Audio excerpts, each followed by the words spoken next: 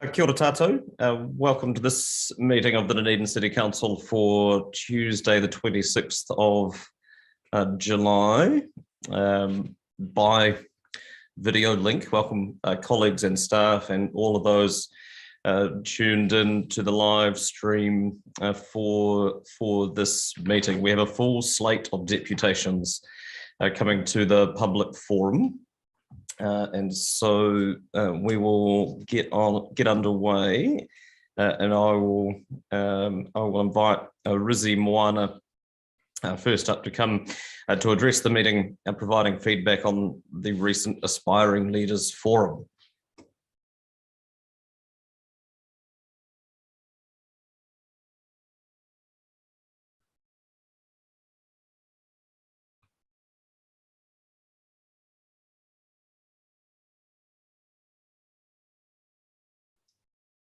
There'll be a few of these awkward pauses and transitions. You can visualize in your head them walking from the back of the meeting room up to the front to give their presentation, which is usually how this would work. Sounds like a good movie script.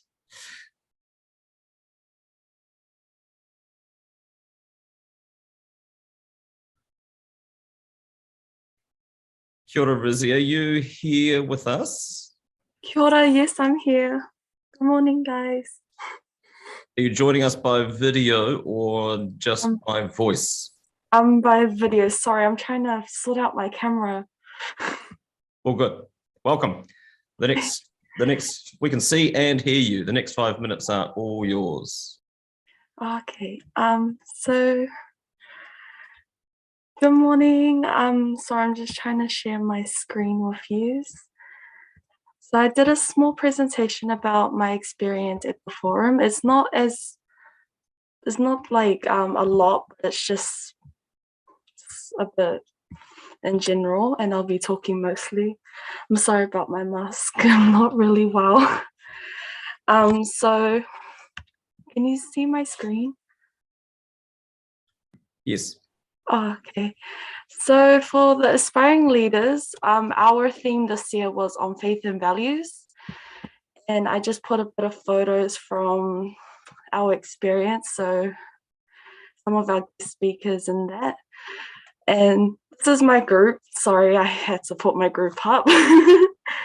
So we took, all of our groups took individual photos, group photos, and we took a massive one in Parliament. So about the purpose of the forum, so it's a 4-day lineup of like aspiring political, community and business leaders from around New Zealand, where we do like activities, we have guest speakers, and we also do like community work. And the purpose of the forum is a facilitated discussions about leadership regarding to faith and values. Well, especially with your own personal values and beliefs and how it will impact our like motivation and outcomes with leadership. And it's not about religion, where I kind of got a bit confused at the start with it because I thought it was about religion. So these were the host MPs and one of the guest speakers that were during the forum. So if you've recognized any of them. So we've had a lot of mixtures of MPs and guest speakers that have actually influenced me. And there has been some that didn't turn up, but it's okay. But I've had a lot of interactions, like individual interactions with all of them.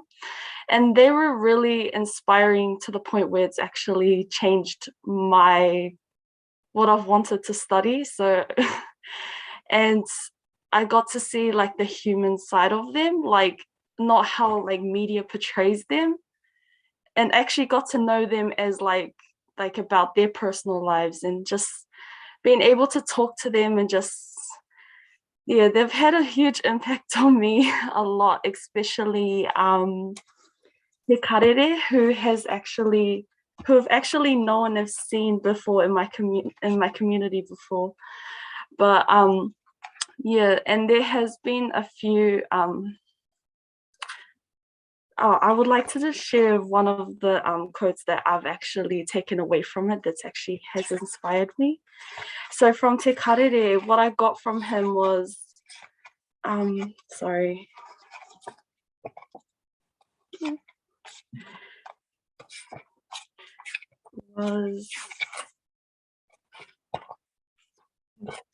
So one of the speakers that quotes that he which stuck with me was, "I know we are truly partners until you have walked into my shoes." And that's kind of what has kind of inspired me a lot, because yeah, with leadership, I don't think I really I don't think I've had the oh, sorry, is that a hand up? Oh no, don't panic. They're preemptive, Oh, assuming that you want to take questions after your presentation. So don't panic. Don't panic about the hands. oh, sorry. But yeah, yeah, Te Karere was kind of the most inspiring one for me, and that was one of the quotes that I took a lot. And I kind of did a small, like a general, like days of what we did. So our first day we went to Parliament, we had group photos, and one after the other, we've all had like a lot of guest speakers. So it was all like in one go. And we had like activities like a sports tournament where we got to interact with other people and just talk about what they do within their communities. And also just we had cinemas, sorry, and we got to choose which one we would like to go to. And yeah, it was mostly just a lot of key speakers that we've had that got to speak. And I don't want to panic you. You've got a minute. oh, okay. And also this is just photos, and I got to around Parliament and that. And the community work we did was just weed control around harbour. We got to do weeding, planting, got ourselves dirty, just a few photos. And we got to interact with other groups too. And yeah, that's pretty much it. And we pretty much planted around 900 to 1,000 trees around harbour within our within 6 groups. Yeah, so that was an achievement, because last year they didn't do as much, but we broke the record for planting the most trees out of the forum. So but it was a nice experience for me personally, was because I got to interact with others and mostly just got to take time out to actually improve my skills as a leader and bring it back to me, and then do a nice presentation and help just speak to other people and to do it too. Do it for next year. And also I've gotten many opportunities where I've come asked to be a facilitator for next year, but I'm still kind of thinking about it. But yeah, honestly, it's a life-changing experience, and I've kind of wanted to do something in politics now. So, but it's really. Got a Rizzy. Are you happy to take questions? Yes. Sorry, the hands made me nervous. I was like, oh, questions. Yeah. Councillor Walker. Yeah, hey Rizzy, thank you very much for that inspiring presentation, and I hope you get better soon as well, and well done on planting the trees. I think you may have answered my question at the very end there, but you'd said that the forum had changed your mind about what you wanted to study. What do you want to study? So I want to do something around politics. So I've been looking at law now, but I still want to try and stay within the health pathway because of my family's sake. Yeah. Great, thank you, and good luck. Thank you. Councillor Gary. Hello, Rizzy, kia ora, and lovely to see you here today. You partially answered this, but you know what the process was for applying and being selected for aspiring leaders. If you were encouraging your peers to apply, or other people to apply that you come across, what would be your key messages to them? I would honestly just say just to do it, even though you don't you don't have to expect to know what you're gonna do. It's all just like it's more than what you expect. Because like I said, I thought it was about religion, and when I went there, it was way more than what I thought it was. And honestly, it's just it'll blow your mind. It's life changing. It could move you in many ways, and that's what it has for me. Delighted to hear that, and well done. Thank you. Councillor Houlihan. Thank you. So given you're looking at being a future leader, what advice and key sort of takeaways did you get from the conference, and what would you say to us as leaders of the city for what we can do to improve and some of the key values for leadership? I think the biggest thing I took a lot was just to be yourself, I guess, just because I know some people tend to not be themselves, and they try and be how others would want them to be. So what I got a lot from all my guest speakers was be yourself, just follow your passion. And I was like, okay, that sounds even though it's easier said than done, but it was kind of the most important thing that they kept saying was just to be yourself. That sounds great. Thank you. Thank you. Councillor Elder.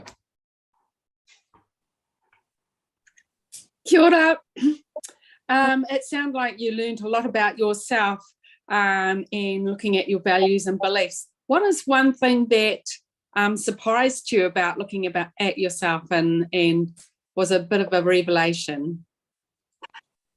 I think just seeing how much similarities that I had with other people, which was a big takeaway. Being able to relate to some of my guest speakers was quite a shocking thing for me, because I was like, wow, I'm only a student and you guys are in parliament. How can we, it was just a bit, I felt a bit weird, and I was like, wow, this is really weird, but it's really good because I could relate to them and just actually seeing the similarities and just kind of seeing myself it was like they kind of were describing me when they were talking about their own stories, which was good, but it was just, I felt a bit weird at the same time. Yeah. Thank you. Yeah. We seem to have exhausted questions. Thank you for your interest and for your presentation. I personally have an issue with phrases like aspiring leaders and future leaders, because it suggests something in the future as opposed to something right now. And I think that all of you are leaders within our communities, and it's great that you had that realization standing next to politicians in Wellington, that there's nothing that's magically more powerful about them than you in doing the work that we do in community. So all the best for your studies, and thanks again for coming and presenting to us today. Thank you. Next, we have Mariam Nabazada on a similar theme.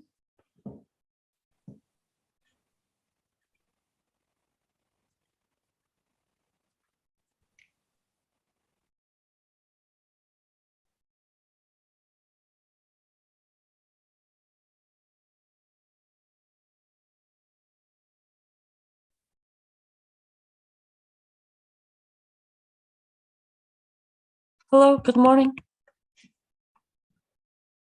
Kia ora, good morning. Kia ora. The next 5 minutes are all yours.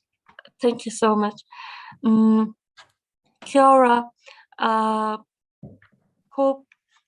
Kia ora, ko baba te manga. Ko baba te manga, ko helman te.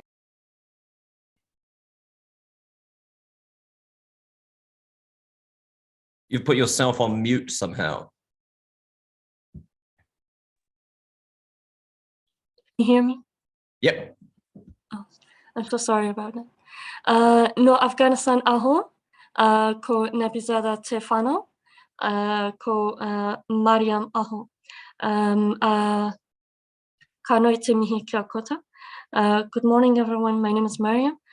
Originally, I'm from Afghanistan, and today I'm here to have a presentation or have a speak about the Aspiring Leadership Forum that I was nominated back in June. Should I share a screen?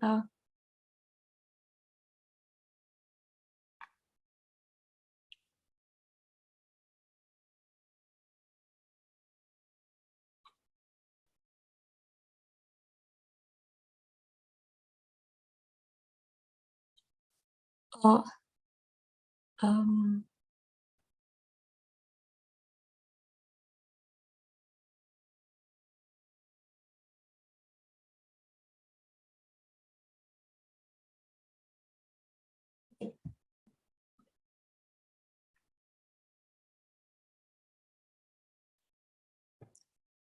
is this screen? Can you see the screen? Yeah, we can see your screen. Kapai. So first thing is about Aspiring Leadership Forum, which I was nominated by my case officer from Red Cross, Ms. Mariam Abdul Dayab. And the first thing I have learned from this forum was about Maori and their culture, which every speaker spoke about their family. They spoke in Maori and give information about their ancestors, about their parents and grandparents.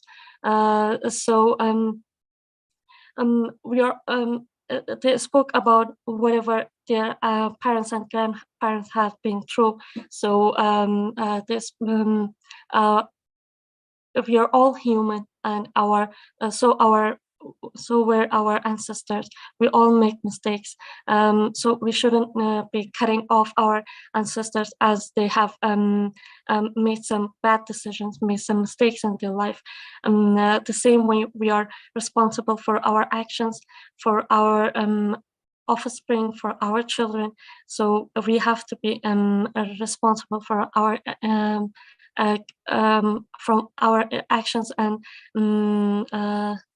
for our actions, as we are it's going to influence our children and grandchildren, which was really surprising. Back in Afghanistan also, we are going to talk about our grandparents and parents first, about our roots, and the same thing in Aotearoa, people are doing the same thing. They're talking about their family first and then about themselves. The second thing that I have learned from Aspiring Leadership was I'm going to start with this with this quote that says by Robert K. Greenleaf, that says good leaders must become good servants. So the first thing that what is a good leader? So the good leader, in my opinion, the good leader have all the skills in a project or in the team. So the good leader must know what kind of team and what kind of project they are leading. So a good leader must have all the skills, and they have to know all the pain points and the mistakes that their team is going to make. So after that, a good leader must have must hire the correct person. As Mr. Tim Wilson pointed this matter, if you're a leader, always you have to have knowledge about your team members.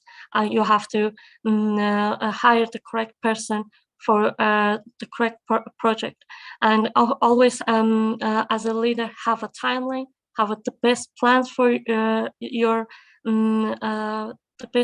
your project, and after that you can be a good leader and you can serve your team and your project to lead to the success or the goal of that project.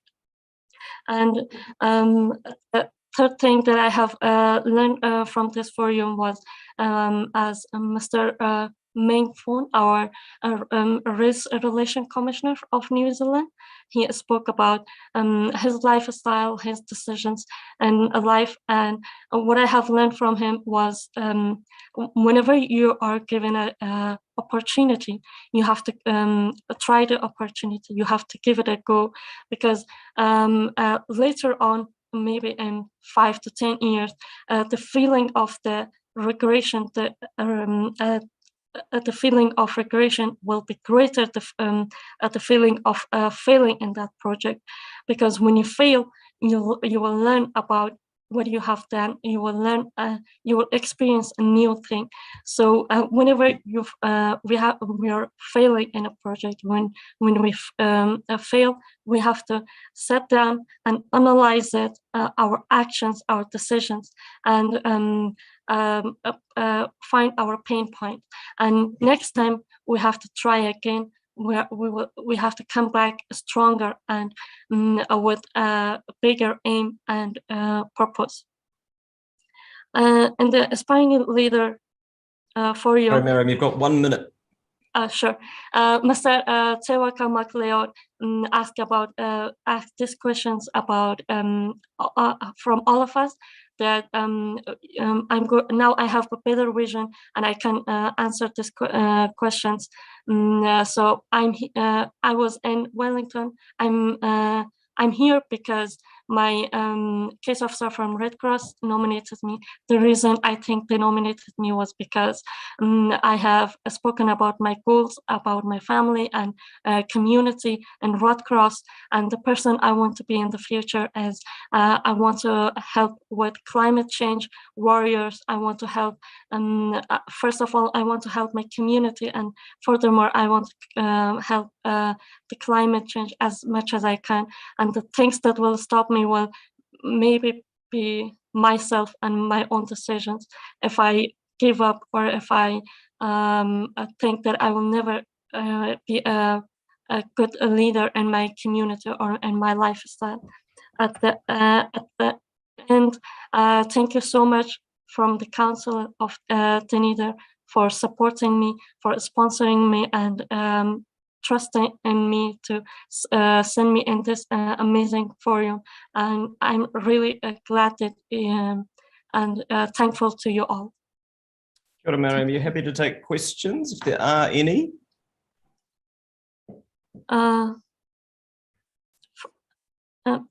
Pardon, I should ask. Are you happy for people to ask you questions about your trip? Yes. Councillor Gary. Thank you, Worship. Hello, Mariam. Kia ora. Hello.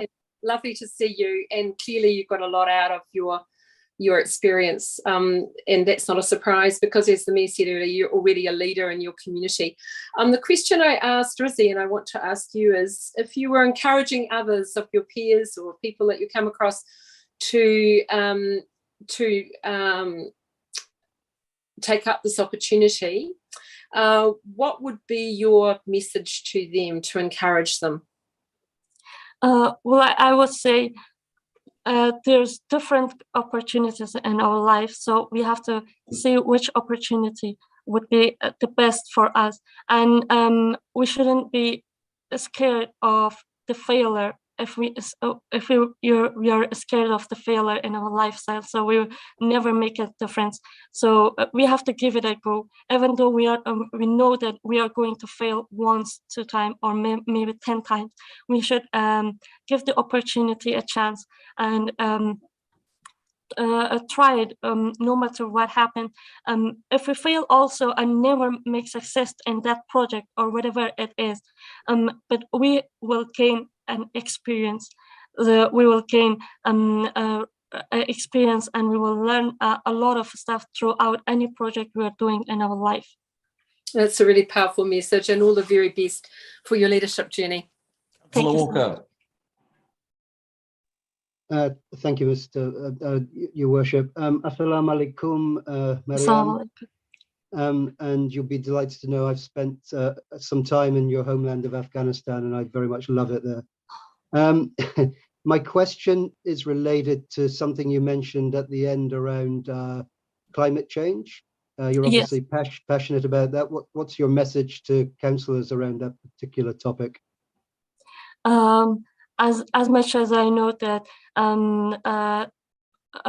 plastic reduction and recycling of New Zealand is really amazing and really powerful, and I love about that, and I want people to make furthermore steps, for example, cleaning the beaches, cleaning the rivers, and recycling as much as they can, because we are throwing tons of plastics, and nowadays face masks especially, and the injections for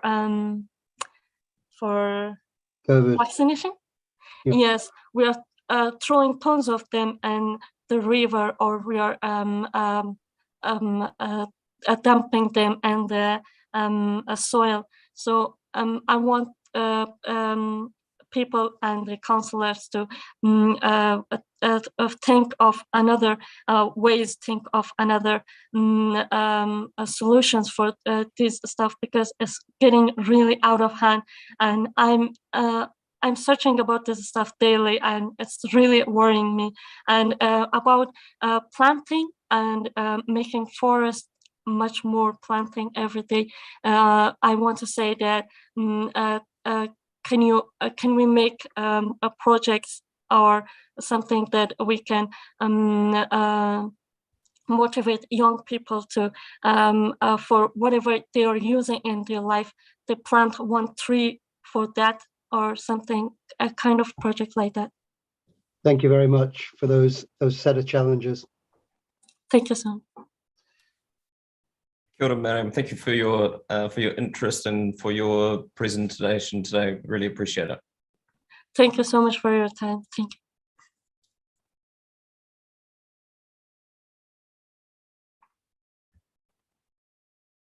you. If we can stop sharing the screen, that is good. It's 28 minutes to the hour of 11. I will move that we extend the length of the public forum beyond half an hour. Seconded, Councillor Walker, thank you. All those in favour, raise your hands as we move back into this mode of meeting. Those against, that is agreed. A third speaker is Jennifer Scott.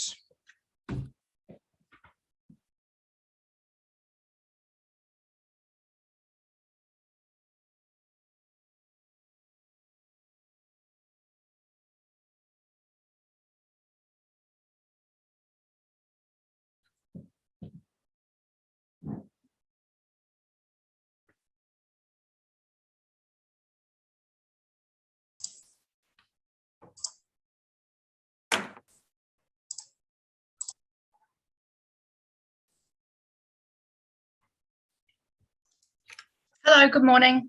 Sure, Jennifer, the next 5 minutes are yours. Thank you. Thank you for allowing me to speak today. My name is Jennifer Scott and I'm an active feminist in Dunedin. I'm also a registered nurse. I'm here to speak today about upholding women's rights in Dunedin and the wider Otago Southern region. Until now, society has understood the difference between the two sexes, male and female. However, recently, a new gender identity ideology has emerged based on feelings, not on biological sex. Currently, the Labor government has changed legislation that conflates with women's sex-based human rights and threatens the safety of girls and women in our community by allowing males to enter into our female-only spaces. The trans community, embraced by the rainbow community, flouts the idea that one can be born in the wrong body and that a boy can identify as a female if he feels like it.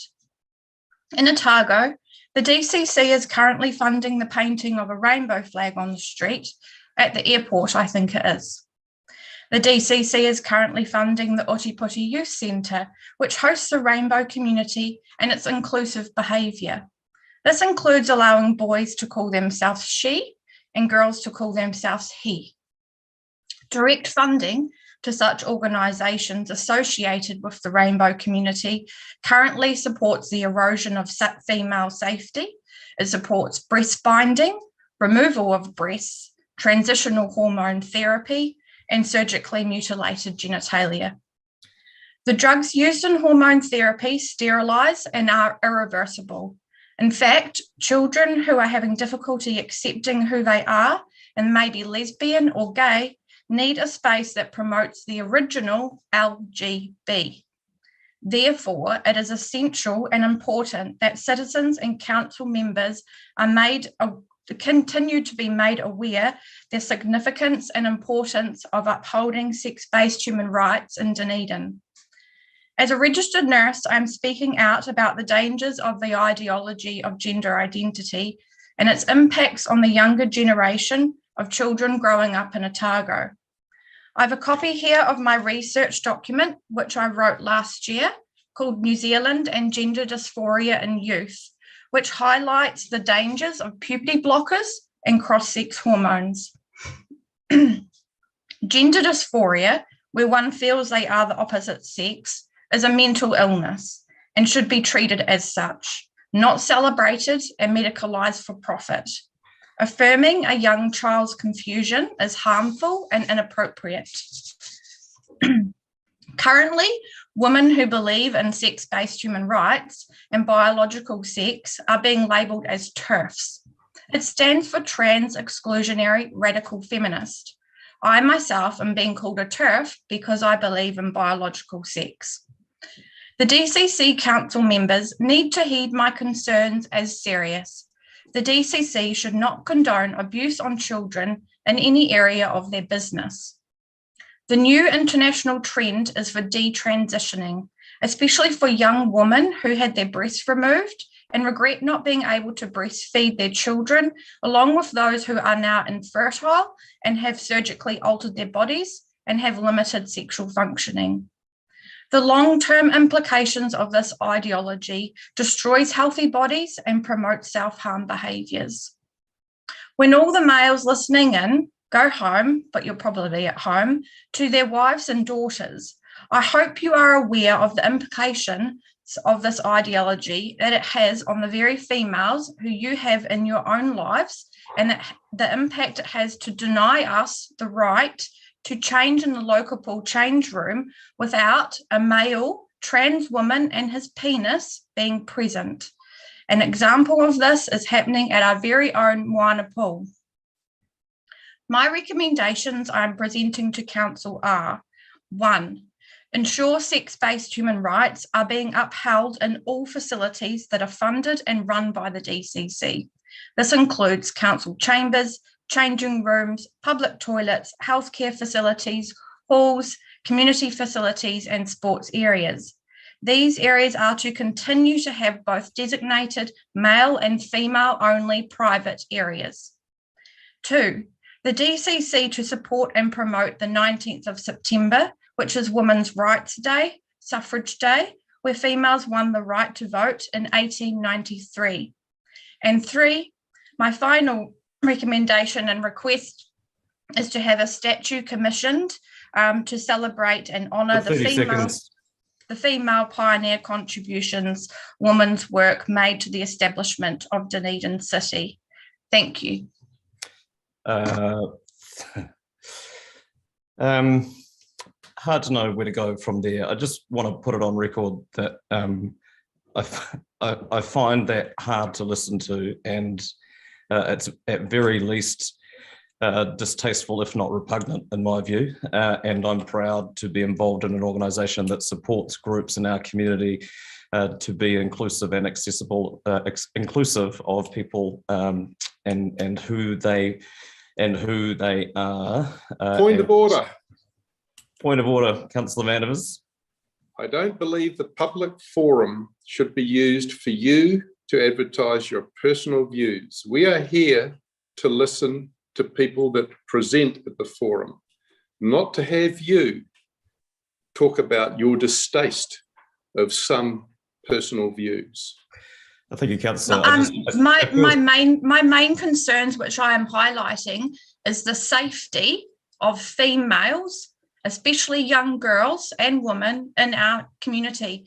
And I'm sorry, but being inclusive does not mean that us women need to accept a male with his penis in our change room. And I just want to acknowledge the harm that this discourse can cause to people in our community, and that is what I wanted to acknowledge, Councillor Vandevers, in this forum. Councillor Raddick, and it is being harmful. Councillor Raddick has a question. To women. Can we please have a ruling on my point of order? I'm not upholding the point of order, Councillor. Councillor It's Raddick. not for you to uphold. It needs to go to Councillor Gary. Councillor Gary. And she needs to rule on it. I'm not going to uphold the point of order. The mayor is in the chair, and I will hand back to him. Thank you, Councillor Raddick. Yes, I'm quite concerned about what you've just said in terms of the minor pool situation, because I am, well, I think undoubtedly the most regular user of minor pool amongst those present, and I was unaware that there are males, anatomical males above the age of 5 going into the women's changing room. And so I actually agree with your point that it is inappropriate do you have a question? for that to be happening. So I would like, yes, I do have a question. And if you just keep your counsel in the interim, I will be able to ask it. Now, so how long has this been going on for? Is there only one example or are there many? This has been happening throughout the country for a number of years now. And the problem is that what I've said in my speech is that we're being called TERFs. So if we speak out about this, then we're called transphobic or a bigot. So I'm aware that there are males that are taking cross-sex hormones to have the fake breasts that go up to Moana Pool. They're being directed into the family change room, which I'm aware that a lot of families are not happy with either. But if the staff member there isn't able to see these guys go through to the family change room, then they're just going into the women's change room. So it's all being talked about behind closed doors. And so what I also want to highlight is that within DCC facilities, that women and girls are feeling safe enough to be able to come and report such incidents to the staff members there, so that we can feel safe and that we're not threatened. Yes, well, I think it similarly might be embarrassing if you have the converse also true, and anatomical women coming into the men's changing room. So to me, the use of the family change room, Councillor, do you have a question? Is an ideal. Yes, I do. Once again, if there is no need for you to interrupt, you can just wait for a few seconds till I get my question, please. Now, Well, ask it. I'll ask it when I'm ready. I need to No, you don't. You need to ask the question, Councillor. Yes, I do. So, are you aware of any signage or any protocols at the pool for directing people to, well, it does sound like there's a protocol, but is there actually a protocol for directing, people in the middle to go to, the family change rooms? What do you mean by people in the middle? I don't believe that there is any signage available. And as a registered nurse, I can clarify again, if you'd like, Mr. Hawkins, that there is no people in the middle. You were born male or you were born female. And if you want to modify your body with chemicals, drugs, and surgically modify it, that does not change your sex. And that does not mean that you have the right to impede on the safety and into women's spaces, female-only spaces. And again, that is my whole point of this speech, is about the safety of women and girls in our society. A question from My Councillor O'Malley to finish. my final question is, do you think we should have some clear protocols for the staff at Moana Pool and similarly for patrons of Moana Pool? To direct Yes, I think that should be fine. I think that should work. Yeah. Mm-hmm. Councillor O'Malley. Thank you, Worship. Just a question I have of you. You say you're a registered nurse. Are you a member of the New Zealand Nurses Organisation as well, by any chance? Yes. Yep. So you'd be aware there's a position paper they put out in 2017 called Nursing and Sexual Gender Diversity.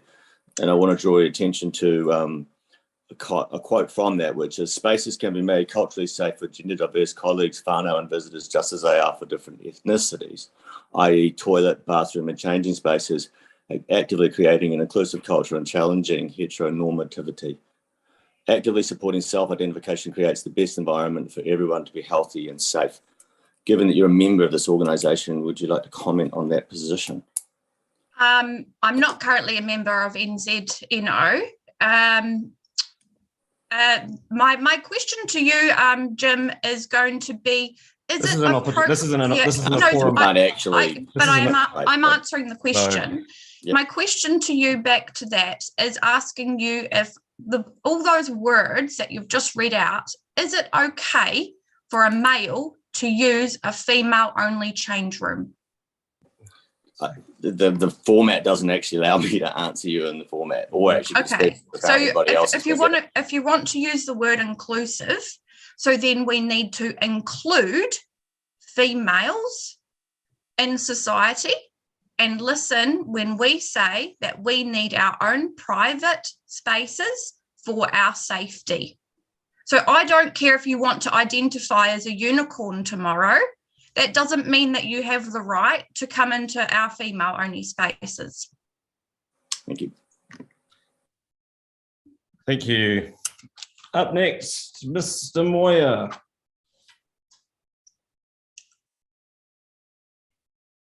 I think we had another question. We're out of time for questions, unfortunately.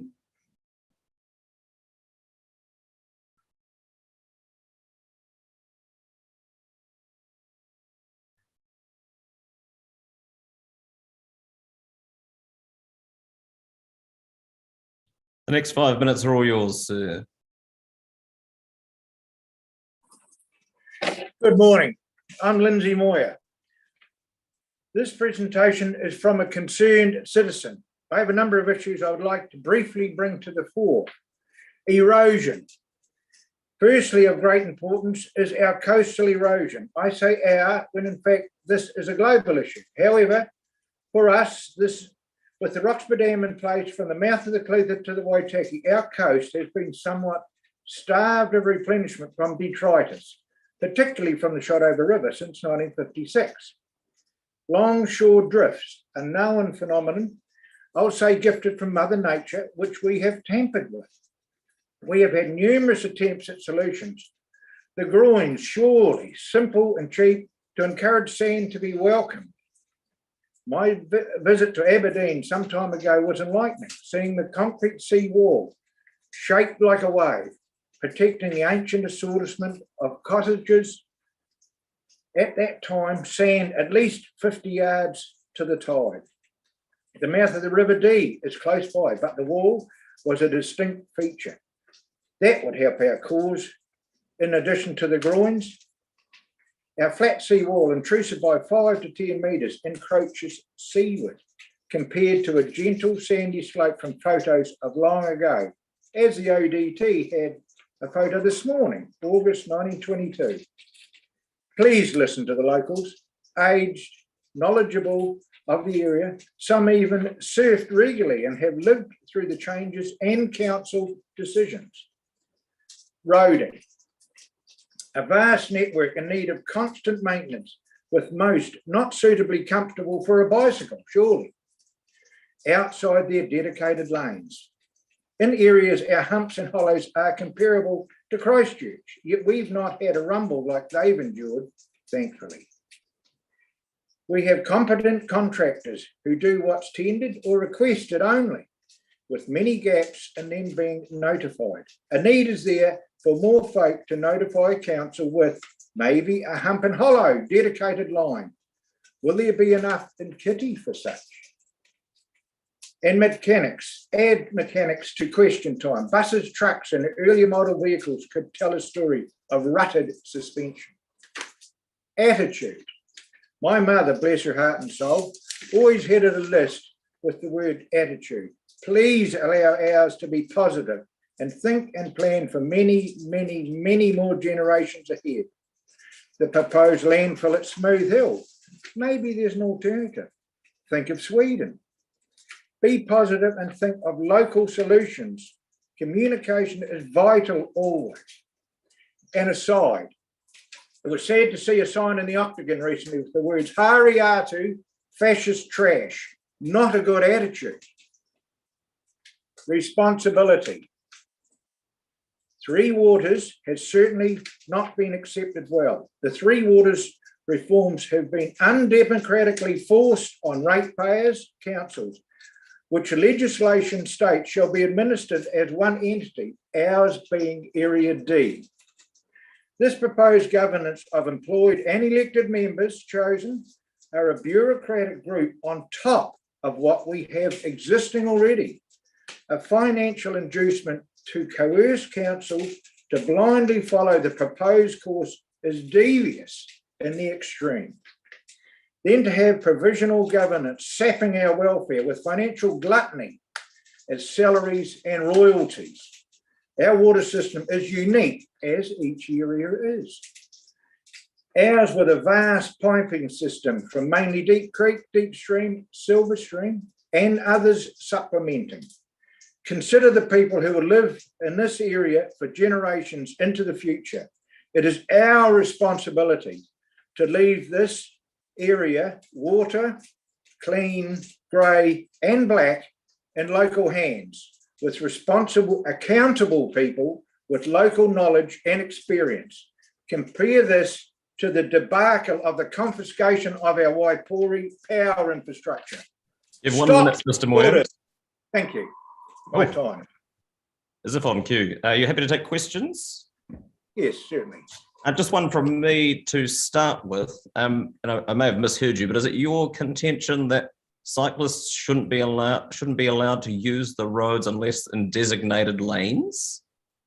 Nothing like the same. I'm saying the state of the roads aren't suitable for a bicycle in many areas. I see. Thank you for that. There appear to be, Councillor O'Malley. Thank you, Worship. Lindsay, I just want to get to the very start of what you said, and you talked about the effect of damming of the Clutha on the coastal environment. I don't really think that the council has a particularly strong position on that, but it was acknowledged when the Roxburgh Dam was built that coastal erosion would be a side effect of keeping everything upstream of the dam. Would you like to see us potentially become a bit more active in our relationship with the owners of those dams in terms of what they're doing with sediment? Certainly, that's another complete issue alone. Of the sediment is a major for the Bannockburn arm of the Dunstan. For now, look, we're talking a different, completely huge subject here about the sediment upstream. I was talking about basically trying to just sort our little local beach to make it a little bit more habitable, so we're not spending zillions all the time trying to refurbish. It's no good dumping sand there. The next wave's just going to wash it away. Sort of. So the Dunstan and the sediment coming out of the Shotover River, yes, is a major issue. But of course, we've left all these in private companies now. You know, a lot of damage politically has been done before we've got to this stage. So thank you for taking an interest in that. Yes, that's another topic again. I may speak again if I have the nerve. Yeah, our relationship would be with their consents to operate. So basically what I'm asking you is that when those consents to operate come up, you would want us to be actively involved in them. Yes, definitely, yes. And amongst, I guess the regional council has a big bearing on this too because of their water entities inland. So yes, any cooperation to try and sort this out. I'm not going to live here forever, but there's many, many people who will. Thank you. Thank you. Councillor Reddick. Yes, so in your observation when you were overseas, did you observe that groins were very useful in building up beaches?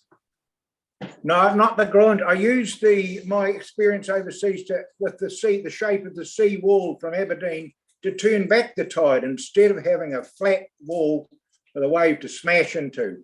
The groins I didn't notice, but our groins here, and what a beautiful picture in your background. Yeah, well, as you can see, they've built up the beach enormously. It's about 1990. And yes, and that today's photo in the ODT was brilliant. Yeah. Thank you. I agree. Councillor Thank Elder. you.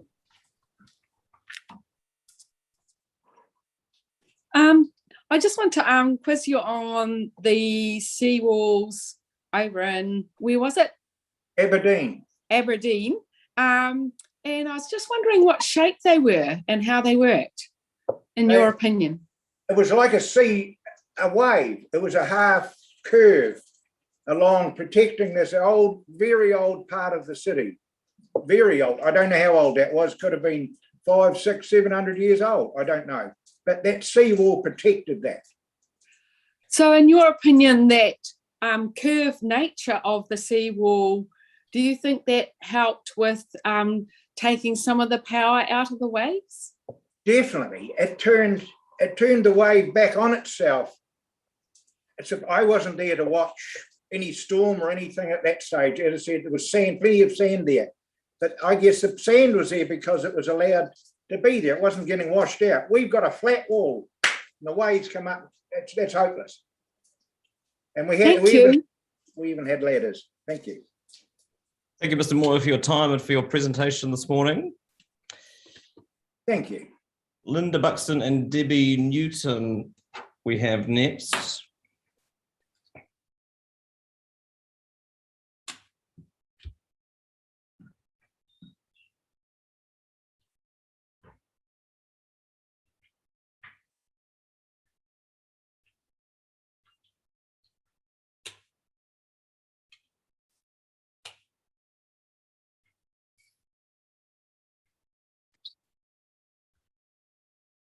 Do I say kia ora or am I on? Yes, just now. I can hear someone, but not particularly clearly. Okay, can you hear me now? Yes, we can see you now and we can hear you. You can hear us? Okay, that's lovely. Thanks for having me. Shall I start? Yes, you have 5 minutes. Go for it. Okay, tēnā tātou katoa. Ko Linda Buxton tuku ingoa, kei te kahui matapukapuka ahau e mahi ana. Why should the DCC support the vaping remit? Young people in this city deserve some protection from a product that is highly addictive and has been marketed specifically to them. School principals in this city have asked the Cancer Society for help as they grapple with a new generation of nicotine addicts. As a council, you can do your bit to protect the health and well-being of our youth by supporting the vaping remit. Sadly, for many rangatahi in Dunedin, the last thing they do before going to sleep is have a vape. When they first wake in the morning, they vape. And if they wake through the night, they vape to feed their unintended nicotine addiction. Vaping disrupts their lives. Nicotine addiction affects the developing brain and sets a foundation for future addiction, something that the tobacco industry has a track record of exploiting. There is also emerging evidence that youth who vape are more likely to start smoking than youth who don't vape. This is highly concerning to the Cancer Society. We do not fully understand the long-term health consequences of vaping. Safety has not yet been established. It is a tool that helps some people to quit smoking cigarettes, but the evidence is not strong and it is not the silver bullet for tobacco control touted by the industry. What is certain, however, is that nothing is as good as fresh air. It would be naive to think vapes were released into our community supported by big tobacco solely to stop cigarette use, with the unintended consequence being a huge uptake in vaping by non-smoking youth. Vaping is a multi-billion-dollar global industry that requires a profit to shareholders, and the slick marketing to youth utilised within a largely unregulated market has again proven extremely profitable. The tobacco industry has merely changed its clothes. They know what appeals to young people. Vapes taste good and smell better than cigarettes, are designed to be appealing to look at, to hold, and are marketed as an essential accessory. Phone, card, and vape. The final piece of the puzzle of successfully addicting a new generation of customers is availability, and vapes are readily available in this city. The remit is about restricting the sale of vaping products to R18 specialist vape stores. Let's get them out of dairies, $2 shops and petrol stations. The remit is also about developing proximity limits to prevent the clustering of vaping product retailers. I'm going to hand you over now to Sophie and Rosie, who are students here, and I met them for the first time last week when they interviewed me for an assignment. They will describe what they see and live with when it comes to vaping and retail availability. Thanks.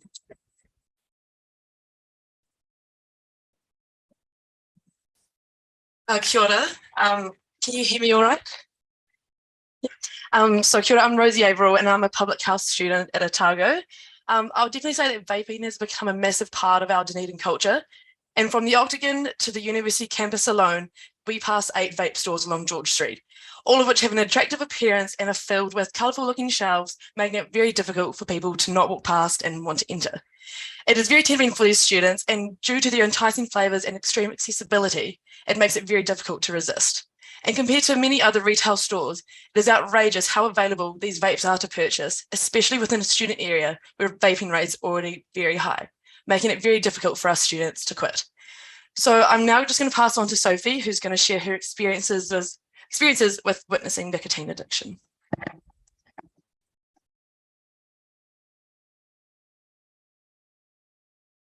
Cool. Kia ora, can you hear me all right?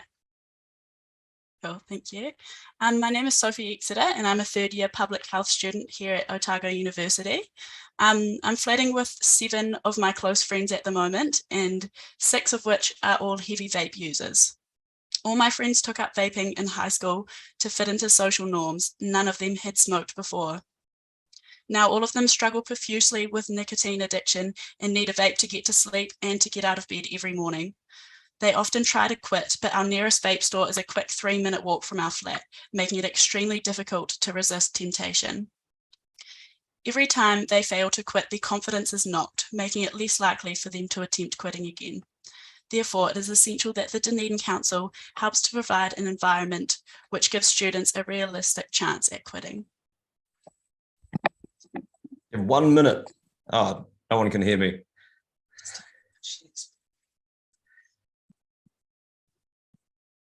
You have 1 minute. Kia ora, sorry. We're just going to share our screen. So my name is Kia ora, I'm Debbie Newton. Hold on, you better ask if they can see your screen. Can you see the screen? Yeah, good. Yeah, we can see it, but you've got about 30 seconds now. Okay, so I'm Debbie Newton from the National Public Health Service. We've had vape and tobacco retailers GIS mapped, and from the screen you can see there are we have 16 specialist vape retailers that are all placed within 1 kilometre of a school. In developing the maps, the assumption has been made that all our general tobacco retailers, that's your dairies, etc., also sell vapes. So if we go with the numbers on the map, we have 117 tobacco retailers and 16 specialist vape retailers in Dunedin City. 105 of those tobacco retailers are within 1 kilometre of a school. If they all sell vapes, then that is 121 vape retailers within 1 kilometre of schools in Dunedin. We have vaping products widely available in Aotearoa. Youth vaping has risen rapidly.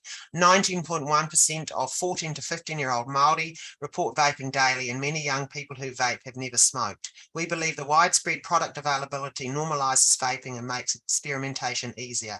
This is why we hope you will support the remit that looks at the proximity limits to prevent this clustering of vaping product retailers and protect our youth from a life of nicotine addiction. Thank you.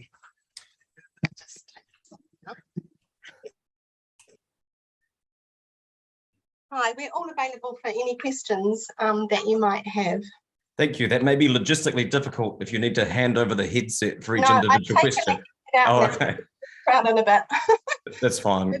Thank you for the presentation. I have one question to start with, and that's whether I'm trying to get an understanding of why we would have different rules and regulations around.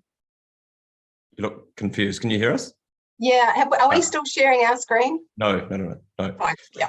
Why we would have different rules and regulations around vaping products than we do with cigarettes. So we don't have these sorts of proximity controls for cigarettes, but we do have rules and regs around plain packaging and advertising, etc. What is it that requires a different approach in this instance? Okay, so we have got a smoke-free framework in legislation already. So vaping has come in and it is under the Act, but what we haven't had proximity limits put on before, but we do need it for the vaping one, and actually in front of the House at the moment. It should be being read today as the Smoke-Free Action Plan, and the same thing is going to happen. We're hoping to move through legislation to significantly reduce down tobacco availability, but we actually need this remit now to get vaping out of our communities, but not completely out. We have to have it available, but we just don't want to make it as available so that it's easy for school children and young people to access it when they're trying to give up. That's very tempting.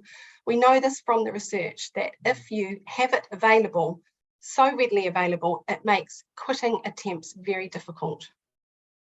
Thank you. Councillor Benson-Pope.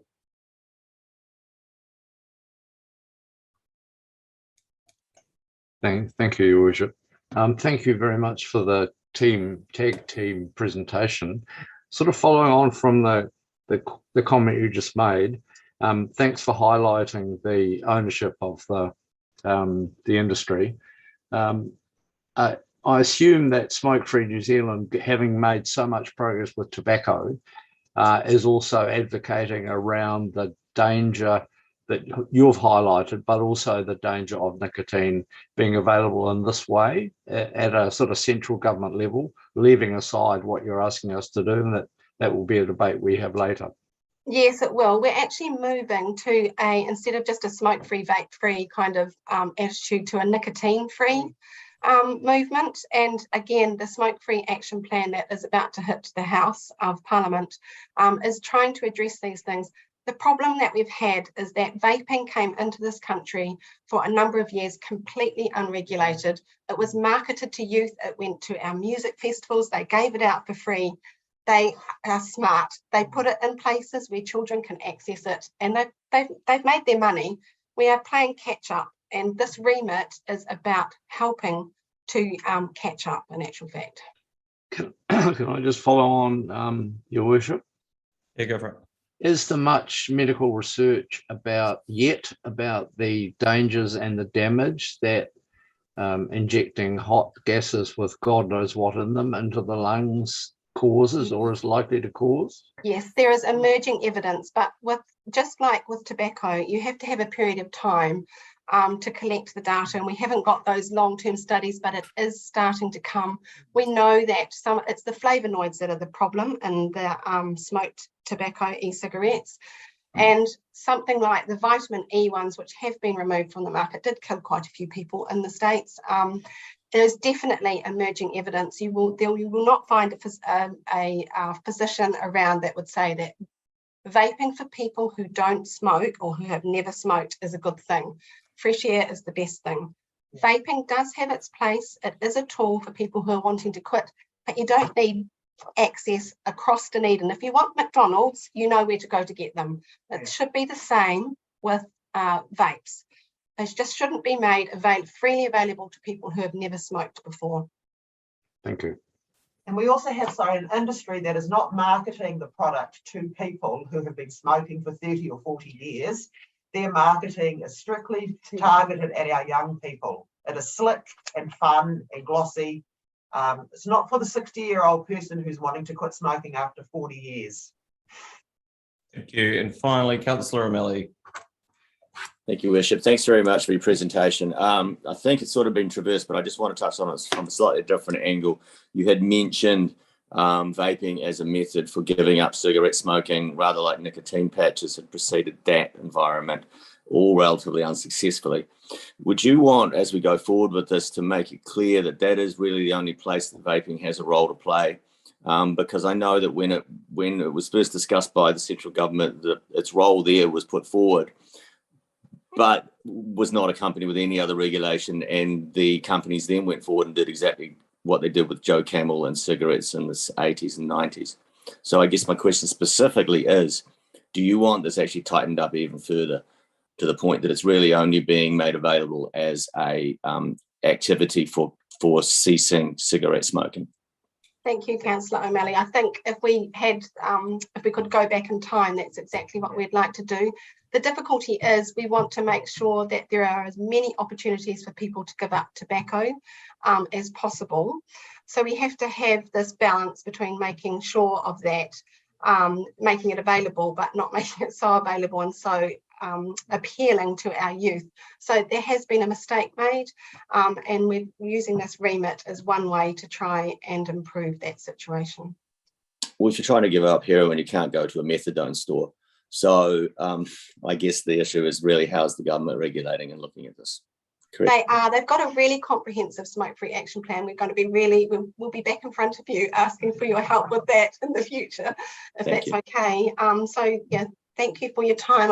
We'll just finish with one comment that councils need to ensure people and communities are placed ahead of the tobacco and e-cigarette industry profits.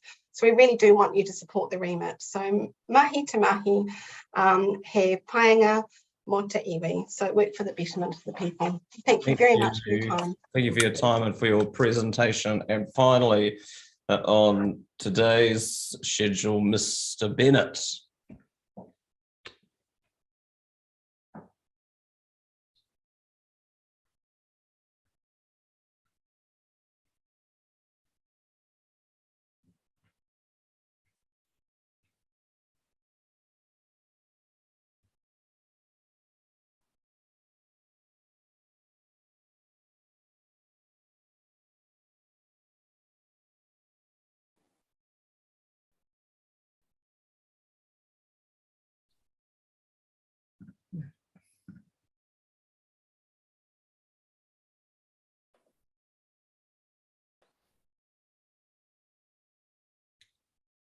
Kia ora, Dave. I can see you on the list. You may need to start talking before you get spotlit in the.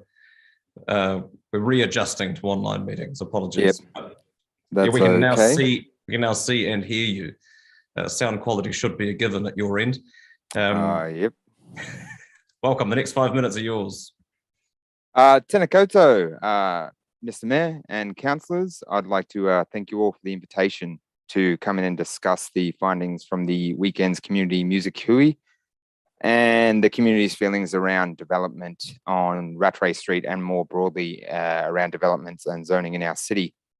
I'd also like to extend my thanks to the councillors who offered their apologies for being unable to attend and the councillors that did attend the hui on the weekend.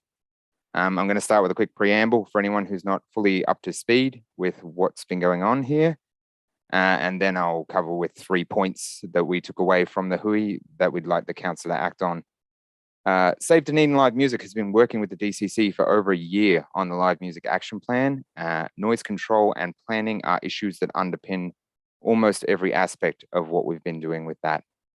Music makes noise, venues make noise, rehearsal spaces, orchestras, festivals, kapa haka, it's all noise. And when you view it through the lens of the RMA, that's all you can ever see it as. But music also makes our cities great. It's what brings communities together. It brings money into our economy. It gives us our unique identity. And it's not just noise, it's a social and community good. Case law around the RMA also states it is the job of district councils to ensure that no nuisances arise by balancing competing land use interests through good planning and regulation. And our own 2GP states objectives that clearly prioritize arts, culture, and entertainment with a focus on a vibrant city. And if you've been following along the past few years, you see there's a bit of a disconnect there between the statements and objectives of our own 2GP and what's really going on in terms of the nighttime economy and vibrancy of the city. When residential developments are proposed next to the city's most active music venue and allowed to forego public notification, that is a problem. This process was allowed because the reverse sensitivity is built into the 2GP and the developer has ticked all their boxes to undergo this development. The problem with that is we believe that the noise insulation requirements currently in the 2GP to achieve reverse sensitivity are far too low. They are so low that they'd barely protect you from a enthusiastic conversation on the street, let alone a music venue packed with people in full swing. And you don't have to be a town planner to figure out the potential outcome of that situation. In most cases, music loses. It's a tale that's been told in many cities around the world, and many cities right now are trying to enact policies to pull their music scene back from the brink of this kind of development happening in their cities. and we're behind the game. We should have seen this coming. We've had plenty of cases where it's happened in other places, and we've been trying. This failure to properly value live music in town planning is also compounded by the fact that there seems to be no recourse after the fact for the community to voice its concern about this proposed build, a build that has the potential to crush the grassroots music scene in this city. So what we're asking for and what the community has said to us through the Hui on the weekend, as well as through our email, our social media channels and all that, is three things we have collated it down to. We would like the DCC's help to protect the Crown. We would like the DCC's assistance in reaching out to the developer and for them to help and facilitate in any way possible to ensure that this new building does not affect the current operation of the Crown Hotel and its ability to use any and all of its spaces to support live music, as it has done for decades. Even if that requires additional sound installation / isolation of the Crown itself, and if works like that were to be carried out, for them to be funded through council by the appropriate heritage or arts funding. It would be money well spent. The Crown is a cornerstone of the local music scene. It has been for decades, and it must be protected. As some of you may have heard, we have, this is point 2, we have had an independent town planner look at how Dunedin handles noise as part of the music action plan process. You've got one minute, Dave. He's proposed several robust solutions on how we can handle the growing tensions between live music and a growing city. We would like to see those solutions presented as options in terms of 2 GP variations for public submission, and for public submissions to be allowed on them. And we want the council to let us know in clear terms how and when we can engage in that process and what we can do to protect our venues in the interim. Third point is we would like to see the council continue their commitment to the music action plan and get it in place as soon as practical. The action plan has a framework to begin down the road of reaffirming Dunedin's identity as a true music city and ensuring vibrancy and sustainability of our unique music scene. And on that last point, I'd also just like to add, while I've got time, the MAP team from the council has been extremely helpful and enthusiastic working with Save Dunedin Live Music. There's been a number of holdups that don't seem to be directly the people we're working with's fault. And we're just hoping to get through that because we believe that the work is solid and that it will contribute very much to the music scene of Dunedin. Sure, Dave. I appreciate your comments around any and all spaces at the Crown. Some of us would love to see bands back in the pool hall next door. You're happy to take questions if there are any? Exceedingly happy. I say that and there don't appear to be any. Councillor Elder. I was just wondering, David, in looking around the world, have you seen cities and models of cities that actually are doing this well in their their resource management and planning? Yes, I hail from one originally. Melbourne City is pretty much a global flagship on this. Their agent of change principles centered around music venues entirely. That was formed out of protest action over several popular venues coming under these exact problems, from encroaching developments, making it impossible for them to operate in the way that they had previously. So they brought in very strong legislation of proximity around music venues and put the onus completely on developers to protect their residents from the activities of music venues. That is not necessarily 100% the solve here in Dunedin, because the state of our venues has been eroded down to the point where we only have a few venues left. So protecting just those few won't necessarily bring back the music scene. We need to plan well to encourage and grow the music scene, as well as protect the venues that we currently have. Thank you. Thank you. It's not quite the same, but the SB soldiers on. Councillor Barker. Thank you, Worship. Kia ora, Dave. My question is just around the Heritage Fund, and I wonder whether the owner of the Crown has applied to the Heritage Fund in the past. Do you know that? I can't speak for Jones, Chin, and whether he has applied for heritage funding at all. Sorry, but Yeah, I So don't know. Yeah, you're aware of the Dunedin Heritage Fund, which helps support some of the heritage buildings. I think I you am mentioned. aware. Yeah, and it closes. Short advertisement. You're aware that it closes on the 30th of July, and that you can work with the heritage advisor. Well, thank you very much. Councillor Houlihan. Kia ora. I know sort of it was mentioned at the meeting a bit around the Dunedin Sound and also the promotion that Dunedin has had for the music sector around our marketing to that. Is there anything you'd like to say about that? Yes, thank you for that. Dunedin as a city markets itself very much on its music identity. In fact, if you look at the op-ed written in the ODT today, it has an opening segment from Dunedin's own website, which states that it puts itself in the same category as many of the famous music cities around the world. And we don't see that kind of support for the music scene in the town.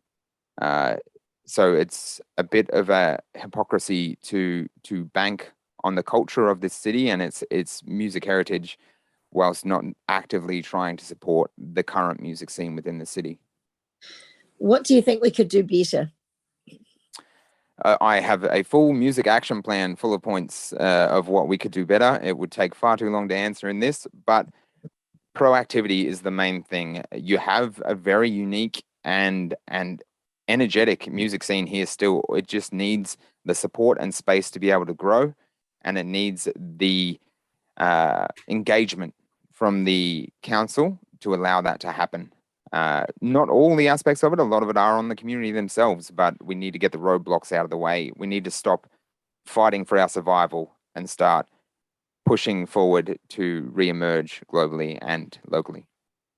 Can you Finally, talk about Councillor Walker. Yeah, thank you, Your Worship, and thanks, Dave, as ever, for a really clear and concise overview. I'll steer well clear of 2GP of potential variation questions, but I did want to just tease out slightly the final request. I think it was point 3 you made around, you mentioned commitment to the live action plan. Are there any there sounded like there was some concern in your voice. Can you just give me some assurance there's not? There's no concern about the work and the plan itself. The only concern is of seemingly the timeframes and getting that action plan onto the scene. I believe the work is solid. I believe that Kirsten and her team of staff from the DCC have engaged with this faithfully and well, and have really good ideas. I just feel if we keep delaying this, things like this are going to pop up. And the reason we asked for this action plan is because it was pretty moment critical back then, and it's a year on, and it's even more critical now. If it takes another 8 months, who knows what we could lose in that time. So we really want to get it on the table for you guys to vote on and get it in place as soon as possible. Cool, that's very clear. Thank you. Kia ora, Dave, thank you. I'm going to move that we adjourn the meeting until 11:30 and come back with the meeting proper. Seconded, Councillor Walker. All those in favour? Those against? That's agreed. Thank you.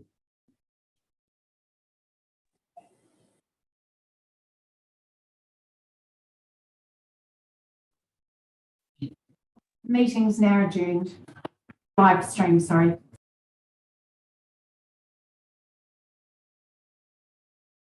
Hello. Councillor Raddick, are you still there, Councillor Raddick? Oh, can anyone tell me when, because I had some comments sent to me that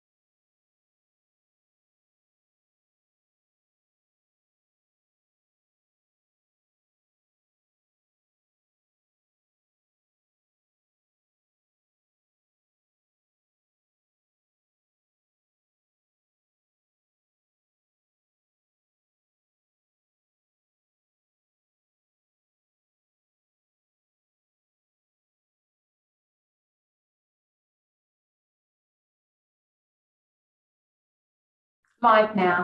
Kia ora tātou, welcome back. We'll start the meeting proper. Item 2 is apologies. I'll move that council accept the apology from Councillor Hall for absence and Councillor Lofiso for early departure. Seconded Councillor Elder. All those in favour? Those against? That's agreed. I'll move item 3 that council confirm the agenda without addition or alteration. Seconded Councillor Gary. All those in favour? Those against? That's agreed. Declarations of interest. Any additions to make to the interests register or deletions, as the case may be?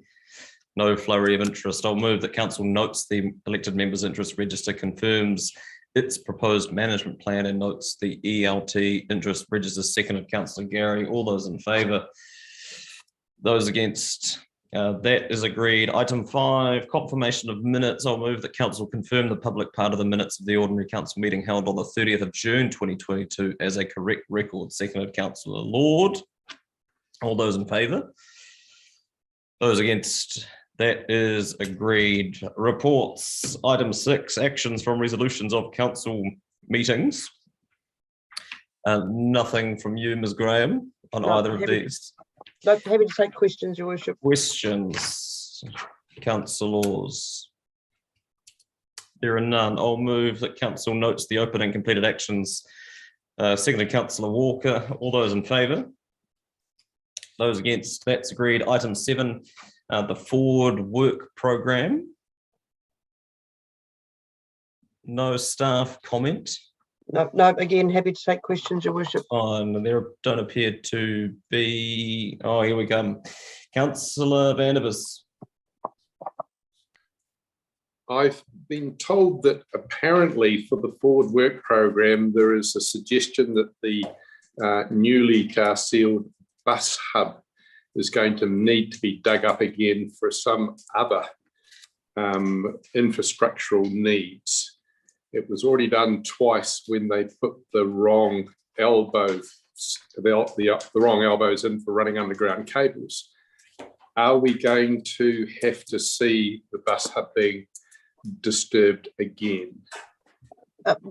2 things, Councillor Vandervis. I don't know about that. No, I have no knowledge of that. But also that would not form part of the forward work program. So you wouldn't put a change in plan where you had to dig up the bus hub. That wouldn't appear in the forward work program anyway. No. How would we get advice of it then? You would get advice of that through the Infrastructure Services Committee and Transport Update. Okay, thank you. Councillor Barker.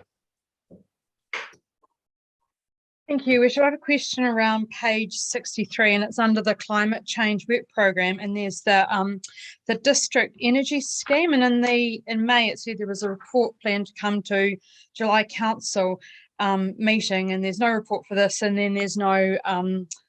It says a report will go to council at a future date. So I just wanted to understand where that was at, because it said that there was supposed to be a decision made prior to construction commencing on the George Street upgrade. So I just wanted to know where that decision / project is at.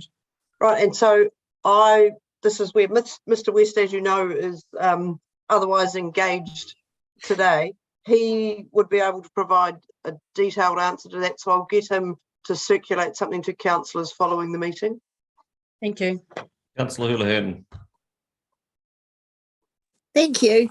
On the forward work program, it says around strategic review. I'm just wondering around the strategic review for Aratoi in connection with the live band venues and what we can keep them posted on.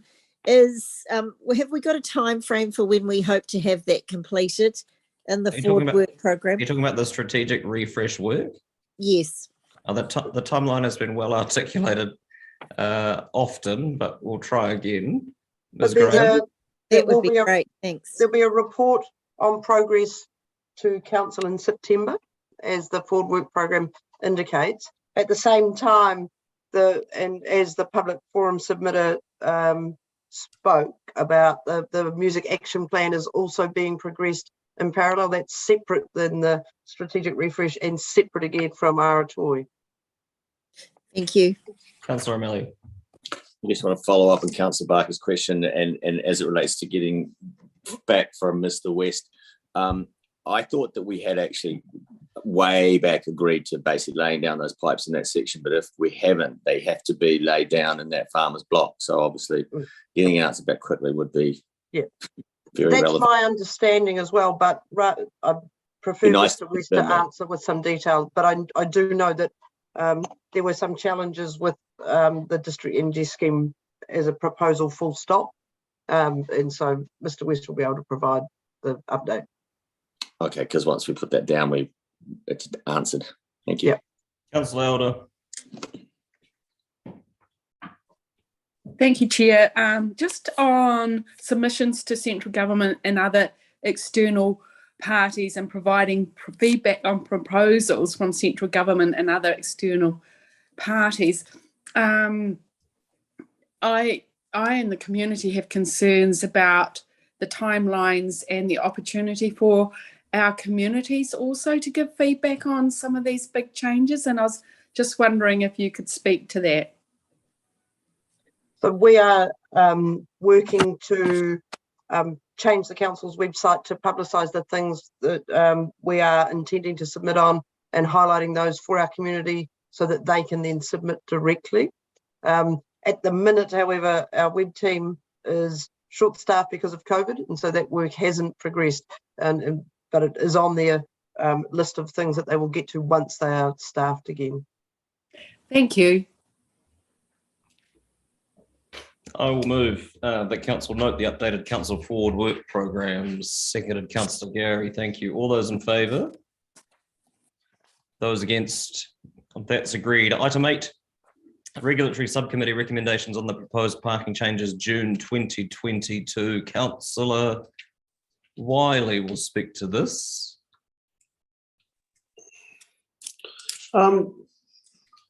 Just before I do we have staff coming in to support this as well? Do we have Mr. Spears coming? I don't believe that we do. I think that, but between the staff that are present, we can answer their questions, we hope. Okay, perfect. That's all good. No, thank you. Yeah, I'm happy to move this motion recommendation. Essentially, I think the report is pretty self-explanatory. In paragraph 22, there is a discussion about net loss of 29 parks. I do want to draw the attention of the council that we have 24 car parks in relation to the Eden Gordon Road and Mossgill Pool issue being removed. The key part I would like to highlight with that is they're not formal parks, they're road reserve areas. And in the periods that I've travelled through it, and also when we met on site and reviewed it, there were 3 cars parked along that area. 2 of them looked like they belonged to the construction team at the Mossgill Pool. So essentially that is about improving that intersection at Eden and Gordon Road. Another 3 parks are identified as being lost, and there were 5-minute parks outside Bison and Wickler Street, and that was for the safe exit for heavy trucks, and broken yellow lines were put in. 26 Bank Street, there were 4 unrestricted parks lost there or removed, and again a lot of that was around safety improvements that are being identified in the report. And also, as you read the report note, there's quite a bit of commentary about the bus entrance and exits for bus drivers. So I'm happy to move this, and I want to thank the work of Councillor O'Malley and Councillor Walker, and also Mr. Spears, and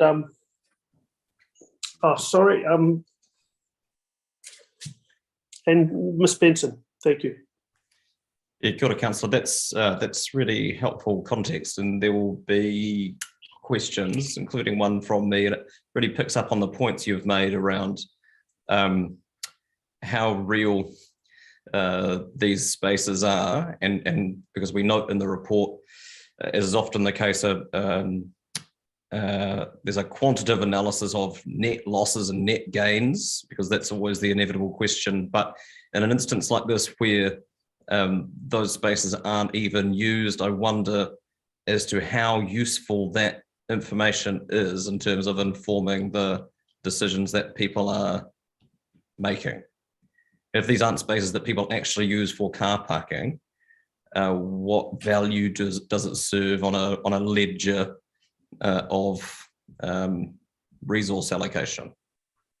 I would agree with that commentary. A classic would be if you're looking at South Dunedin at the Countdown Nichols Cook Hallison corner. We have cars that park on the corner around the radius of the corners. Anywhere else in town, those are not identified as car parks yet. Probably in that area, it is seen to be car parks, and there will soon be a roundabout going into that intersection. And those spaces will be removed. Would they be identified as car parks? No, they shouldn't be, but the community will perceive it that way. The key part, I think, is that we quite often hear when there's reference to car parks, it's all about inner city parking. And I guess my views are pretty well known on inner city parking amongst the council. So when you look at this report, there is no clear, for me, no removal of inner city parking. There's a lot of changes in relation to it, and they were very much done with coordination of engaged residents or business owners accordingly, and bottom of Dowling Street is a clear indication of that. Thank you. Councillor Houlihan. Thank you. I certainly know there was a huge fuss about the parks going in Mosgiel, and certainly people have indicated to me that they use those parks. I'm just wondering what research the council did to find out whether people used them or not. Was it just the one visit, or were there other attempts to find out how well used that area was? Personally, I've probably driven that road 4 times. Either prior to or just after the doing our inspection, because I wanted to see what the key issues were. Yeah, and that's where I looked at it, actually some of the vehicles parking, and they weren't, and I want to get away from the word parking. There's not car parks, it's road reserve. It's the side of the road. There's no markings for car parking. Yes, people park on the side of the road against the curb. So I think there's a big difference in really when we use language relating to this, in my opinion. Could I ask what research you may not be able to answer this, Councillor Wiley, but what research did the council do at looking at Reed Ave as another alternative instead of this intersection? Well, I think the key part that this was telegraphed, I think, back in March 2021, and even maybe slightly prior to that, when we had our bylaw hearing with Councillor O'Malley and Councillor Walker.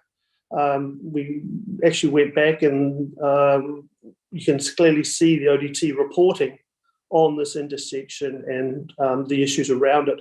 I think there was another article that surfaced in June 2021. So there's been definitely of engagement from staff, and Mr. Spears really focused on that when we had our site visit. There's also in the report you can see where it talks about the engagement that's taken place with the residents in that area. Yes. If I can clarify that Reed Ave wasn't an option because accessing the pool from Reed Avenue, there were constraints about how close you could build an access road to the base, to the toe of the flood bank, and at the same time it potentially removed a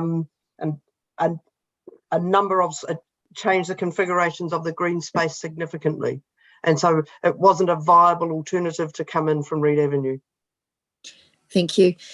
When the residents first got the letter, many of them complained that they were told 15 parks went, and then it was changed to extra parks, the 24. The council did the council in there, it says they went back to them. Was that after the increased number, the council went back and talked to them all again, or before? Councillor, I can't answer that question. All I can say is in the report it shows the level of engagement that took place, and again, I struggle with the wording around the term car parks in that area. So areas for cars to be parked, they're not defined car parks. And yeah, I think the paper, the report really talks about the engagement. Thank you. Councillor Benavus. On page 67A, under the recommendations, it says it notes that the subcommittee has considered feedback from consultation on proposed changes to parking restrictions.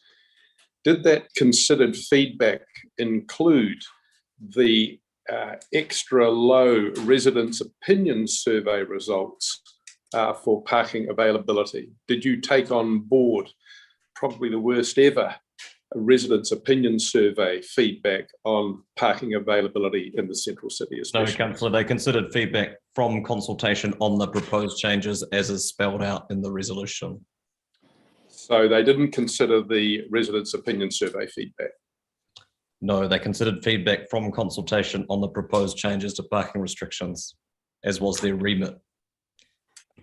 Your Worship, I'm also to add to that.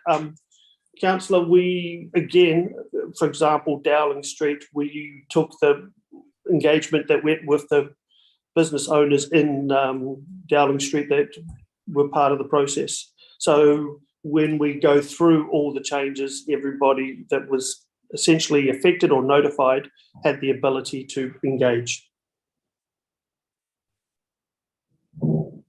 Councillor Elder. Thanks, Chair. I just want to look at the status of the highway into Mosgiel. Now, that is a state highway, is it not?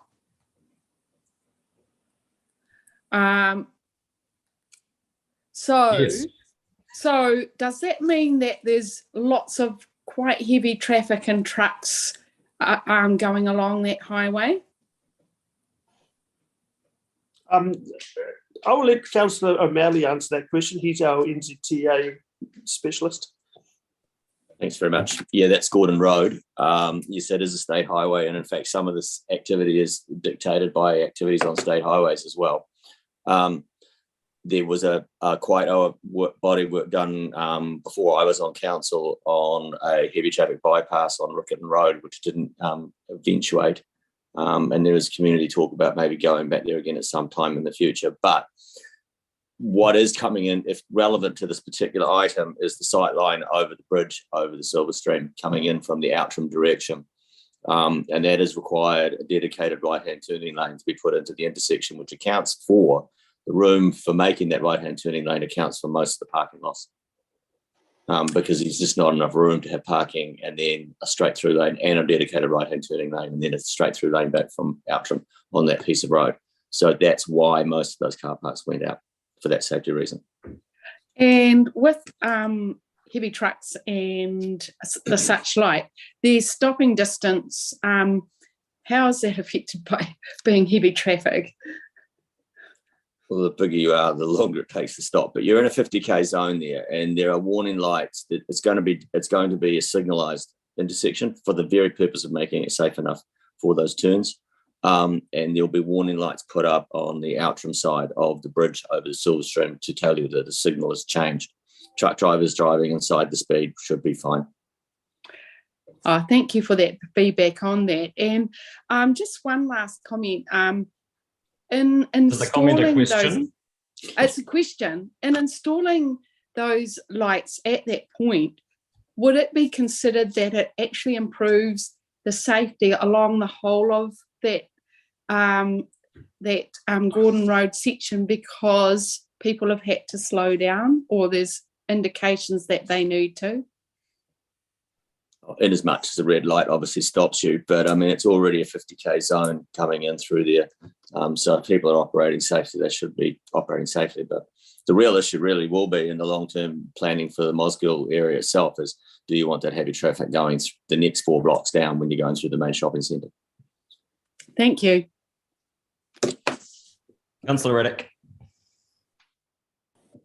Yes, with these car parks, obviously, it's pretty clear that those car parks along the road needed to be taken away in order to make a safe intersection and turning and so forth. Was any how much consideration was given to increasing the size of the swimming pool car park in order to make more provision at the pool? That was outside of the boundary of the scope of what we were looking at. Right. Because the thing that I noticed going to Moana Pool regularly as I do, the car park there is sufficient for normal needs.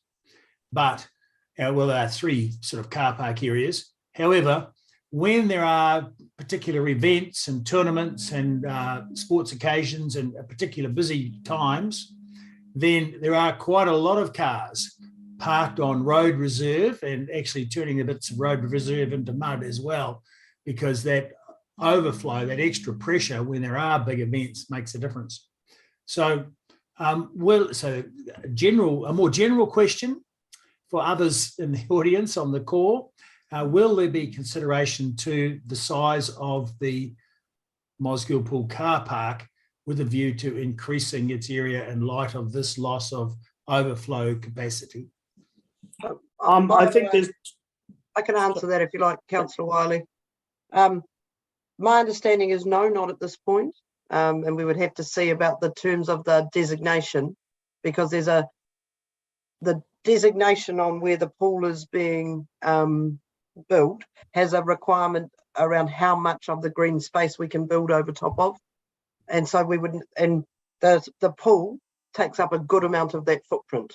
And so that there would be a requirement around that. At the same time, there is, and I acknowledge that when Memorial Park is busy, the car parks are full, but there is the park over on the other side of Memorial Park.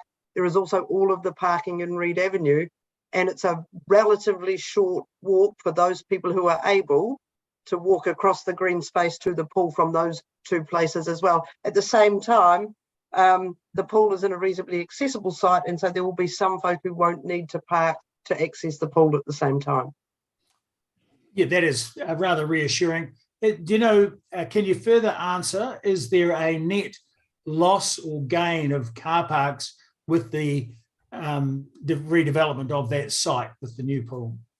I can't answer that. And again, the GMs who potentially could are otherwise involved in the weather event, but I will check and see if there is an answer to that and circulate it separately. Thank you very much. Councillor Barker.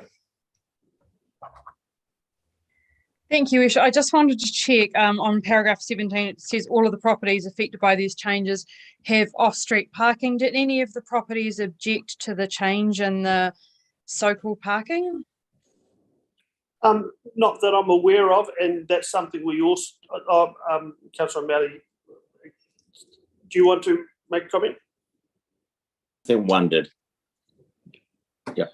What we did identify when we did our site visit was all the properties appeared to have off-street parking, and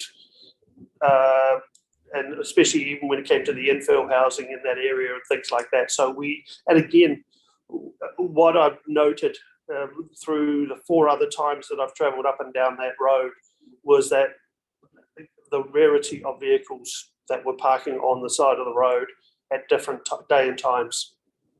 So we should feel confident that it's not entirely a loss of 24 parks, but that the people there have their parking well catered for that live in the area. Correct. Thank you. You appear to have exhausted questions. It's been moved by Councillor Wiley, seconded by Councillor Walker. Thank you. Councillor Wiley. I would just like to follow through and add what I said at the introduction, thanking Councillor O'Malley and Councillor Walker for the process. And again, as we go along, this process gets better and better, stronger and stronger, and we actually start to see a lot more engagement. And we saw that very evident around the changes in Dowling Street. The other part I want to just touch on, which was missed, was, for example, the work that is happening up Pine Hill Way and around the schools there, the safety school areas, and that's also happening around the city. And we need to really acknowledge that work is coming through in safer schools, and their parking will be lost, and wherever that may be, for the benefit of the school communities. Yeah, and I would also, staff are really getting a lot more engaged in this process, and I really appreciate the work that Simon Spears and his team are doing. Thank you. Thank you, Councillor. Councillor Gary. Oh, thank you, Your Worship. So I want to take this opportunity to highlight a particular initiative which is on page 74 in the table, and it was a bus stop introduced to Mission Cove. This council is often criticised for not listening to its community. Well, we listened very clearly to the community, and I want to acknowledge the older couple in the community who, over a period of time, advocated for this bus stop. Went down the particular pathway needed, and to the staff who advocated with the Otago Regional Council to get this result. It did take a time, but these things often do. Good things take time, but it delivered. So my acknowledgement to the residents and to the staff for an excellent outcome. Councillor O'Malley. Thank you, Worship. I think in this report you see two types of changes in car parking here, and I know that the Mosgiel one dominated. My wish is that when people are looking at these, they understand that this is not deliberately attempting to remove car parks, but in fact sometimes having just to deal with engineering needs in order to give the right outcomes. I do acknowledge that the houses between 222 and 228 Gordon Road have lost their road reserve in front of them, and that does have an impact on people who live there. And I would note that in the report it says itself there was only one negative commentary on those car park changes. So even those residents, whether they are affected or not negatively, some, at least it appears that most of them were willing to accept that you're just going to have to sacrifice them because there's no other way to make that right-hand turning lane into the pool. When I want to sort of follow up on his worship statement about the validity of net gain and net loss of car parks. It is a fairly crude tool. We brought it in really to highlight the fact that we aren't actually ripping up car parks all over the city, because often as not, when you have these reports, the net gain or loss is actually zero. But it doesn't actually capture another thing, and that's what's on Dowling Street, which is where a lot of the other stuff that we're doing is trying to occur, which is increasing the availability of car parks with the city by having greater turnover. By simply changing a time of occupancy, you end up increasing the number of opportunities for people to use a space in town to get their vehicle in, do their thing and leave. So if you consider that, we actually often as not are increasing the car parking units because we're increasing the opportunity during a normal working day for that park to be used more than once. And that's often is not what you see when we reduce the times. It's a fairly thankless task being on this committee, but I think that we tend to survive. I don't get too many tomatoes thrown at me at the end of it. So, and I want to thank Councillor Wiley for his leadership. Thank you. Thank you, Councillor Walker. Yeah, thank you, Your Worship. And yeah, Councillor O'Malley, it does seem like a thankless committee at times. But I do want to thank you there for a comment you made around the fact that we're not on this committee to deliberately move car parks. It's not a sinister attempt to undermine anybody's parking rights. It's just, as you say, it's often done because it accommodates engineering needs. And Councillor Wiley, I also want to thank you for chairing this particular round of the committee and leading the conversation today. And you're right. I mean, the area around the Mosgiel pool is in fact an area where cars can be parked. It's not a sort of such a car park. And again, and I think it was really helpful for the committee to this particular round. We did a number of site visits, not just the Mosgiel pool. And at the Mosgiel pool site visit, it was really clear for me straight off that Eden Street and Gordon Road did require changes to current parking to allow for a word that Councillor O'Malley has mentioned a number of times, for safety, for safe operation of the intersection on a state highway. And I don't think there's anybody that would disagree that safety should be one of our primary goals as a council when we're looking at these sort of situations. And just going back, the two sets of consultation were thorough. It covered off hundreds of properties in the two attempts. And let's remember that I think it was I think there was 3 pieces of feedback over those 2 letter drops related to the loss of parking. So in my mind, that doesn't rate as an overwhelming concern in my mind. I mean, I would be concerned if there were dozens or hundreds of letters coming back related to the parking loss. And I think it's also worth, I think a couple of others have mentioned, the Dowling Street changes are actually a really, really good example of staff listening to and working with business owners to get an outcome that provides for higher parking turnover.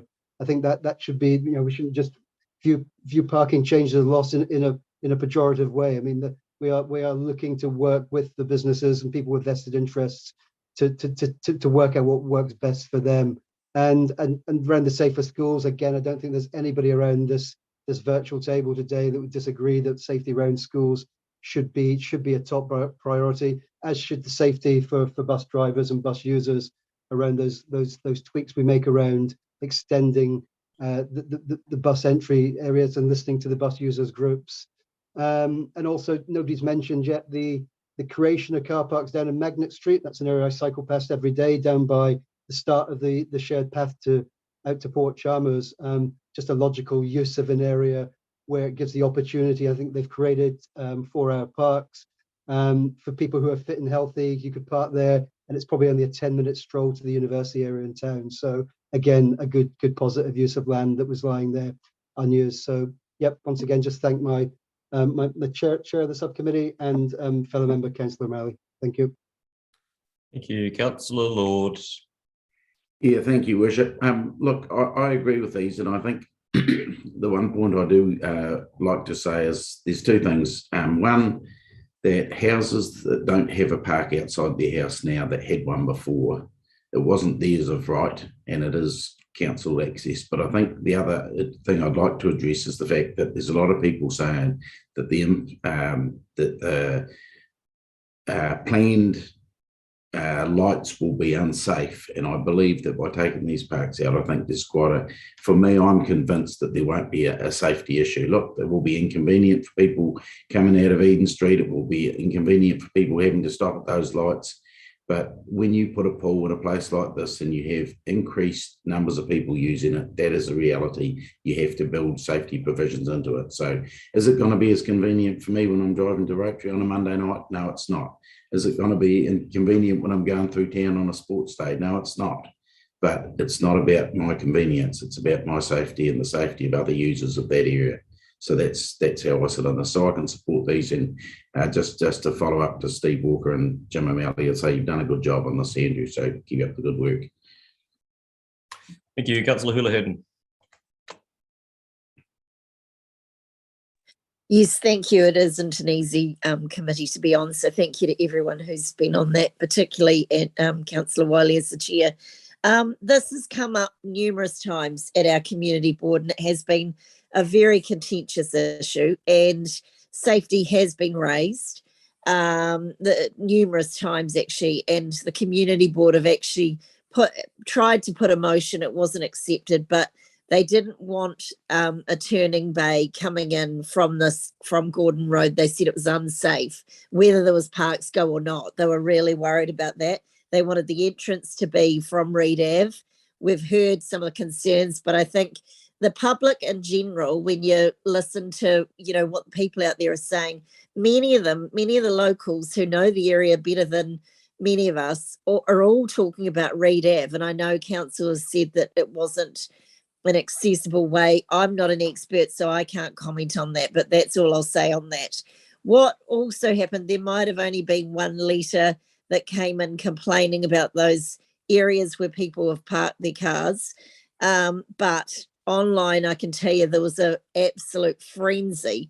And I was contacted by a lot of people who said that their parks were going, that they use those parks regularly, or areas where you could park a car. So what another concern they had was that they got the letter, so that was good, but they said they weren't asked if they wanted this to happen. They were told it was happening. And a lot of them objected to that. They said they didn't get the opportunity to say they didn't want it to happen.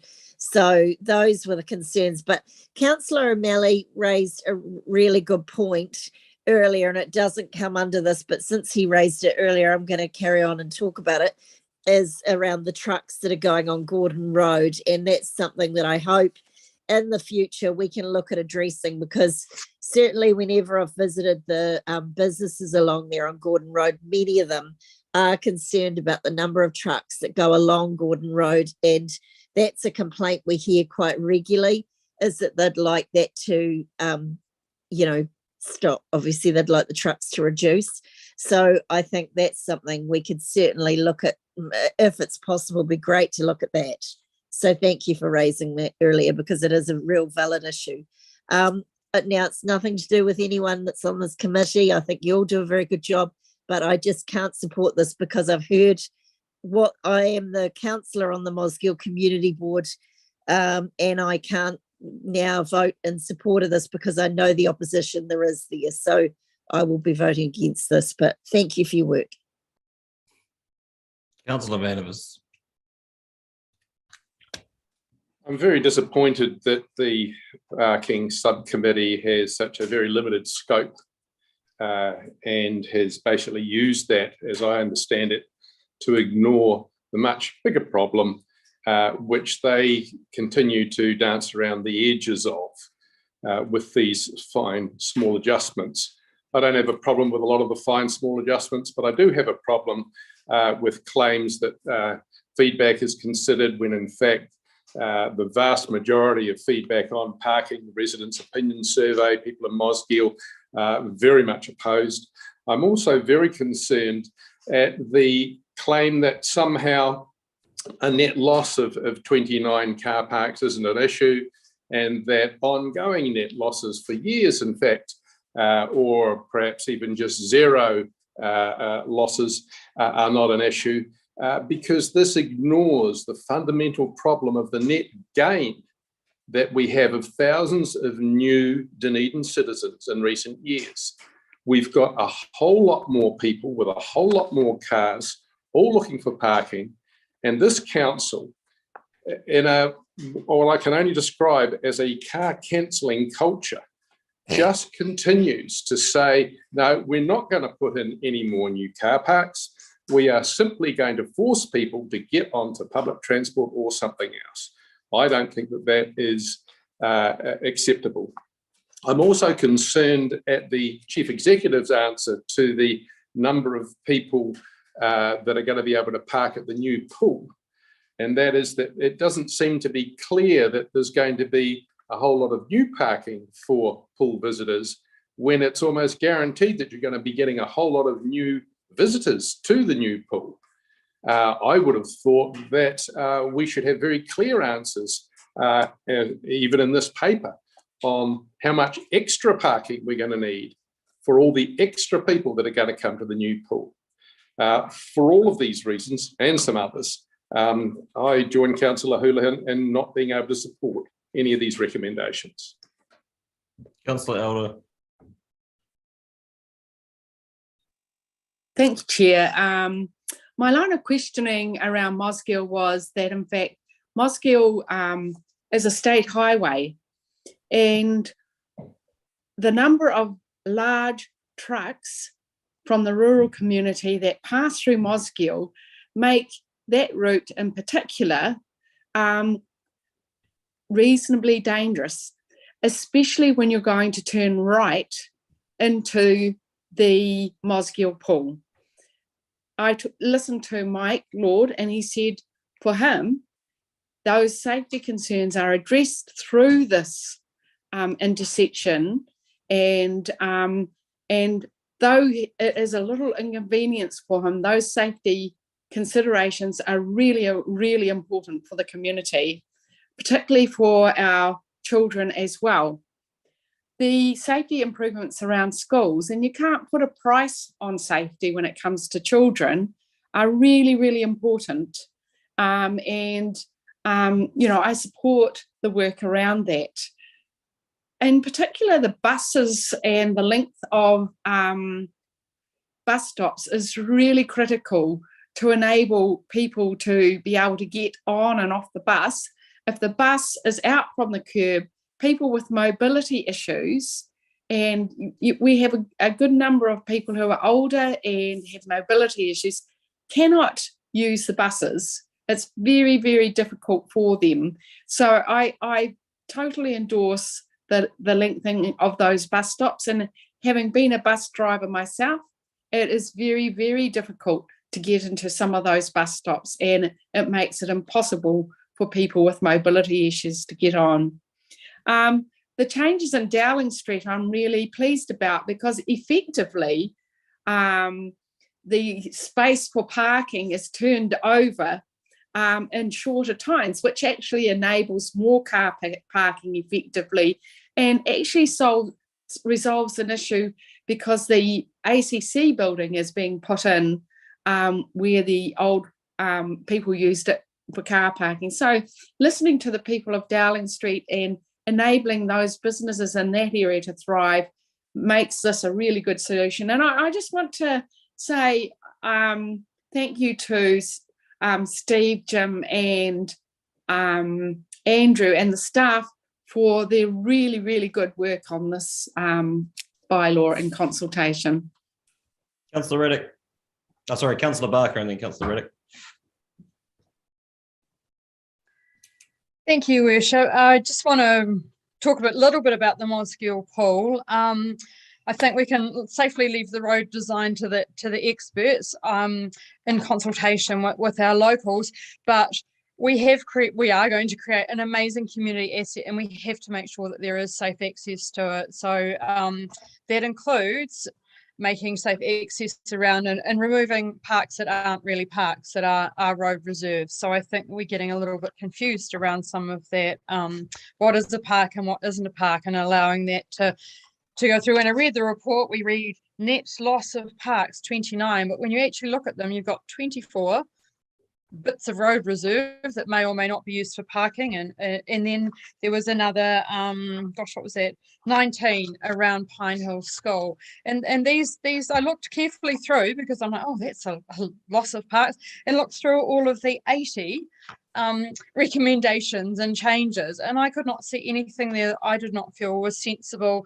that had been well consulted on. We look at this ones around school safety. Well, who doesn't want to have safe pickups and drop-offs for their children? General road safety, a few yellow lines down every street to make sure that the corner's safer. Sports grounds drop-offs, which is actually, we all know the frustration when we go around sports grounds to try and pick up and drop off safely.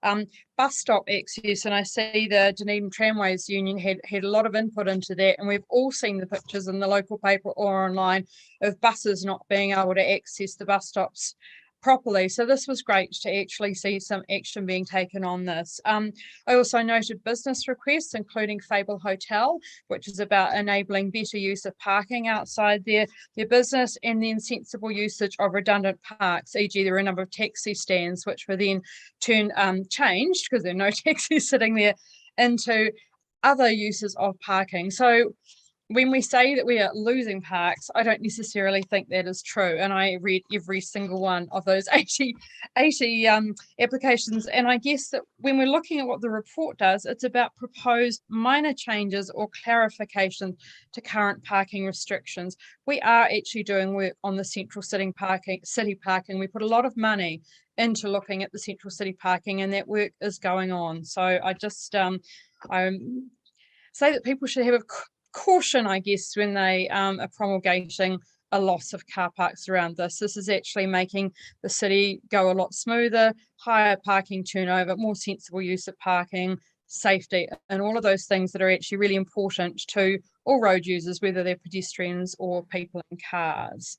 Oh, so I'll be supporting this, and thank you for your work, everyone. Thank you. Councillor Reddick.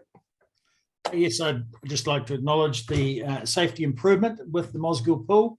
By putting in those lanes, it's going to be much easier for cars to get in and out of that pool, and that is very important, because most of the residents that will be using that pool will be getting there by car, because a lot of them will live in the rural area and the outskirts of Mosgiel, so they'll be using cars to access it. I come back to my earlier question that there has been no provision for increase of car parks within the environs of the pool, and that maybe that might happen in the fullness of time, and I would like to suggest that that is the case, because given that it's an improved facility, I think it's reasonable to expect that we're going to have improved usage and patronage of that facility, and there's likely to be increased demand for the car park. And so, as I previously stated, there's a lot of mess on the grass around Moana Pool because of the overflow requirements for that pool. And, on the busy times, which is not, the average time, but busy times happen very often on weekends, and people travel from out of town to come and use the facility. And we are blessed, and we will be blessed with 2 excellent facilities. So we need to be mindful of that. And I think, this report, unfortunately, is a little bit symptomatic of, what happens in the city quite regularly, which is net losses of car parks. Sure, from the road reserve to make a safety improvement to turn to the pool is easily discounted.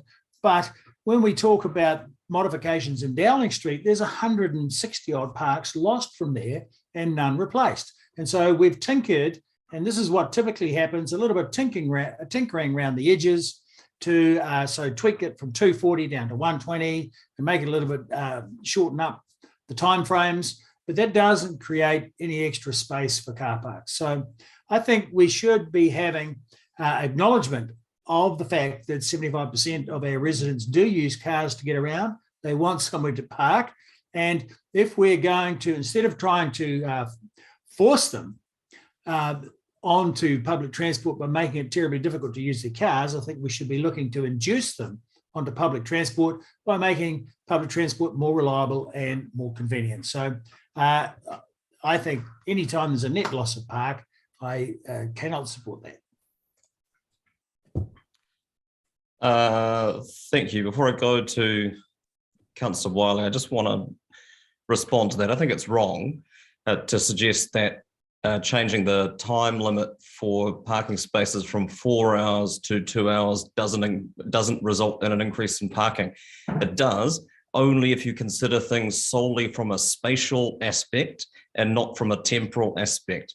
And I think until we move beyond this quantitative obsession with the number of formal spaces and get ourselves to a point where we're able to have a mature conversation about how best to allocate that resource, in particular, in this case, responding to the needs of business in the area and what they have asked us to do with the resource that is outside, then we are never going to make sensible or integrated decisions about our transport network. And look, we are investing significantly in what will be a magnificent community asset in the Tairi Aquatic Facility. We need people to be able to access that safely. The sacrifice is road reserve that some people have used to put a car on, but not to any huge degree. And it shouldn't really even be a debate about whether that should happen or not. And when it comes to road safety, and we have an obligation to make sure that people can access this facility safely, I will take the expertise of our transport engineers over the expertise of the Mosgiel Tairi Community Board any day of the week when we're making decisions about how to keep people safe. And Councillor Houlihan, you may find this amusing, but it's disappointing really that we've got people in this meeting pandering to those views and opposing the recommendations that the regulatory subcommittee have made, and the scope of what they can consider was signed off by council when we went through the statement of proposal process. It is specifically to seek feedback on these proposals and then to make recommendations back to council, and that is what they have done. It's never an enjoyable process. Or not frequently an enjoyable process, as others have pointed out, and thanks to those involved for making what I think are a sensible set of recommendations, and I'm happy to support them. Councillor Wiley. Thank you, Your Worship. And you know what, there is a big cross-section of people with views on this. And at times, I think of where my stance is around centre city parking and commuter parking, and I am at times at odds with even what this paper presents and how people have spoken to it. I want to draw attention to something, and that's item 11, so paragraph 11 in this, to highlight one key issue. We talked about a change with Dowling Street. It was one pay 240, sorry, it was, item 11.3, change of operation times for 2 5-minute parks and removal of coach park. And, you think about the hotel giving up a coach park so they can get 5-minute parking and to assist their business. Then below that, 11.4, 2 paid 240-minute parks to convert it to 5-minute parks. So 2 cars that would normally park in one spot for 4 hours, now you can have 25 cars or more parking in that spot, rotating through. So that's 50 cars able to utilize that area, visit the local businesses, go in and out, do their pickups, do their drop-offs. Now, to me, that's a positive. I want to thank Councillor Walker, Councillor Barker, and many of you others for talking about safety being the primary goals, because that's what essentially this paper is all about. Again, 31 to 36 talked about Dunedin Safer Schools. Councillor Barker also touched on many of those key issues.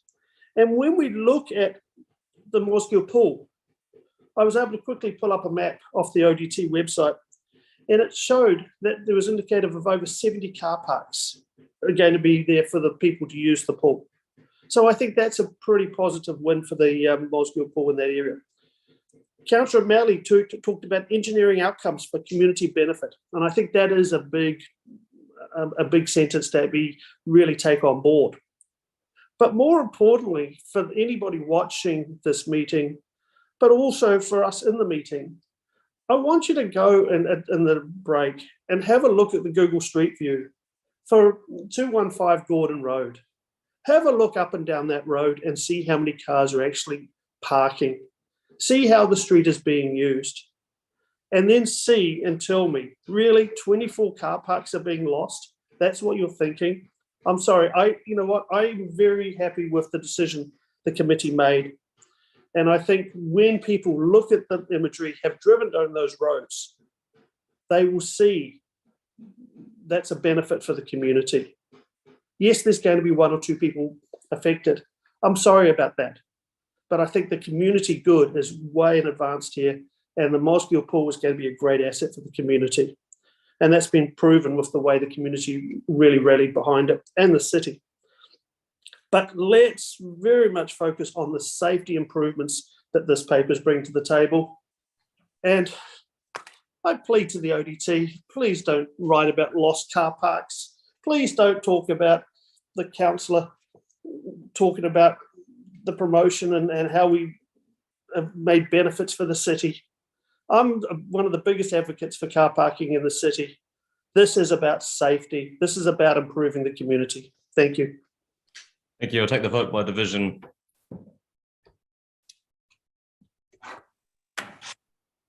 Councillor Barker. Aye. Thank you. Councillor Benson-Pope. Aye. Councillor Elder. Aye. Councillor Gary. Aye. Councillor Houlihan. No. Councillor Leviso. Aye. Councillor Lord. Aye. Councillor O'Malley. Aye. Councillor Raddick. No. Councillor Staines. Aye. Councillor Vandervis. No. Councillor Walker. Aye. Councillor Wiley. Yes. Your Worship. Aye. Carried 11-3. Thank you. Item 9, submission on the exposure draft of amendments to the National Policy Statement for Freshwater Management 2020 and pause for breath, National Environmental Standards for Freshwater 2020. Mr. Drew, welcome. Thank you, Your Worship. Anything you wish to offer by way of introduction? I'd just like to highlight that Council made a substantive submission on those 2 documents in October of last year, and largely all of that feedback has been incorporated into a new amended draft. And MFE have given stakeholders the opportunity to re-comment on the amended documents. And the main point, I guess, of the submission before council today is for the consenting pathway to replace the term no practicable alternative location test with best practicable location. And that's particularly important for our urban and city development because there is normally always an alternative location, but there are a number of reasons that make that suboptimal. So we are recommending as officers that is the main point we make on this submission. Thank you. Just a question from me, point 12, paragraph 12 of the report. It says these positions reflect feedback from the mayor and staff in various departments. Feedback was invited from all elected members from memory. Is that just set up because no one else did, or is that? I'd hate for people to think that it was just me being asked for feedback on things, is what I'm trying to I'll get clarify that. And so all elected members were asked for feedback, and we received feedback from you, and at the time, no one else. But normally we wouldn't itemise it like that either. And so that was just an error in the editing. Thank you. Councillor Betson-Pope. Happy to move, Your Worship. Thank you.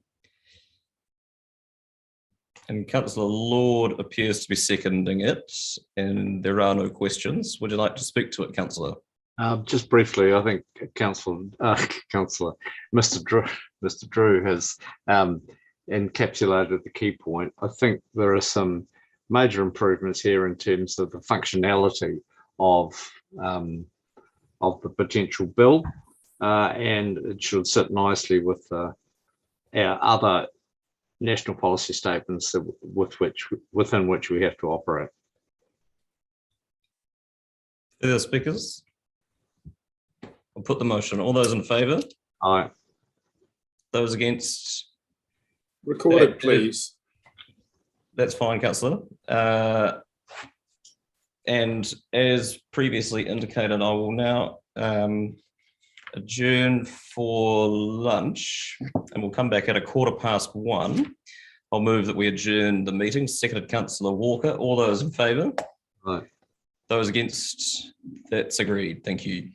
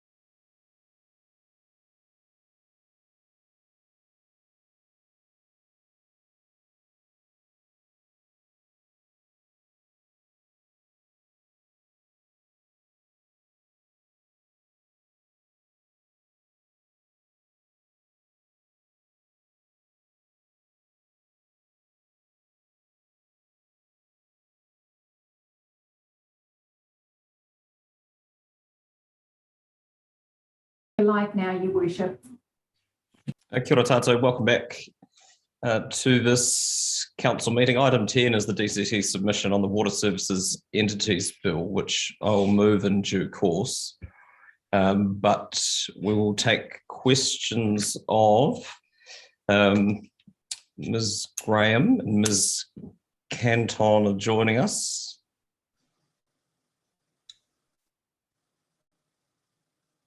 And that's, oh, Mr. Drew.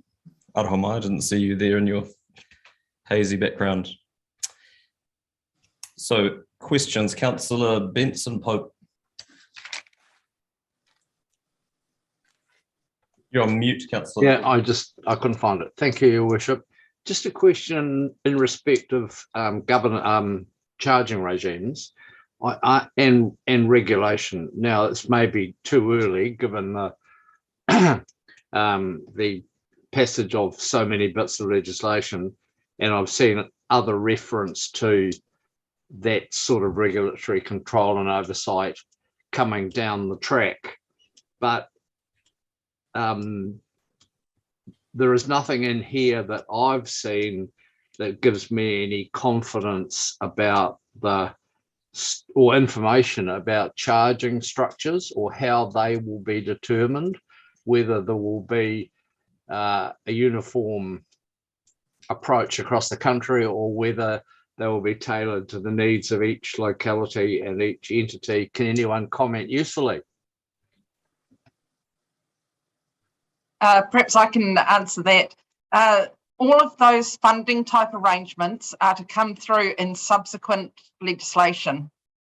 So you're correct, this particular bill does not cover those arrangements at all. And there's nothing foreshadowed about those structures, those oversights? Not that I'm aware of at this stage. Okay, thank you. Thank you, Councillor O'Malley. Thank you, Worship. Most of the questions I'm asking are more or less in the letter, but I'm raising them so that we can just look at the impact of it. This is to the Chief Executive and potentially Mr. Drew.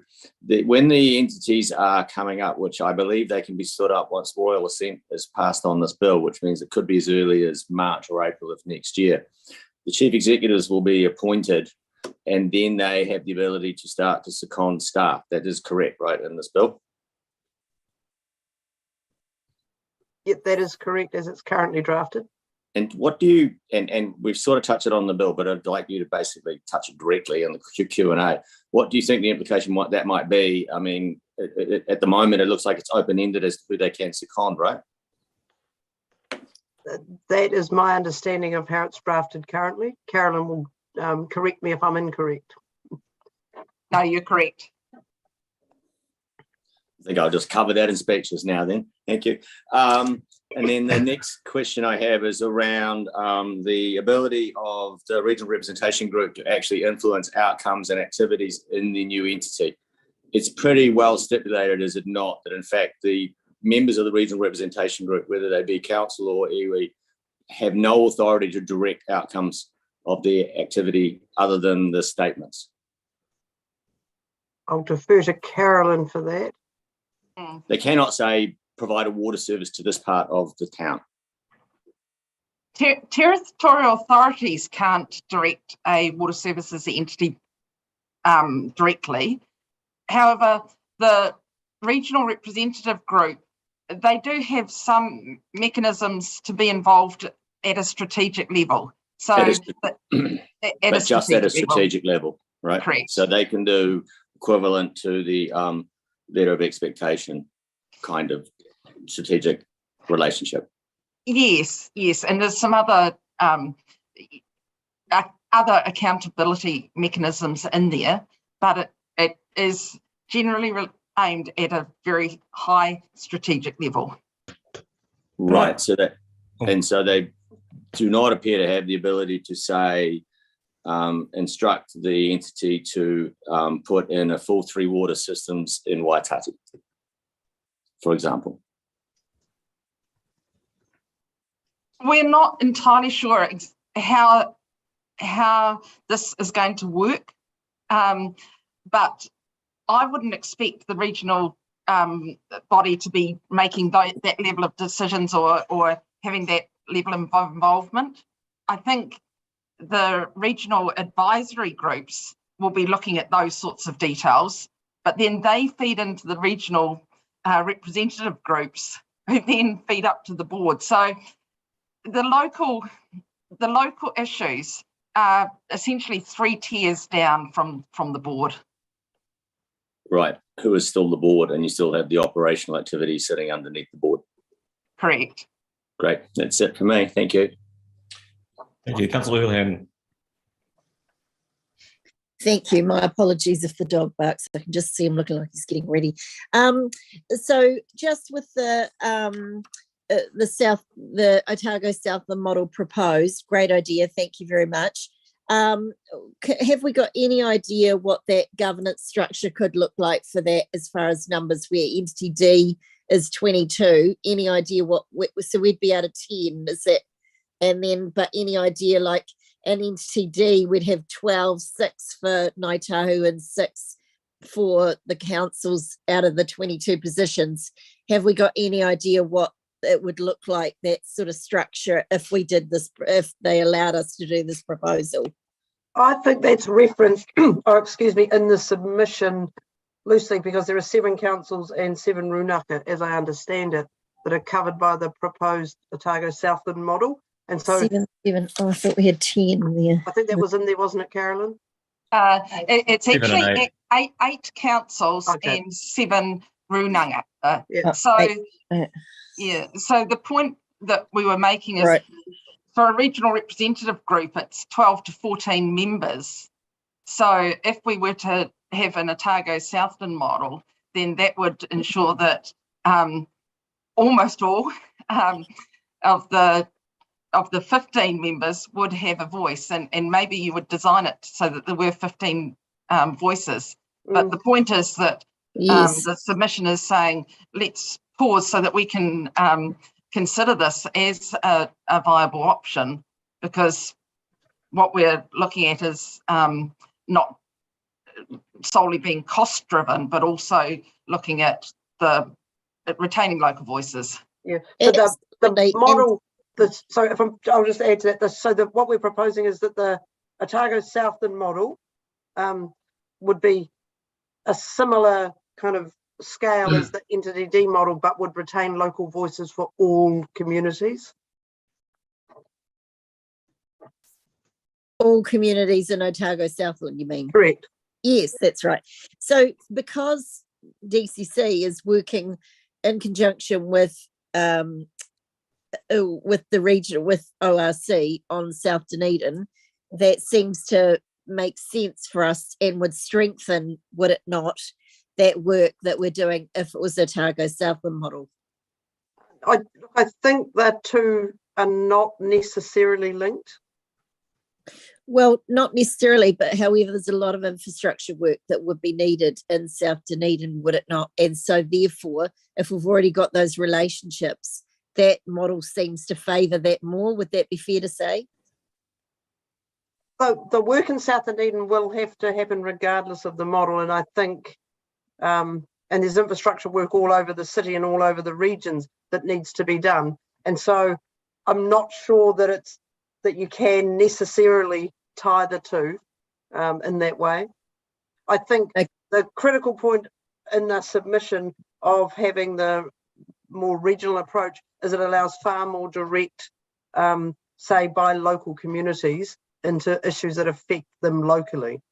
100%.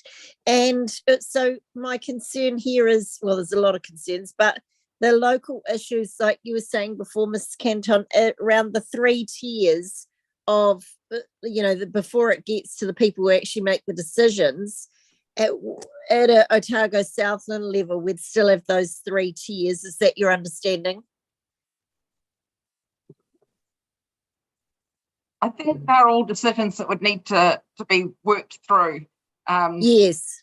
Yeah. Yes, because we could advocate for that to be, closer, could we? Is that something we could also do? Because otherwise you're still not getting the local, the local voices. Well, we'd hope there'll be people who are local at that tier that are making the decisions. But do we even know how that would structure at the decision-making level would be made up? So what I would say, and Ms. Canton referenced it earlier, is that essentially the submission is saying, government, please pause. We think there are other models. Here's one. If you pause, it gives us an opportunity to look at how it might work, because you know there would need to be a structure created around it, but we're just saying push pause. Let's see if we can't come up with something that delivers your objectives, but just in a different structure. Have we had any indication from the government and or Runaka of feelings around the the Otago Southland model? Well, I think the government has made their position, their preferred position, clear in the bill, which is entity D. But as yet, we've not submitted, so we haven't formally put this in front of them. That's the purpose of the submission. As to conversations with Runaka, I haven't been here for the last couple of weeks, and so Mr. Drew or Ms. Canton, is there any update? Yeah. Yes, we spoke with in fact, what I might do is I might introduce you to Nadia, who's my colleague, because she had the direct conversation with the Ngāi Tahu representative. But yeah, I'll hand across to her. I spoke to the representative. So that's Ngāi Tahu have a separate company that they've formed for the purpose of writing their submission, and I spoke to a representative from that company. Their submission is going to be very short in that the bill actually achieves all their aims. Their preference is for all of the Runaka to be in the one entity. They couldn't see a benefit for Otago Southland for the councils down here? I don't think it's fair to ask staff to speculate on behalf of other opinions. Okay, so have we had any, are you happy that the other day I asked LGNZ at a workshop if they'll be fighting against or advocating against the government having the power to revoke decisions that that elected members make if they don't think it's suitable for Three Waters, which it states under this bill. Are you happy, is anyone happy that LGNZ will be enough to get this, to change? Are we getting any indication that that might change? Look, that is, our submission covers what council has asked us to draft up. That's not a question for officers. Okay, so, but does anyone have okay, all right, thank you. Councillor Madders.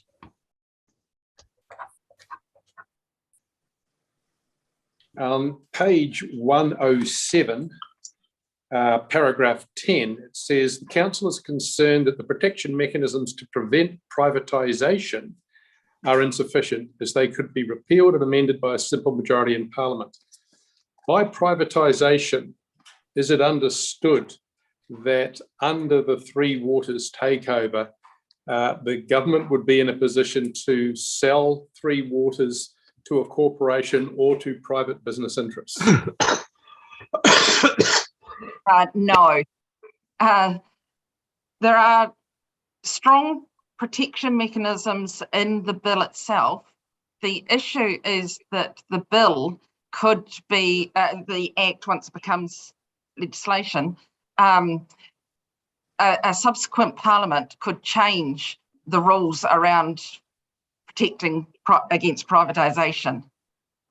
And if that was to happen, would the government then be in a position, if they changed the rules of this bill, to be able to on-sell to a private business or corporation? If the government chose to amend the legislation to let them to give them the ability to do that, then the answer is yes. Right. So from that, we must understand that under the terms of the proposed Three Waters, actual ownership of our $3 billion Dunedin Three Waters asset is being transferred to the Crown or to this new entity. Because all they need is a 50% majority in Parliament to on-sell it to somebody else, which means they then own it. Yes, thank you. That's all for the moment. Councillor Elder.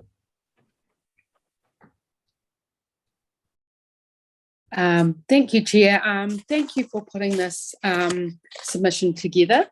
And I'm just looking at the Otago Southland model, and I note that we have regional land and water plans being done for Otago and Southland. We've got the regional development plans, the regional workforce plans and transport plans, and the regional spatial strategies, mandatory strategies coming up. And I'm just wondering whether, in fact, those together actually strengthen the case for an Otago Southland model, because, in fact, we need to plan together as a region, as Otago, but also correlating with Southland. And in fact, those pieces of work would fit in really well with an Otago Southland model.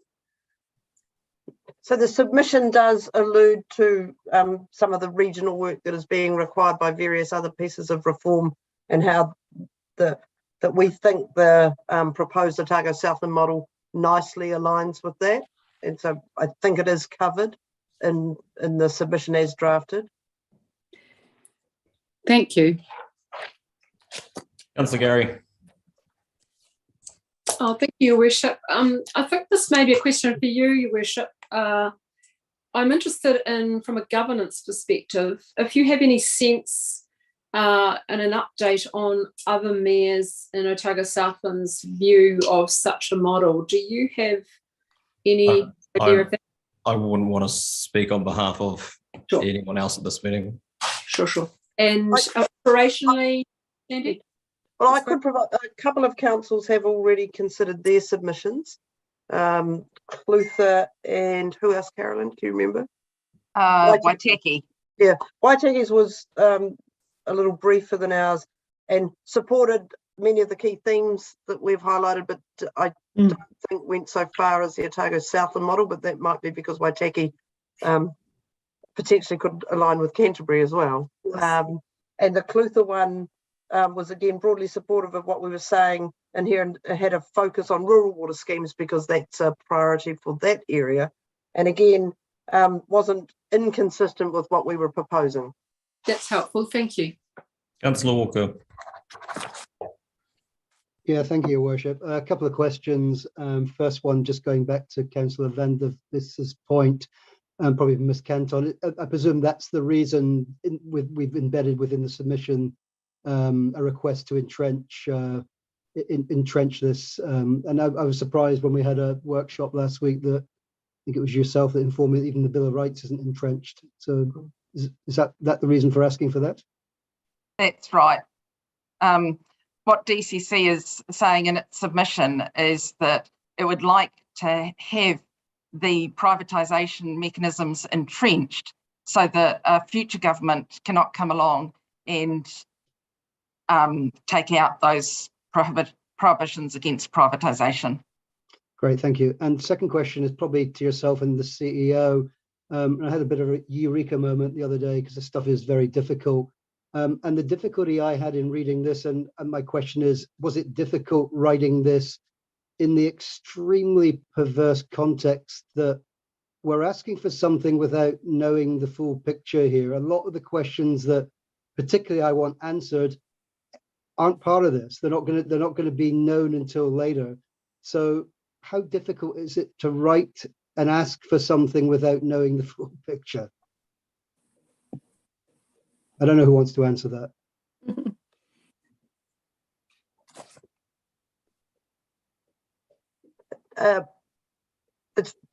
It's really difficult. Yeah, I can come up with no more either. Yeah, and I think we make that point as clearly as we can and as often as we can in the submission. Yeah. But I'm not sure what else we can offer. And presumably every other TA is wrestling with this same issue of having a few bits of the jigsaw, to be honest. Well, I don't like to presume. Yeah, I will. Councillor Barker. Thank you, Usha. I just have a couple of questions that I just want to clarify. Was there an announcement last week around some money from the government to help fund the transitional arrangements? Am I correct in that every TLA was getting maybe $350,000? Every TLA is At getting least. some money. We've just gotten our document yesterday, and it's with legal for review at the moment. So there is so this is going on in parallel with the water entities bills. Yeah. Because obviously in the water entities bill, it says that there's quite a lot of issues around, I guess, staff getting poached is probably a way of putting it, and whether that funding would be sufficient. And I don't know the answer. The other one is just around, given the pouring rain today and the link with civil defence and water, I wonder, is there somewhere in this submission that we cover the link between civil defence? I mean, we talk a lot about localism, but are we talking about our response to emergencies? And I seem to recall that we've done it in the past, but I couldn't find it in here. Carolyn, can you answer that? There is nothing in here directly on that. We're expecting that to come through in subsequent legislation. Okay, thank you. I just wonder whether, just picking up on that point, it's worth adding that as one of the bullets in our overarching, and I know we can add whatever we like, but where it would sit with all the other unknowns as they're scheduled at the front end of the submission. Mm-hmm. Would that align with your drafting, Carolyn? Yes, that can be added in. Can I just check how you're proposing to deal with amendments, Your Worship? Well, I haven't. I will move that with. I will incorporate that in moving it, and I'm happy to do that so long as I'm comfortable with them, and others will be dealt with more formally. Councillor Gary.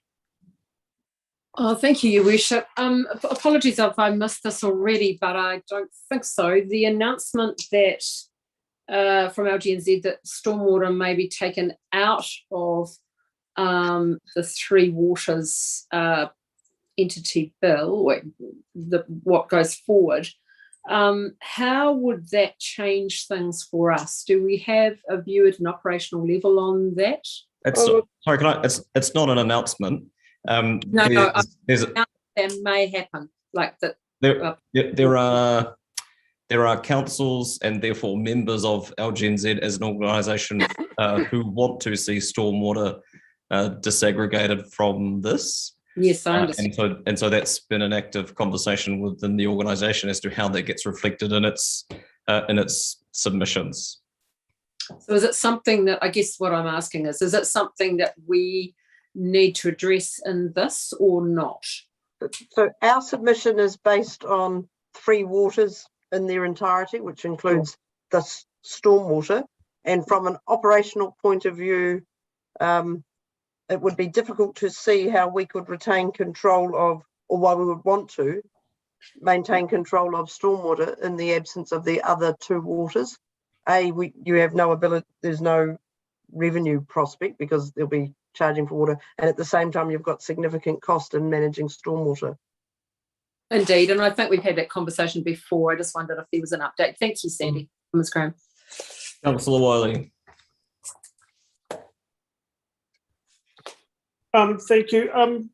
Just through the chair, I just want to get clarification that I can stay part of this process after I made a submission in the similar veins of what this submission is on.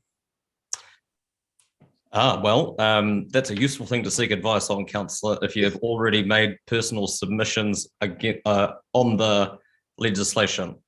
So Councillor Wiley sought advice from me, and on the basis of that he has committed to bringing in open mind, not an empty mind, to this discussion, and that his submission is in support of what we're discussing here, and that he advises you all that that is what he has done. I didn't see a reason that he needed to recuse himself from this debate. A decision that is up to the member anyhow. Mhm. But that is the advice that's been provided to him. Thanks. Councillor Houlihan. Thank you. On that note, I've submitted against it as well on a lack of local voice. So just to declare that too, but I will come to the debate with an open mind. But I have spoken on many occasions about my concerns about Councillor, do you have questions? Yeah. So yes, I do. Around the money that the government is saying it's going to offer councils or offering now, if we agree to take that money, are there any conditions with that? That's why, councillor, that I've referred the document to legal for review. And so until that review has been undertaken, I'm not in a position to provide a concrete answer on that. Okay, I was going to ask legal what they felt, but they can't answer that yet. Is that what you're saying? Correct. No? Okay. All right. Legal opinions often take a little longer than you might want. Thank you for that advice. Oh, that's interesting. So with the stormwater, because I heard that too, and I thought that was a good question that Councillor Gary asked, is that if the entity owns the assets, then would we have to then say pay a lease or something to the entity to use the assets for stormwater? How would that work? You know, like if they had a thing where just the entity took over two water and we had stormwater, because that just seems really messy. Just not sure how to answer that question. Would you mind trying to ask it a different way? Would it cause difficulty if the entity was owning all the assets and councils then were told they had to have stormwater? So you mean that if council were to retain the stormwater assets? Well, would we retain the stormwater? Yes. How would that connect up with everything? That was my point earlier in responding to one of the other councillors. We think that you need to either have three waters as a whole and not separate off one because of the way that we need to manage it in an integrated way. Yes, exactly. Thank you. Councillor O'Malley. Your Worship, going to point 25 in the staff report, and you've got the Wicks numbers and the Morrison loan numbers for the different statuses. I'd asked for that to be put in. Kind of actually wanted to actually get the underlying assumptions in the table, but they're not there. But the Wicks numbers come down to a very low number of 1,500 for Entity D, and I believe actually on the dashboards it might be as low as 900 if you join Entity D. But there are efficiencies put into that model that get that number that exceed the efficiencies that have been generated in Scottish Water. Is that a fact? It's a rhetorical question. Do you have any non-rhetorical ones? Well, I do want it answered because I think the point is that the government is quoting those numbers. And I don't want the staff to answer whether or not, in fact, they believe that's a good thing to do, but I do want them to explicitly answer, are those efficiencies greater than have actually been achieved by Scottish Water? I personally don't know the efficiencies achieved by Scottish Water, but I do know that Wicks have assumed 40 to 50% of operational and capital delivery efficiencies in their financial modelling for Entity D, and somewhere below 5% if it was retained with local government. And do you know the numbers that Morrison Lowe used in those efficiency numbers?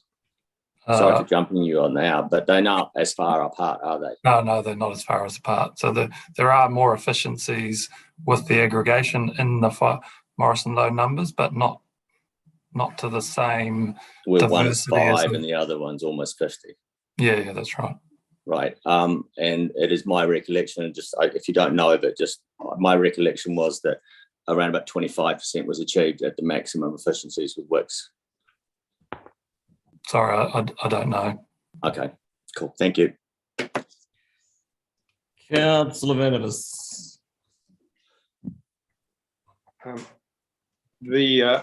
Just on the Morrison Lowe report, and this is a question for Mr. Drew. Are you satisfied that the Morrison Lowe report was actually comprehensive and did give, as you understand it, a fair view of the situation in Otago and Southland? Yeah, so the Morrison Lowe had previous experience looking at this for Napier and Hastings, so they had track record in this space. I have not gone into the numbers in any detail. I think they've given another assessment, and council can make what they like of the Morrison Lowe numbers versus the WIC numbers. I think and all the reviews that were done by, I think it was James Farry and Becca, all said that there are a number of underlying assumptions that affected the numbers, but they're all directionally accurate. That is, that the cost of providing water services across New Zealand was going to increase in time. That there is a lot of contention around the scale of that increase under the various models. Great. And did you also understand from the Morrison Lowe report that if Three Waters is instituted as MP Mahuta is proposing, that of all the councils in Otago and Southland, Dunedin would benefit the least of all of those councils, largely because we already have a large population and a well-established water system? I personally didn't see all of the assessments for the other councils, so I don't know what their number going alone looks like in comparison to us. But as you'll see in the numbers, the DCC alone is not significantly different to the DCC Otago Southland model. So you don't remember the Morrison Lowe summary claim that Dunedin City Council would benefit less than any of the other councils in Otago and Southland, largely because of scale? I don't remember that, but the question's been answered, Councillor. Thank you. Councillor Houlihan. Thank you. My understanding is the government's been using Hastings, so Havelock North is one of the examples of why Three Waters is needed. My understanding is that the Hastings District Council has voted against having and opposed Three Waters. Is that correct? No, it doesn't matter if no one knows, but I believe that's correct. Okay, so I just, do we know if the members on the Runaka governance structure and I assume will there be equal members of Runaka on the board as well? So there'll be the governance and then on the operational level as well? The regional representation group appoint the board. Right, and will there be 50? I'm just wondering how that will be made up. Will that be 50-50 of councils and 50? No, the intention is that it's a skills-based board appointed by a representative group of iwi and local authorities. Oh, that's the operational side of it, is it? The board is usually a governance body.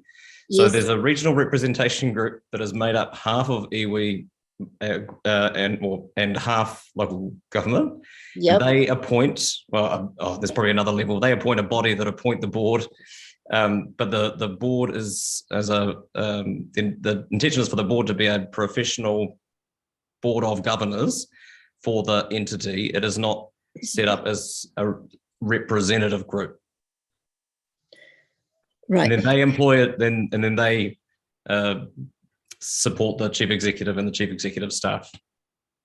Okay, thank you. I was just wondering what amount of Three Waters knowledge there would be there, but that's fine. So I am, you've just been to the mayor, the deputy mayor, and I think that was all, was it, that went to our local government conference from our council, is that correct? Yes. Okay, because I believe quite a few councils sent a lot more people, quite a few more councillors to be there to voice their concerns around Three Waters, is that correct? I'm struggling to see the relevance to the paper, councillor. Because it's about Three Waters. Because I'm wondering, my next question is, at the conference, did you have an opportunity to speak to any of the ministers or anyone from LGNZ or any of the other mayors around our concerns and about some of these proposed models or any of these issues? The conference structure isn't particularly interactive by design. There are plenty of informal conversations going on, but I wouldn't want to speculate as to the wider view of the sector. There's a range of views, as you would imagine. Did you get any indication from anyone from there what the Council has got? This is nothing. We're here to discuss council's submission on the legislation, and I'm not going to speculate on other opinions within the wider sector as part of this discussion. It's not helpful or relevant. Okay, thank you. Are there further questions?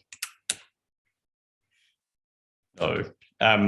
So with the suggested, Councillor Vandervis. I hate to say it, but you're on mute. Pardon me. Regarding Councillor Houlihan's questions just now, in this paper that we have in front of us, B specifically says, authorises the mayor or his delegate to speak to the submission. Given that this paper does deal with you or your delegate speaking to the submission, can you please answer Councillor Houlihan's questions about how you last represented us at the LGNZ? Well, the recommendation is to speak to the submission that we are about to debate, and so that will become council's position. And when we're in a position, if we're in a position to be able to speak to that through the select committee process, which I assume we will, I will speak to council's position.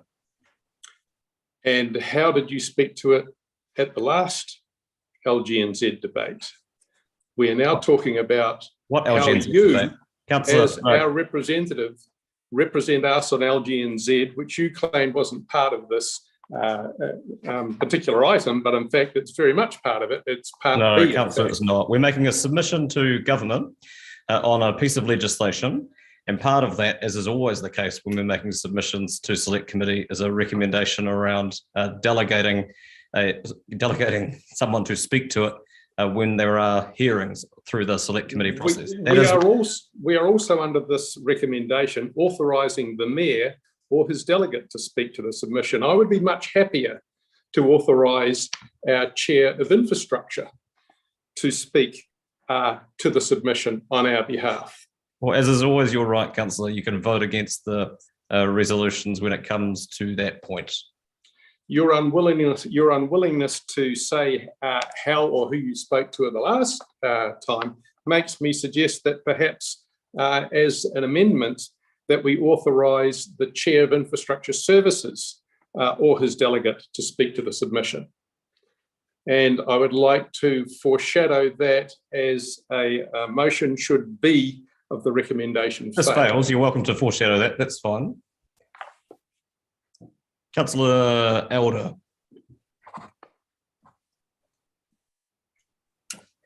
Thank you, Chair. We talk about the Otago Southland model, and we talk about also the opportunity to look at other models, but it's not unpacked in any way. And I was just wondering what kind of models could achieve the same outcomes and whether we need to strengthen that statement. Like, I don't think it's reasonable to expect staff to design alternative models on the fly. A suggestion has been made as part of this submission, but the thrust of the submission really is we would appreciate the time to be able to do that work and trying to make up on the spot what those models might look like. I don't think is particularly helpful. Thank you. Councillor Houlihan.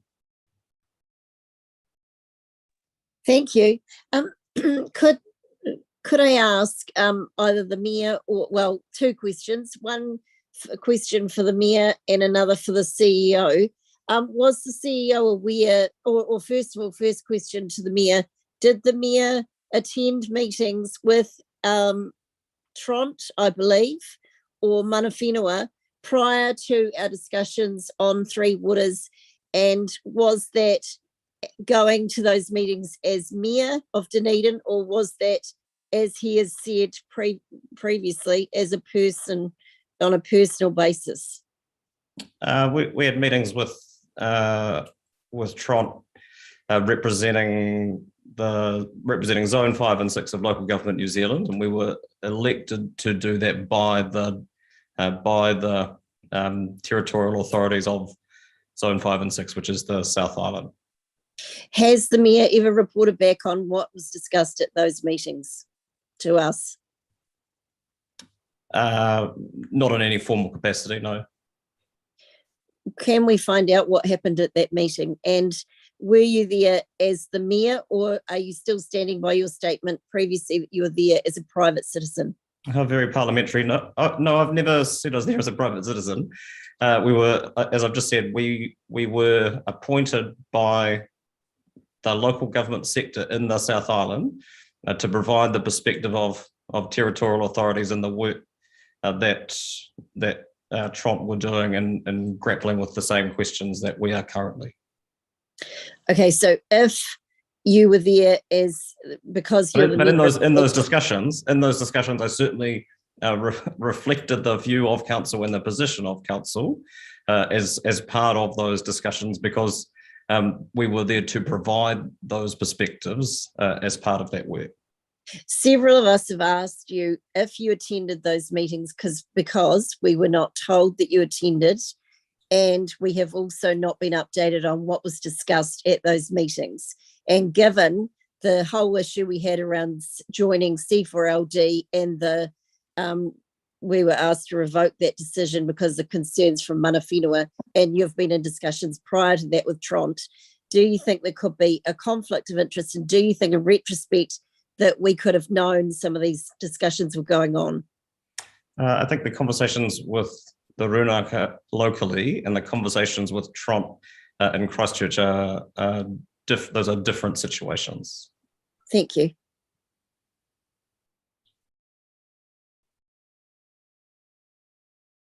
There are no further questions.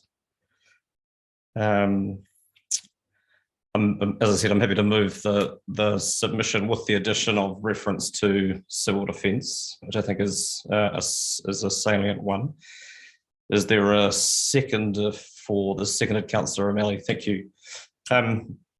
In speaking to this, there's no, as has been well canvassed in any number of fora over the last few years, the government's reform program is significant. It is a wide-ranging piece of work, and in my view, it's been poorly coordinated and it's been poorly communicated in terms of the work that they're trying to do. And as a result of that, it's allowed itself to be weaponized by more reactionary forces, especially in the discussion around Three Waters. And we see that glaringly, obviously, in things like the advertisements taken out by Muriel Newman and others in the ODT recently, and in their community papers around the Motu, and also in some of the more inflammatory correspondence that we have all received by email over the recent months and years. And I think, as always in this discussion, we need to acknowledge the racism and misogyny that people have been subjected to as part of this, in particular our Prime Minister and the Minister for Local Government. And I'm pleased that that is a cause of amusement for some sitting around this table. And it's a shame, because I think a lot of that, the tenor of that discussion has stopped us from having a grown-up conversation about how we tackle the problem, how we meet the scale of investment that is required in water services delivery around the country, how we get better health and environmental outcomes out of that, and how we ensure a stronger role for iwi Māori in that. And those are the broad objectives. the government's reform program. And I think there'll be very little opposition around this table in support of those broad objectives. The debate has always been about how we go about achieving those. And in some ways, I've been thinking about this over the past weekend, and this bill as drafted is a solid opening gambit in what that conversation could have looked like. The problem is when it's come too late. We're too far down the track. If this had been the first exposure and the first entry point into a discussion, I think we would have got to a far better place. But the rigidity of the timetable for the reform program means that we've been denied the opportunity, I think, that this drafting provides us to take the time to get it right, not to stop the reform program and not to stand in the way of its objectives, but to get it right. And even now, as has been canvassed, there are significant unknowns around where we are headed with this, and there's a fair degree of shadowboxing going on still, in that we are trying to anticipate future legislation that will come at some point, which we would have preferred to have had now to be able to inform our discussions and our submissions on this. Big questions like what happens with pricing structures and economic regulation, and how it intersects with the planning system, how we deal with the transfer of assets and liabilities, and as a salient in our second weather event in a fortnight, what is the relationship that a water services entity may have with our civil defence and emergency management functions. So it's really hard, if not impossible, for us at this point to have an informed view around this legislation, and that puts us and our communities in a really difficult position. So it makes sense for us to be asking for more time, and that's essentially what the submission is. We would rather stop this or pause this and take more time to get it right. And if that is not going to be acquiesced to, then at least we should be considering the legislation in its entirety in one sitting. And we haven't, because that's currently not how it works. There'll be one further later in the year and another potentially early next year.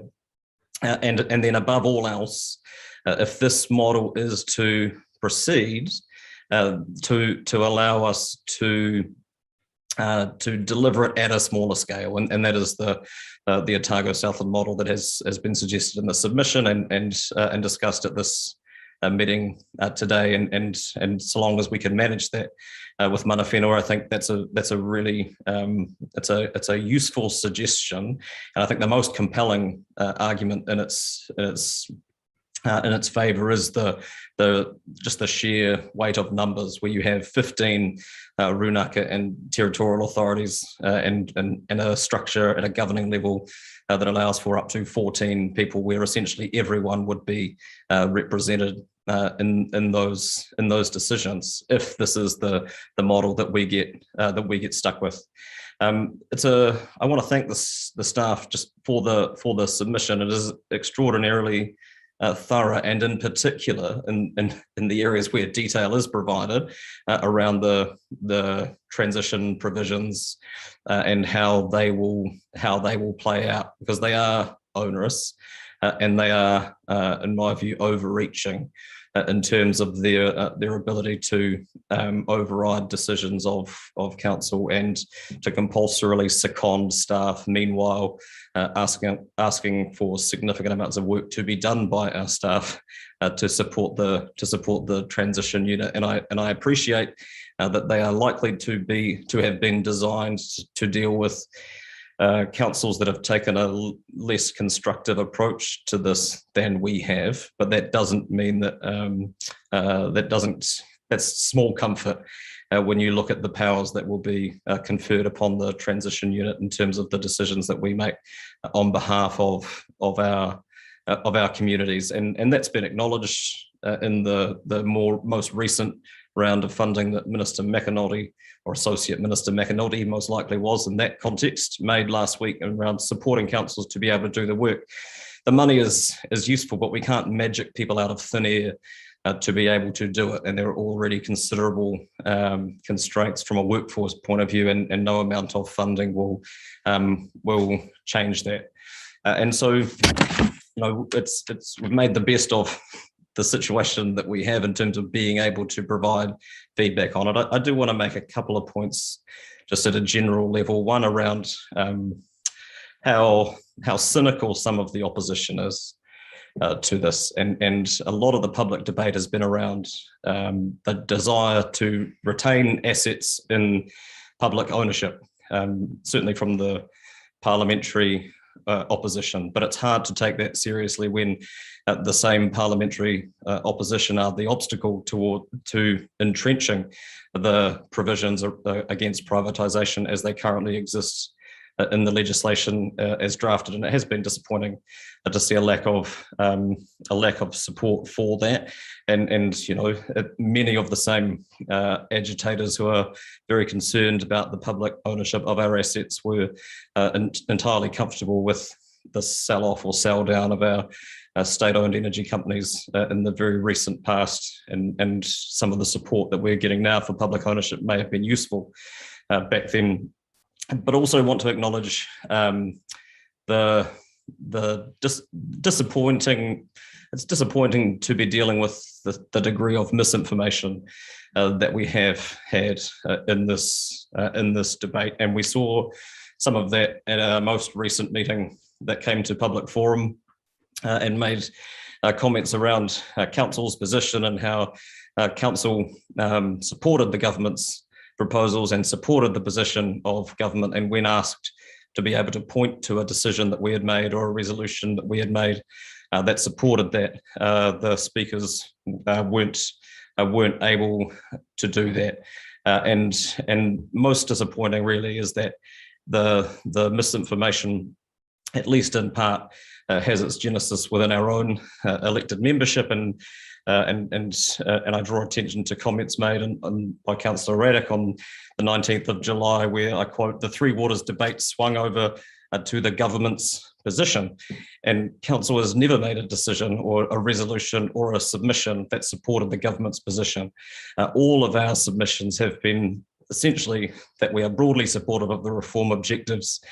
We are not supportive of the model that is being proposed to deliver those, and that would appreciate a little more time to be able to work with them on how we might better deliver those outcomes for our communities. And it is, again, disappointing to have the work that we are doing poorly represented, if not misrepresented, by our own elected representatives in the public domain, because it doesn't help the degree of, doesn't help the conversation that we're trying to have with our community about what is a reasonably complex situation. And I will take further speakers. Councillor Wiley.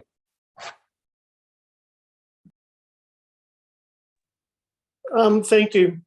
I want to thank staff and Councillor O'Malley as well for the input into the submission. I think the key is that whether we like it or not, Three Waters reform is going to happen. And I think the key of this submission that's really important to note is we're asking for more time. I like the fact that Council opposes the service delivery model proposed under the bill, and also comments on the haste which the bill is being progressed through Parliament with the current lack of detail. I also support the current Council view that there are better ways to achieve desired outcomes, and I think that's really important. The importance of local voices, and also the service delivery model needs to be paused to allow time to consider the most effective service model, and to ensure a truly collaborative partnership with territorial authorities in iwi and Maori. That's really, really important to be considered. I hope the government takes on board the comments we make in paragraph 6. The government has not fully considered alternative models for water service delivery. It is heartening, though, to see in the submission documents that are attached to our paper that they clearly acknowledge the Morrison and Lowe report and the Otago Southland model. So I think maybe if they actually spend more time investigating that, that would be a very positive way for them to look at. So I applaud them to do that.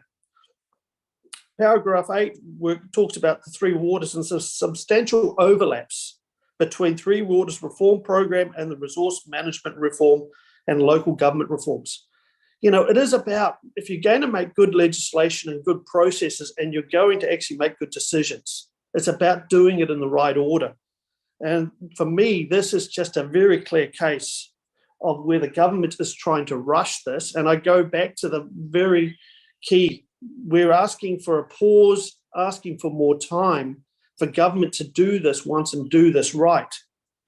I also go back to, and I made this comment many times, about the Scottish water model.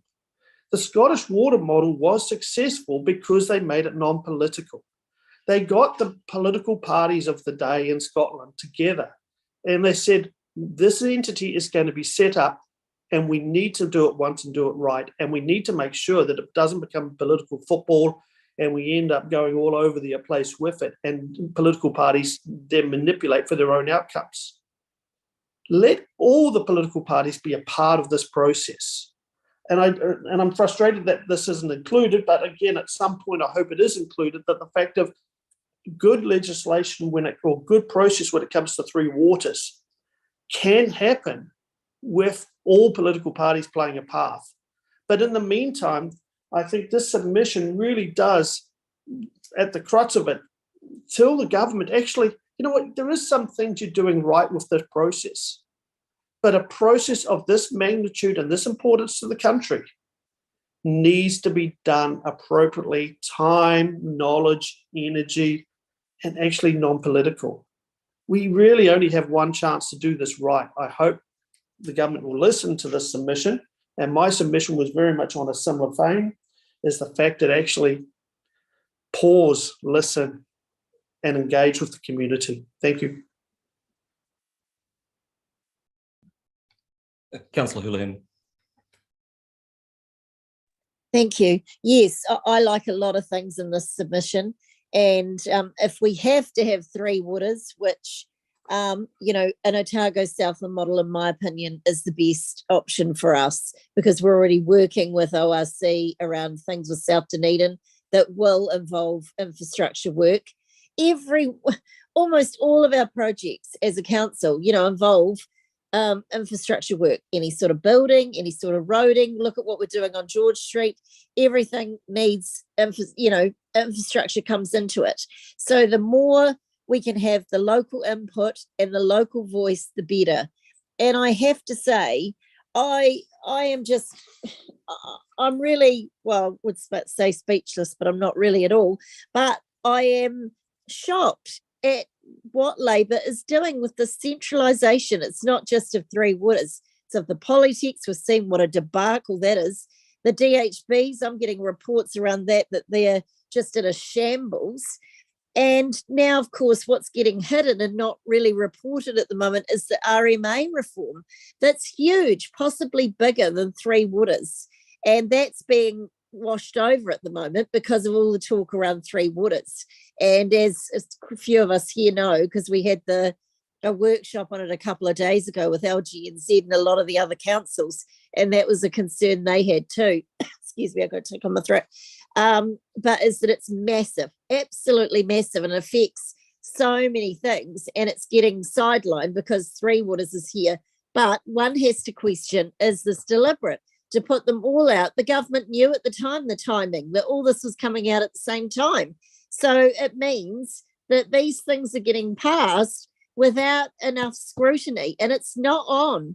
And for us to have this information here, as other people have mentioned too, we're trying to make decisions on things we haven't even got all the information for.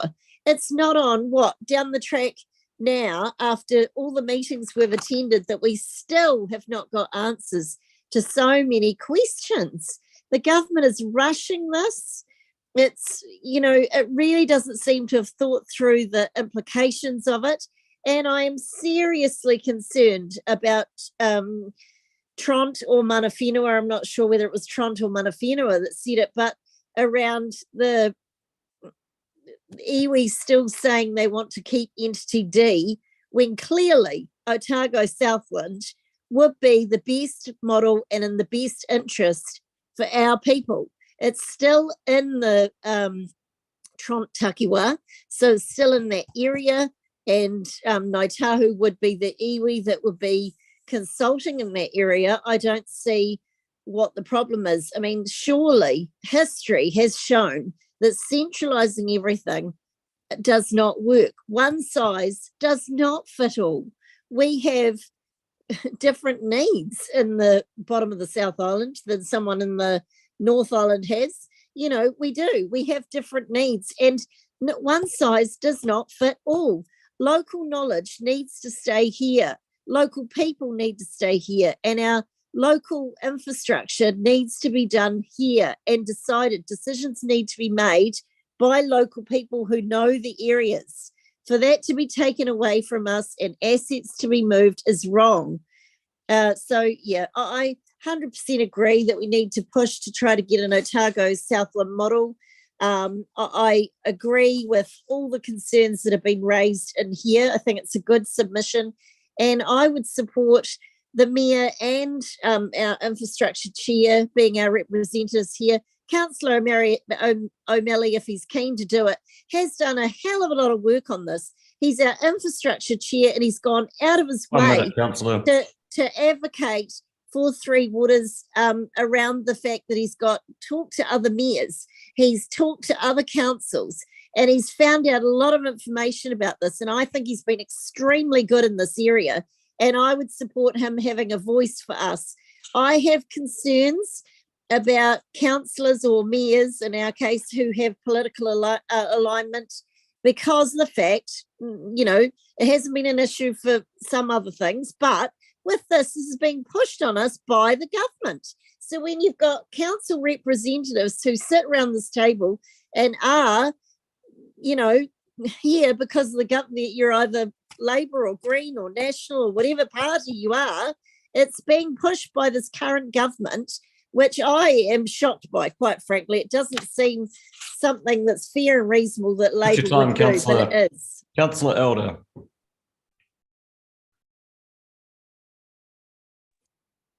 Thank you, Chair, and thank you for all those who have worked on this.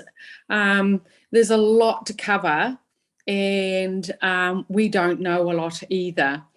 Our submission in last September asked for a reset or a pause, and I fully supported this. And again, we're asking for a reset and a pause because, in fact, this process has been rushed and we don't understand the full implications of it. We look at our communities and they feel they have been left out of this as well. And that's why I asked about our communication with our communities and their opportunity to express their fears and concerns. And most of it's about local voice and being heard. Under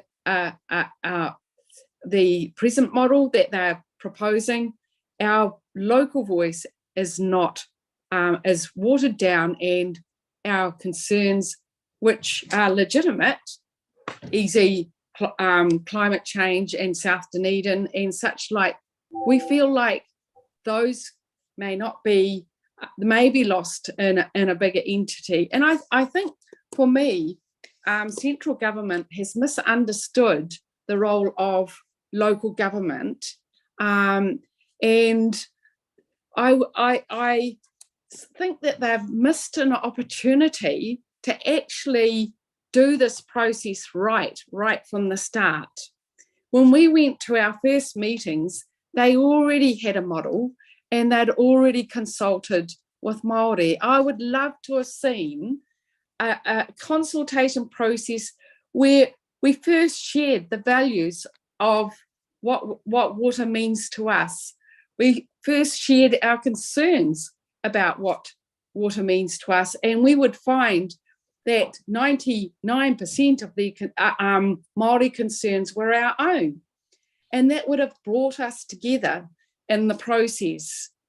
And so I think that pause and that reset is really important so that we can go back to our communities and have those conversations. I also think we need to be able to be open to a number of models, not just the Otago Southland models, for creating efficiencies, for enabling funding so that we can actually get our Three Waters up to scratch, and also other ways we can work with local iwi. We have Māori representation on our infrastructure committee, we have Māori representation on our planning and environment, and we have Māori representation on the regional council's land and water reforms. And we have the possibility of creating new and better relationships with local hapu and iwi to progress our local communities and our regional communities' concerns about Three Waters. I look at the amount of correlation we already have with Otago and Southland, and we have a regional land and water plan being done with Southland and Otago with Māori representation on it. We have regional development plans, we have regional workforce planning, we have regional transport plan, and we will have mandatory regional spatial strategies that all correlate to a more integrated model if, in fact, Otago Southland were the model, because all of our strategies need to be talking to each other, and in this way, I believe we will get better efficiencies under that model. Thank you. Councillor Vandervis. Chief Executive Sandy Graham, I think, has accurately summarised the thrust of this motion, of this report, and that is push pause. I believe that the legislating theft of our $3 billion water asset should not be paused, but should be stopped. Mayor Hawkins has talked about the disappointment that government seems to have poorly explained its Three Waters, and has claimed that there's been a lot of misinformation in our debate. If you want to look at misinformation, look straight to Three Waters and MP Mahuta, who said in the first instance, as by way of consultation, that councils would have the ability to opt in or opt out. Turned out to be a false claim, because when 60 out of 67 councils decided to opt out, that claim that we could opt in and opt out simply evaporated. Wasn't worth the breath that it was spoken of. Then the Three Waters team went into action with a tax-paid campaign, full-page advertisements throughout the country, claiming that our water systems were dirty and causing between 34 and 38,000 cases of waterborne disease. As it turns out, this also was a completely false claim. The 34 to 38,000 estimated claims of waterborne disease were not as a result of council-treated water supplies. Then MP Mahuta and Ngāi Tahu spokesperson Huria went on to claim— Point of order. Point of order, Councillor Lawfisel. Councillor Vandervis insists on using an incorrect term when it comes to the Minister of Local Government. Yeah, I'll uphold the point of order out of respect to persons concerned, Councillor. We would appreciate if you referred to people by their appropriate titles as per the debate. MP Mahuta is not appropriate for which reason? Is she not an MP? Is that you're talking about the Minister for Local Government, Councillor? So if you could refer to the Minister as such, that would be appreciated. Does that mean that when I refer to Councillor Lawfiso, I have to refer to her as the Chair of Community and Development? Is it No. not enough for me to refer to Councillor No. Lathiso as Councillor- Councillor Lathiso? Councillor, it's not acceptable for you to continue to diminish the standing of our minister in the way that you insist. So if you Can could, I speak about her as Minister Mahuta then? you absolutely can, as is her title. Thank you. Minister Mahuta instead of MP Mahuta. Wow.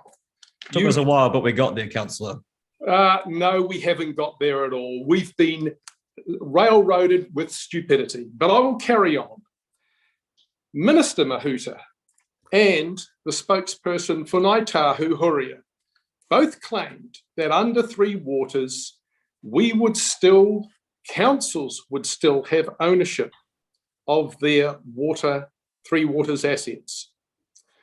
We have learned and had confirmed by our legal team today that in fact, ownership would actually transfer to the government.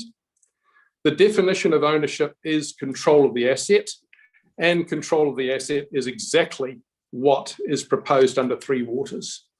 And not only is the $3 billion Dunedin asset going to be transferred with a stroke of a pen to central government, but a simple majority in Parliament is able to then on-sell it to some private business or corporation.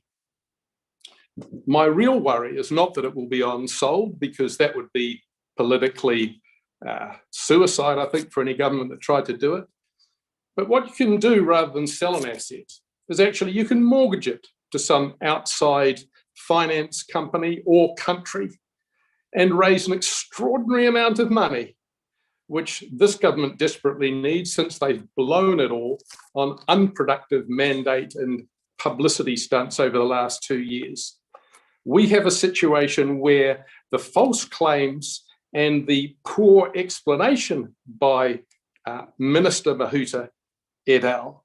Have actually meant that there is no longer any trust amongst the majority of people who've taken an interest in what the government is intending to do here. In today's ODT article on the issue, water reforms, DCC fears rigidity in transition. That headline assumes that this transition is happening anyway. I believe that that is a wrong assumption to make. It's an assumption that has been part of the proposed paperwork put in front of this council since the attempted first support for this Three Waters put forward under the mayor's name. He claims it was done by staff. I don't believe that it's going to go ahead. Councillor, I'm not going to let you continue to misrepresent the work in the way that you insist. Submissions, as you know, are drafted by staff and then put on the agenda for discussion, amendment, approval, or otherwise by the elected body. And your continued attempt to suggest that I am doing the operational work of our policy unit and bringing these things to council is wrong. And I would ask you to withdraw and apologise. I'll withdraw and apologise, anything you like, sir. I'll carry on, however, since you're using up my time, I believe, not fairly. The only thing that I agree with in today's ODT article is where it says the traditional provisions are not based on a spirit of trust and move away from democratically elected decision-making. The move away from elected democratic decision-making has been blatant. It has been as a result of false representations by Minister Mahuta and others. And the final comment that I think we could agree with is that the money currently being spent establishing the new identities and setting up transitional arrangements would be better spent on funding pipes in the ground. We need to get back to funding pipes in the ground. We need to stop the legislated theft of our $3 billion water assets. That's and your time, we need Councillor. to push stop. Councillor Barker. Thank you, Worship. It's great that we're all on the same page about our concerns about getting caught in the raging torrent of reform. I really want to thank the staff. We've been through a lot over the past year plus, trying to wade our way through these reforms, through understanding the technicalities. Also like to thank Councillor O'Malley for helping us understand some of those technicalities and some of the science and the numbers behind it. And I think the staff have done a sterling job on capturing all of our feedback and putting it into the submission. I think what worried me was the amount of times we saw the words no clarity, no details in our submission, and it's really concerning. It's like, how can we thoroughly submit on a bill when we can only see the top of it, like the iceberg that perhaps sunk the Titanic? You know, we're just speeding ahead too fast, too confidently, into quite dangerous territory, I think, which will affect generations to come. So we all agreed that we need a pause and that we need to reconsider some of these things. And I think the paragraph in 68 on page 11, which was around the summary of recommendations, puts it all beautifully. There's 11 points there where we all agree that we support safe and affordable water services, and that we don't have enough information and details that are missing to make a clear submission. That makes it really, really hard for us to put a good submission in, and for all the other TLAs. We're asking for the bill to be paused, which I think is really important. We've been asking all along for the bill to be paused. These are really tough times. We've got a lot of reform on the plate. The key objectives were missing around the public ownership of assets, plus around community wellbeing. And then very clearly that we oppose the model. We think that distances local voices and reduces local democratic decision making. I think we look at the evidence today when we're overwhelmed with our own deluge of water.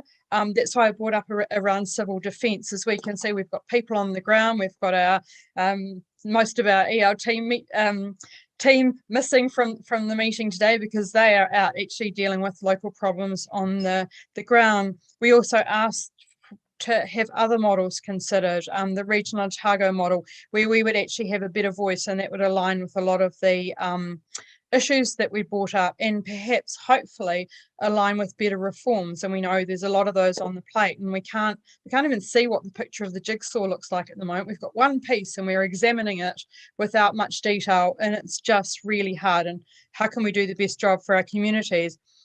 We absolutely need to entrench better protection against privatisation. We all know another government could come in and turn anything over. So that's a huge concern for us, and what has got a lot of people up in arms.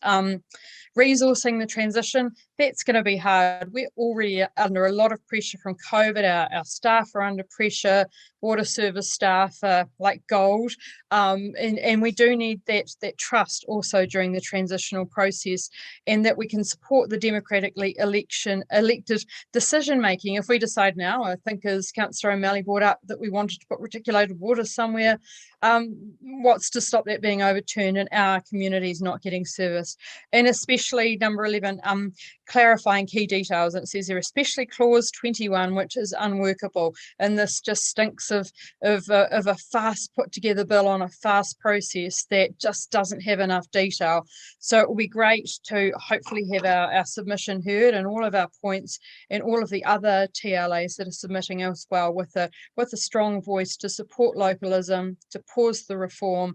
We all want the same outcome. It's just that matter of how we get there. So I will be supporting the submission. And again, thank you to the staff. We know it's been hard. Thank you, Councillor Walker. Yeah, thank you, Your Worship, and thank you to yourself as a mover, and as everyone has said, to the staff for the diligent work on this. As we all know, Three Waters reform has been poorly communicated, and as you said yourself, Mr. Mayor, it has allowed this topic to be weaponised, which is very sad to watch. I also do think it's worth stating that despite what people might think, having read newspaper reports around previous meetings on this topic, that actually around this virtual table, we largely do agree about what we think of the reform programme and what we'd like to see the government do. And I think that's all well captured in this submission. I think we'll all agree it's very complicated. And I think we'll probably all agree that there is definitely a need for regulatory reform.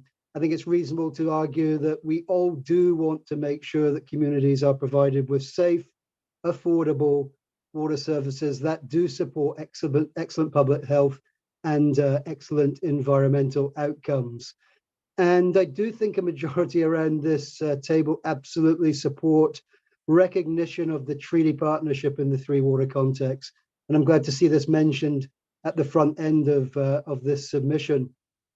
I largely support the submission, and only having 5 minutes, I don't want to repeat many of the key points that have already been raised by others around the table. So briefly, I agree that we should ask for the proposed service delivery model to be paused. I think we're in agreement with that, in order to give us the time to identify what may be the most effective potential model for our region, in essence, supporting the thrust of this submission. I agree that we highlight the perverse situation where the proposed delivery model of Entity 4 excludes most territorial authorities within the mapped area from having a direct voice at the regional representative group strategic level. That's just, in my mind, that's crazy.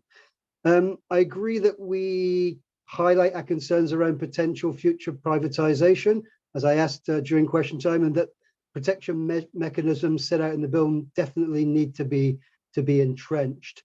And I'm now more inclined to support the suggestion of an alternative Otago Southland entity, as I think it could provide some of the financial benefits of scale, but also much, much better local representation. The potential trade-off in scale benefits definitely appear to be trumped by gains in local representation and better alignment with our other current reforms that a few of you have referred to. There is, however, one section of the submission I do want to dwell on. I mentioned previously that this stuff is complicated, and reading this submission and combining it with the heaps of other documentation I've read, and I suspect the rest of you have read over the past year or so, I think I'm now beginning to throw a bit of light on why it's so complicated for me, actually. This particular bill does not address the very important issue of the interrelationship with land use planning. It doesn't address pricing or charging arrangements or the transfer of assets and liabilities. In fact, a whole swathe of key details and important issues are not to be provided to us until a later date. Therefore, the complication and difficulty for me emanates from the fact that it is well nigh impossible to consider this bill in isolation from key issues that are fundamental to our local government sector. And I tried to think of some analogies, and to be honest, to me, it was a bit like asking Ian Foster to pick an All Blacks team without knowing the opposition, or asking an airline engineer to build the wings for an aircraft without actually knowing what the fuselage looks like yet. We are literally being asked to support something on behalf of our community without having all the parts of the jigsaw in the same box and on the same table. And although you may want to, you can't possibly complete the jigsaw. So again, I thank those involved in putting this well thought out and well-informed submission together, as it largely speaks to our collective concerns. And I do look forward to the Finance and Expenditure Select Committee seriously considering a pause so that we can collectively as a council address some of those concerns. Thank you. Thank you. Councillor Gary. Thank you, Your Worship. And there's been much said about change, and change is coming whether we like it or not. And I think we all agree on that matter. Councillor Aldo earlier asked, what does water mean to us? Well, I want to tell you what water means to me. I'm sitting here as my tanks fill as a domestic self-supplier, and as many others in that particular boat, we're not included in this particular bill. And it's relevant, and I wanted to reflect the fact that for many of our rūnaka, this is the reality. They're not on reticulated systems. So is it any wonder that their position is for Entity D? But it's not for me to speak on behalf of them, but I'm listening very carefully to that. I want to address a matter that was raised by Councillor Houlihan earlier in question time around local government conference. And as one of the delegates that you as council, as we as council signed off on at the start of the triennium, the mayor and I attended local government conference. And if there was ever a time, if I didn't understand before, and I thought I did, the ugly noise of opposition was evident outside the venue where the conference was had. And all I want to say is that I witnessed the most dreadful racism towards police officers trying to protect our safety. I wondered how it would be inside the venue. I wondered if it would be fraught with tension this year. And I can tell you categorically that there were mature conversations happening throughout the conference. Wasn't all focused on Three Waters, probably more so last year, but helpful conversations and conversations around change of every kind. And I was particularly impressed, and the Mayor referred to this, the young elected members and their reflection on change. I want to just say too that you would have been proud of our Mayor who spoke on Radio New Zealand. He was interviewed, stopped and interviewed after one particular session, and spoke particularly well on our behalf and in a very constructive manner. There is an asset having our Mayor on National Council because our voice is heard. Clearly, we all have trouble with the lack of the whole package being considered. That's clear. The level of reforms, just the volume of reforms, is overwhelming, but breaking down perhaps not so much. The transition is clearly messy, and for our staff in particular, and having a local voice is so important. And I just was reflecting, as I've been in this meeting, I've been texting back and forward with some very concerned residents who've had flooding on their property around a stormwater issue before, and are very anxious. And I know that without the local voice they currently have, that would be extremely problematic. It's already very challenging. So the comment I'd make is that many of our concerns are shared by other councils. We might have a slightly divergent view on some areas, but I would suggest that we probably agree on 99% across our council table. I acknowledge the work that's been done today by my colleagues, and I want to acknowledge the extensive work by our staff as they work through this and prepared the submission, which I certainly can support. Thank you. Councillor Benson Pope. Thank you, Your Worship. I'd just like to begin then, and I won't dwell on things that have been more than adequately traversed, but I'd like to begin by putting on record again my view that this process has been ill-conceived from the beginning. Whether or not it's achievable remains a concern that has also been highlighted in terms of the availability of contractors and the rest of it to do all the work that is promised. But the worst part about it is that there is so much that is still, I guess, a work in progress, in particular around the implications for our own highly refined planning decisions. We all know probably too much about the 2GP and the subsequent variations and the detailed appeals that have been heard around locating enough space for our requirements under the National Policy Statement on Urban Development. We know that we've chosen the right places and we've approved appropriate developments where we can service them with water infrastructure in most cases, and those decisions have to drive the provision of infrastructure in our community.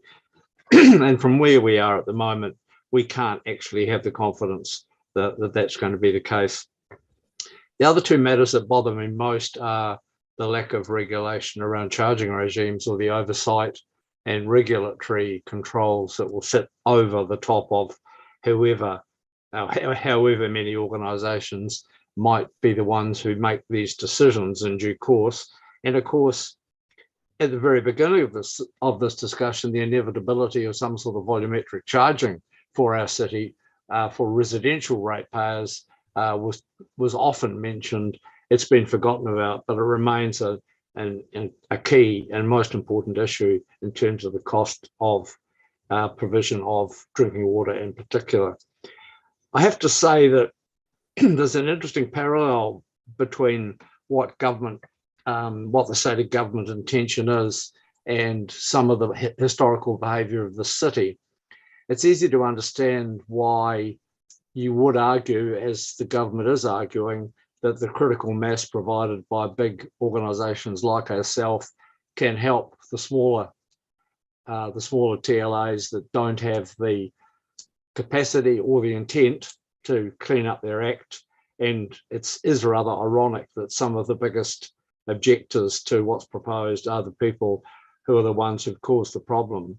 But I'd just like to remind councillors of a similar decision made on the basis of the collective power of the whole city in respect of the reticulation of the sewage from the peninsula. Back in the day, that decision was hotly debated, and a large lobby around the council table argued it should be paid for by rating peninsula residents. Fortunately, the power and the economic weight of the city held the day, and the whole city paid for the reticulation of the sewage along Portobello Road. That was the correct decision, and in many ways that parallels exactly the philosophy. It's sitting at a much higher level, a much grander level, of course, around initiatives like this. The concerns about regulation remain. The frustration at not knowing exactly what is coming next remain. But I'd like to compliment the people and the speakers previously on the rational way they've approached a very fine submission written by our staff, mirroring and stating most coherently the concerns that we share. Thank you. Thank you, Councillor Lord. Thank you, Worship. Yeah, look, I'd just like to comment. I'm fully in support of the submission itself. I think it's well written and it covers most of the points that I agree. And I also agree with the previous speaker that the options of volumetric charging and the pricing in general has been not mentioned at this point, but I'm not too concerned about that. But one thing I did want to talk to Councillor Walker and Councillor Geary both referred to the fact that most of us probably want the same thing. I just want to put it on record absolutely that the last thing I want is central government controlling and regulating our water. I've lived long enough to see that they seldom do anything very well, and that's all governments. It's not the current government. It doesn't matter who it is. I don't see good regulation of their power supplies when they were doing that. I don't see good regulation of our post office. Our post office is in disrepair. They never got it modernised. And in fact, even the own government departments, while they're subsidising the post office on one hand, use a competitor when they're sending out their bills and when they're sending out their information. I look at our health system. It's in an absolute tatters and in a terrible, terrible position that we're running. I look at our police. I think they're poorly run. Why do we think they can do water better than anyone else? And I'll tell you what, there will be some people around who say, well, what qualifies councils to do it either? And I would agree, there are times when council do it poorly as well. I had a case recently, a ratepayer rang me and said about a leaking water tobey on their property.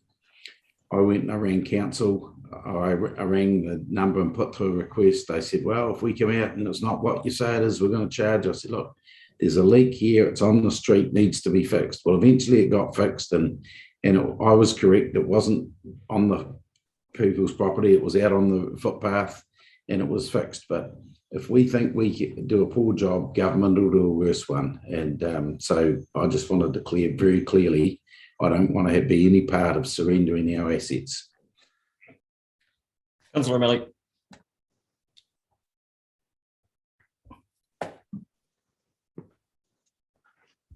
You're on mute, sir.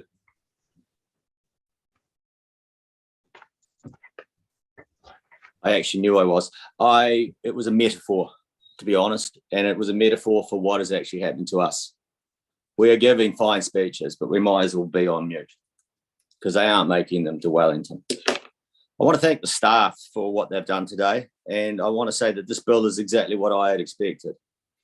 I'm somewhat frustrated that we are now hearing from others around the table their voice of opposition, when in fact I have been raising this, and this is exactly what I said would come for almost 2 years. And I feel that we have lost a lot of opportunity and time to act over this because we could have put our voice of opposition in earlier and stronger.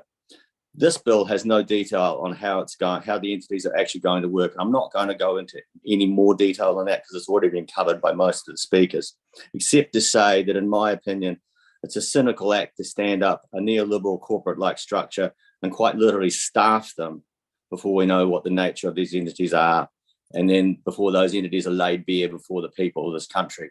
And at that point, the government will say we have gone too far to go back.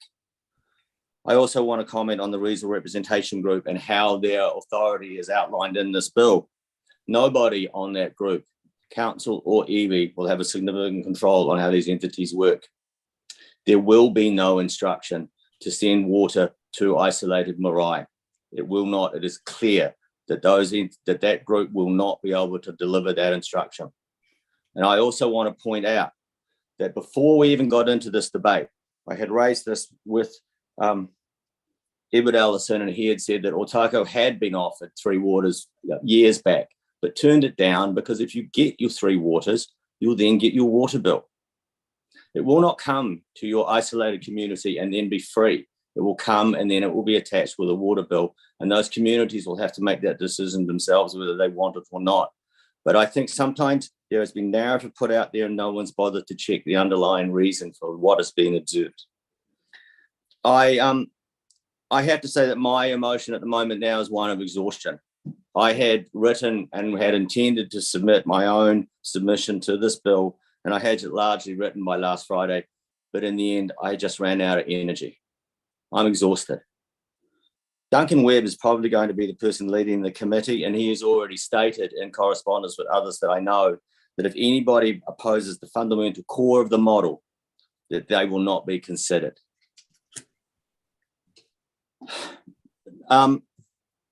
There has been talk about it's better to be in the tent than out of the tent.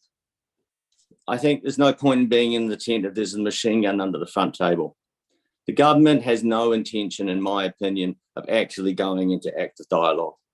The Prime Minister's comments at the Local Government New Zealand conference that you could face bills up to $9,000 per year if you do not go into this is using the most inflated and extreme number from the WICS reports, and deliberately using the most inflated and extreme number. In the same way of the 36,000 people get sick from drinking water. That number comes from a report where 5,000 were reported to got sick, and then the author said, I could be as high as 14 or maybe even 36,000. And now that's quoted as being a measured number. It never, ever, ever was measured. And even in that report that author gave, those were people on self-supplied services, not on reticulated systems. The number of people getting sick on reticulated systems every year is basically zero. And yet 36,000 is banded around all over the place. So when those numbers are being used in such a way as to control the debate, when we ask for a pause and coming back, do you honestly, genuinely believe we're going to get it? I don't. Nothing that we have done, in my opinion, has been met with an equal level of respect or listening. We have simply been told nothing, and then the government has gone ahead and done what it wants to do. I have no faith that we're going to come out of the end of the select committee with any substantive with any substantive changes to this bill. This bill will be one of the most cynical acts of the modern government. It will quite literally stand up an entity and not even tell us how it's going to work. And then they can quite literally, once it's received royal consent, start coming for the staff to staff it. They will depopulate the councils, they will populate the entities, and then we will not be able to go back. I thank the staff for the submission that covers all of these in it, but I really think we need to be more strident in our opposition. Just merely being upset is not enough. Thank you, Your Worship. Thank you. And there's not a lot I want to offer by way of right of reply. I would, beyond point out that I don't think it's a fair characterization of the resource management reform to suggest that it's been hidden.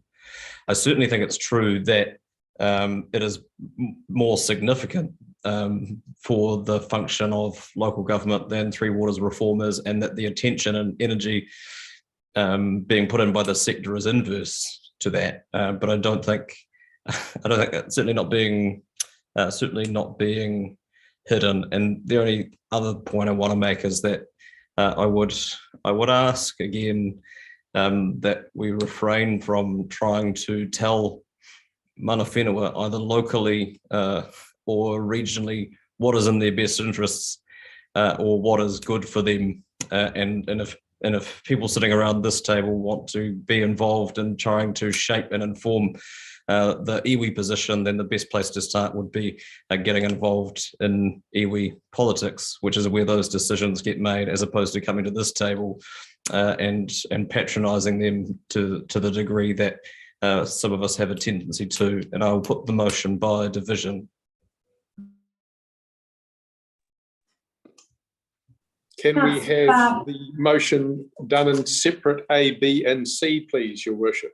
That is absolutely fine. Okay. Resolution A, Councillor Barker. Aye. Councillor Benson Pope. Aye. Councillor Elder. Aye. Councillor Gary. Aye. Councillor Houlihan. Aye. Councillor Lefiso. Aye. Councillor Lord. Aye. Councillor O'Malley. Aye. Councillor Vandervis. Sorry, that's no. Councillor Walker. Aye. Councillor Wiley. Yes. Your Worship. Aye. Carried 11-1.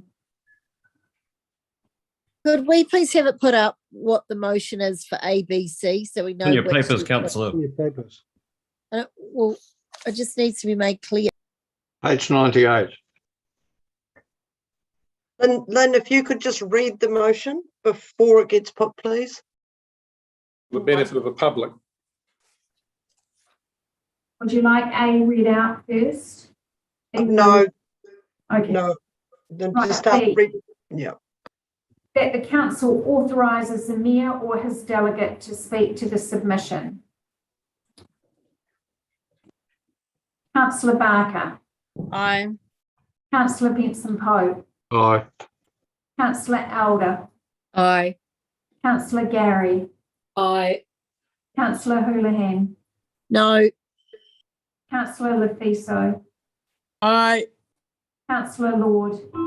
Aye. Councillor O'Malley. Aye. Councillor Vandervis. No. Councillor Walker. Aye. Councillor Wiley. Yes. Your Worship. Aye. Unless someone wants to, I'm happy to take part C, authorising the chief executive to make minor editorial changes on a show of hands. All those in favour? Those against? That is agreed. I will further move that we adjourn the meeting until 3:20. Seconded, Councillor Gary. All those in favour? Aye. Those against? That's agreed. Thank you.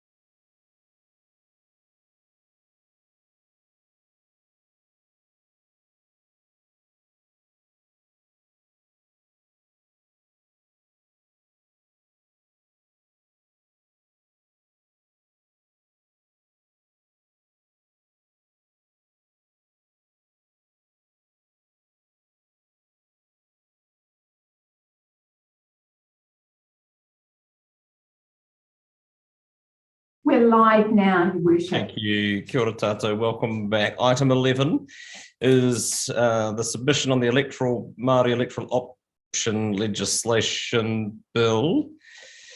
Ms. Wikaida, welcome. Anything staff wish to offer by way of introduction? Kia ora. Just on the summary of considerations, under significance, the decision is considered low in terms of the council's significance and engagement policy, not moderate, and that as it reads there. Thank you. It's helpful. Any questions?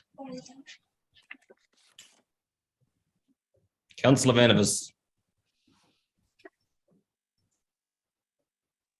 It says on page 182 that the advantages of option 1 would be an opportunity to reiterate DCC's aim to ensure that Dunedin residents are fully connected and engaged and equal citizens. Can you explain in what way we have unequal citizens in terms of electoral engagement currently? What's the inequality that's hoped to be changed by this motion? Well, that refers to part of our social wellbeing strategy, that line.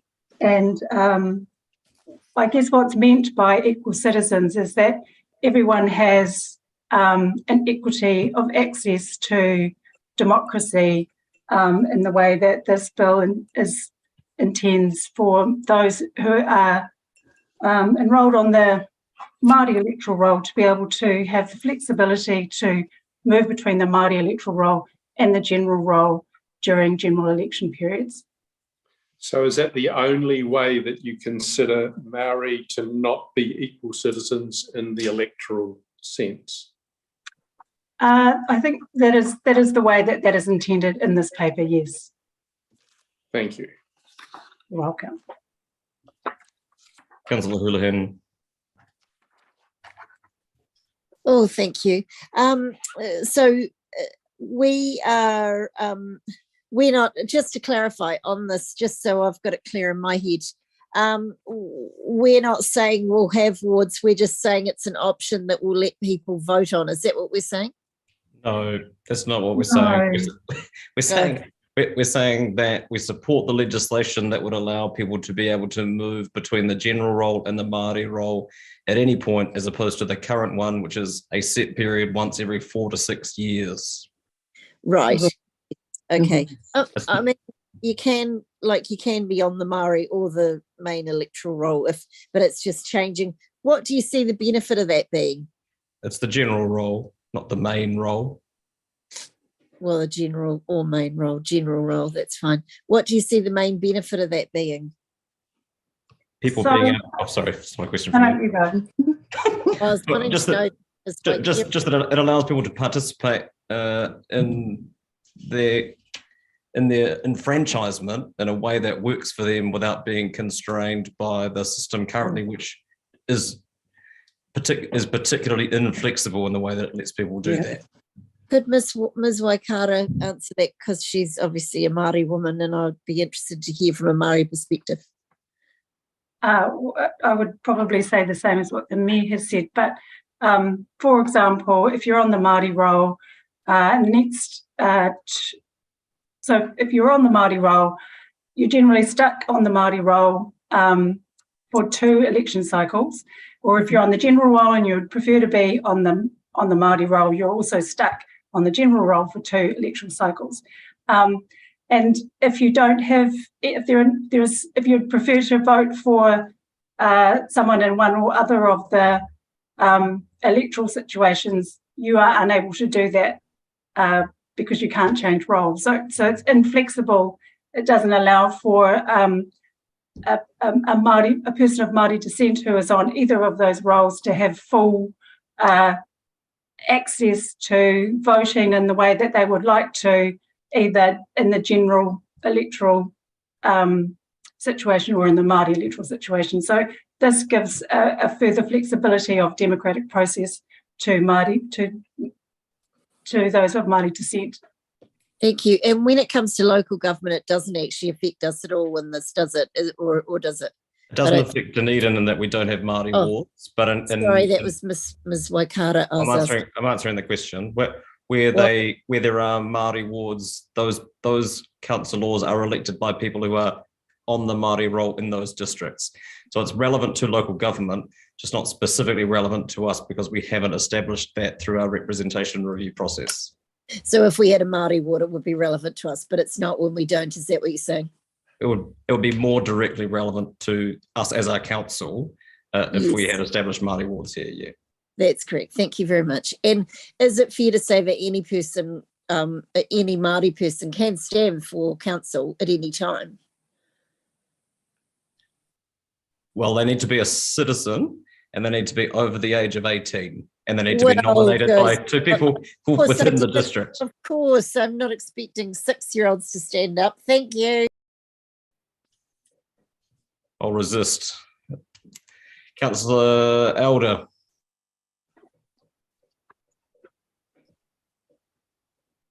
Oh, I was unmuted anyway.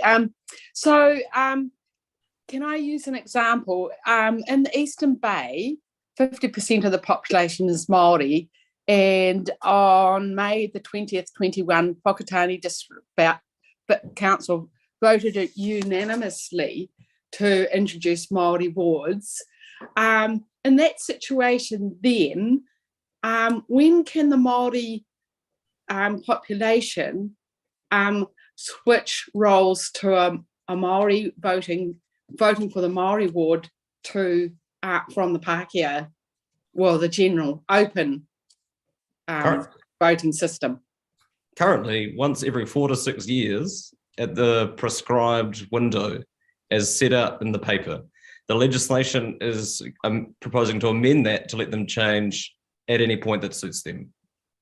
And would you consider, given that Whakatane has voted to have a Māori ward, that a good number of people in the Whakatane district would like to change their enrolment from general to a Māori population, but actually presently cannot do that?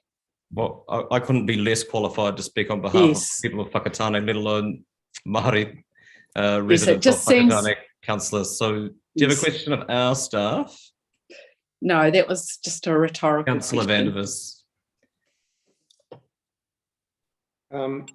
It talks about adding flexibility, and my understanding is that the reason for the inflexibility is that there's a lot of cost involved in tabulating lists of who is eligible to be voting in any particular area. Do we have any indication of what the additional cost will be to keeping this much more flexible arrangement and having to basically update the roles daily rather than once every 4 years? Councillor, I do not have that information, no. Is it anticipated that there will be a significant increased cost in having to update these electoral rolls on a daily basis rather than on every several years? The question's been answered, Councillor. Yeah. Ms. Waikaira answered that, and it's not a council responsibility. Right. Okay. Given that it says in the recommendations that there are no identified disadvantages to this option, did staff not consider the additional costs of doing this to be a disadvantage? No, we did not, Councillor, when we weighed it against the reasons that are outlined as advantages. And the overall scheme of the costs of running the elections, we don't believe that it was a disadvantage. So when you weighed the costs, you weighed costs that you considered were insignificant or costs that you thought were not a problem in terms of the advantages of having the flexibility? We didn't weigh costs because, A, we don't know them, but they weren't a consideration. This was about a broad philosophical ability for people to have the flexibility to choose how they want to engage with the democratic process. Right. Thank you for indulging me.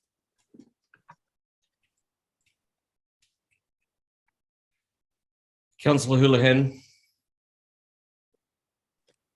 excuse my naiveness on this, but just out of interest, why is this coming to local government when it's more a national government? Not, I don't mean national party, but you know what I mean, like more central government issue. Is it a, you know, I'm trying to understand that. I don't quite understand why it's. Councillor, we have just spent a considerable amount of time at this meeting providing feedback through submissions to government legislation because it directly affects what we do and the services we provide our community. And similarly, this is also a piece of legislation being introduced to the Parliament that affects and has a direct impact on the people who live in our community. And so we are providing feedback on it. Right. Thank you.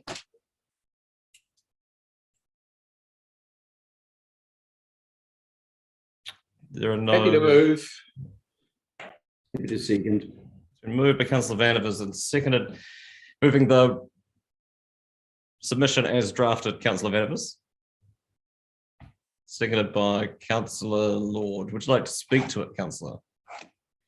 No, I think it's fairly self-explanatory. It's a very simple motion, and I don't see any reason to object to it, given that there's no significant costs either. There are no further speakers, and so no right of reply required. I'll put the motion. All those in favour? Those against? That is agreed. Item 12, the Zero Carbon Alliance and Work Programme update. Ms. Weekhider, welcome back.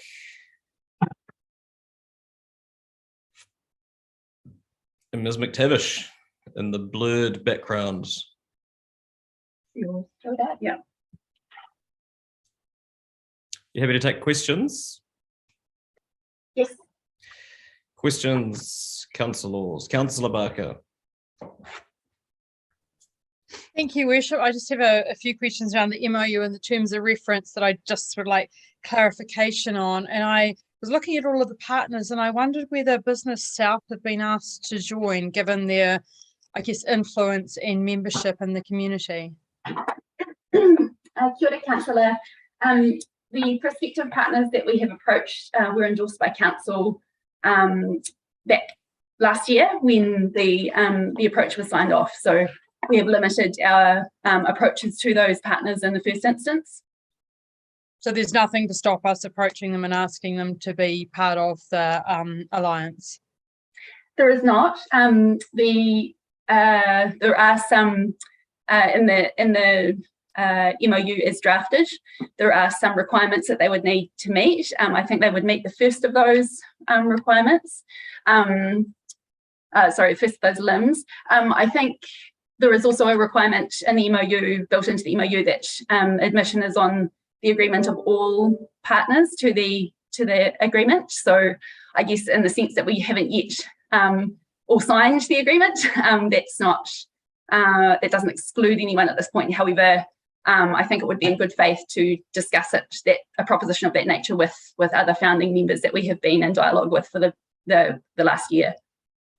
So in talking about the dialogue over the more than a year, I think, since this has been going on, what would be the timeline for everyone to sign it? My concern is that obviously it's a climate emergency and it would be great to get everybody signed up. So is there a date or an event planned when everyone is going to sign it, or does the MOU and the terms of reference have to go back to the other partners to get signed off as well?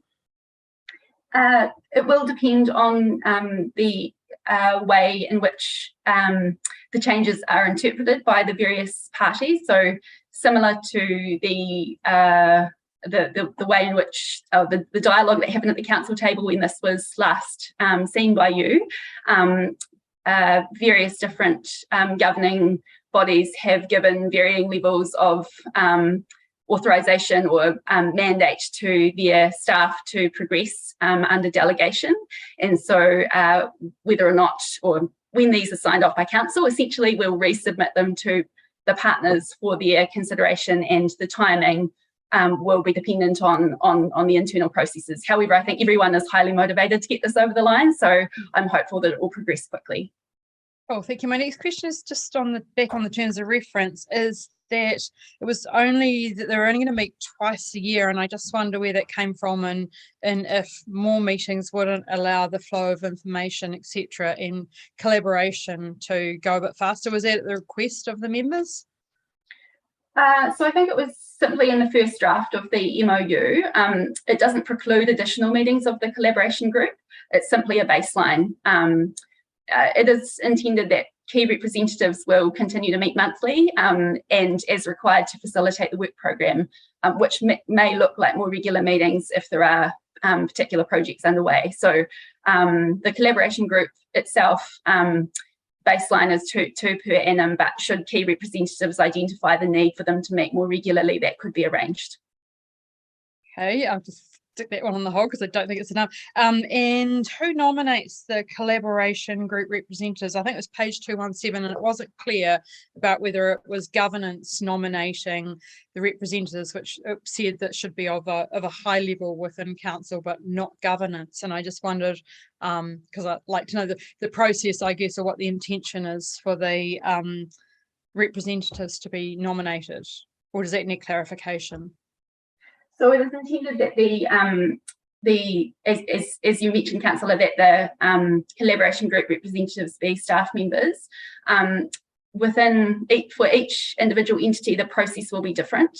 For the DCC, we have a program steering group, which is chaired by our program sponsor, the chief executive, and populated by members of ELT. So we would take that decision to that steering group for guidance. Thank you. I have more questions, but I'll just let them sit for a moment. Councillor Houlihan. Thank you. Yeah, so sorry, I think it was sort of discussed there, but I might have missed it. When do you hope that this will be at a, so is the plan at the moment that you work with these parties initially and then you'll go out and look for new parties? Is that the idea? Yeah, I mean, I guess there are multiple different avenues for a party or parties to be brought into the alliance. It may be that there are parties out there who would proactively approach us. The process for considering their membership is set out in the MOU and involves agreement of all parties, that all founding members or current members of the alliance. It could also be that the alliance itself proactively identifies that it might have members or prospective members that it would like to proactively approach. And so that could also be a mechanism. Yeah, that sounds great. So at the moment, is the plan you'll wait? Have you got any time frame for when you'll start going out and approaching other groups, or whenever, or is there? That hasn't been discussed. That hasn't been discussed between Zero Carbon Alliance key representatives. I think the focus has been on getting the initial prospective members identified by council as priority over the line in terms of signing. I suspect it would be something maybe discussed by one of the early collaboration group meetings as to, how much of a priority expanding the membership is, as opposed to progressing work program between the five existing members or five prospective members. Yeah. So at the moment, there's no timeline or plan? No, that has not. We have been, as per council's direction, we have focused on the five discussions with those five initial prospective partners and establishing the mechanisms to provide for emissions-related collaboration for those five members, plus the conversations with Karunaka. Right, because I can recall raising it myself, and I think Councillor Barker certainly did. Several of us have raised Business South being involved and talking about them. So I'm not quite sure why. I mean, it makes sense to have these organisations. Obviously, they're large in the city, and that makes sense. But certainly, Business South is, represents a lot of the businesses in the city, and some of the businesses, could like, for example, we've talked about in the past supermarkets where the wrapping and there's a whole lot of issues around that could help reduce emissions. Because we're in a climate emergency, could we have a sort of like a timeline set up that we say, okay, we're going to actively approach these people and send out letters in the next month or something? Like, what is holding us back from doing that? I just want to reiterate, Councillor, what Ms McTavish has already said. The partners in this are those agreed by council, and so staff are giving effect to what council asked them to do.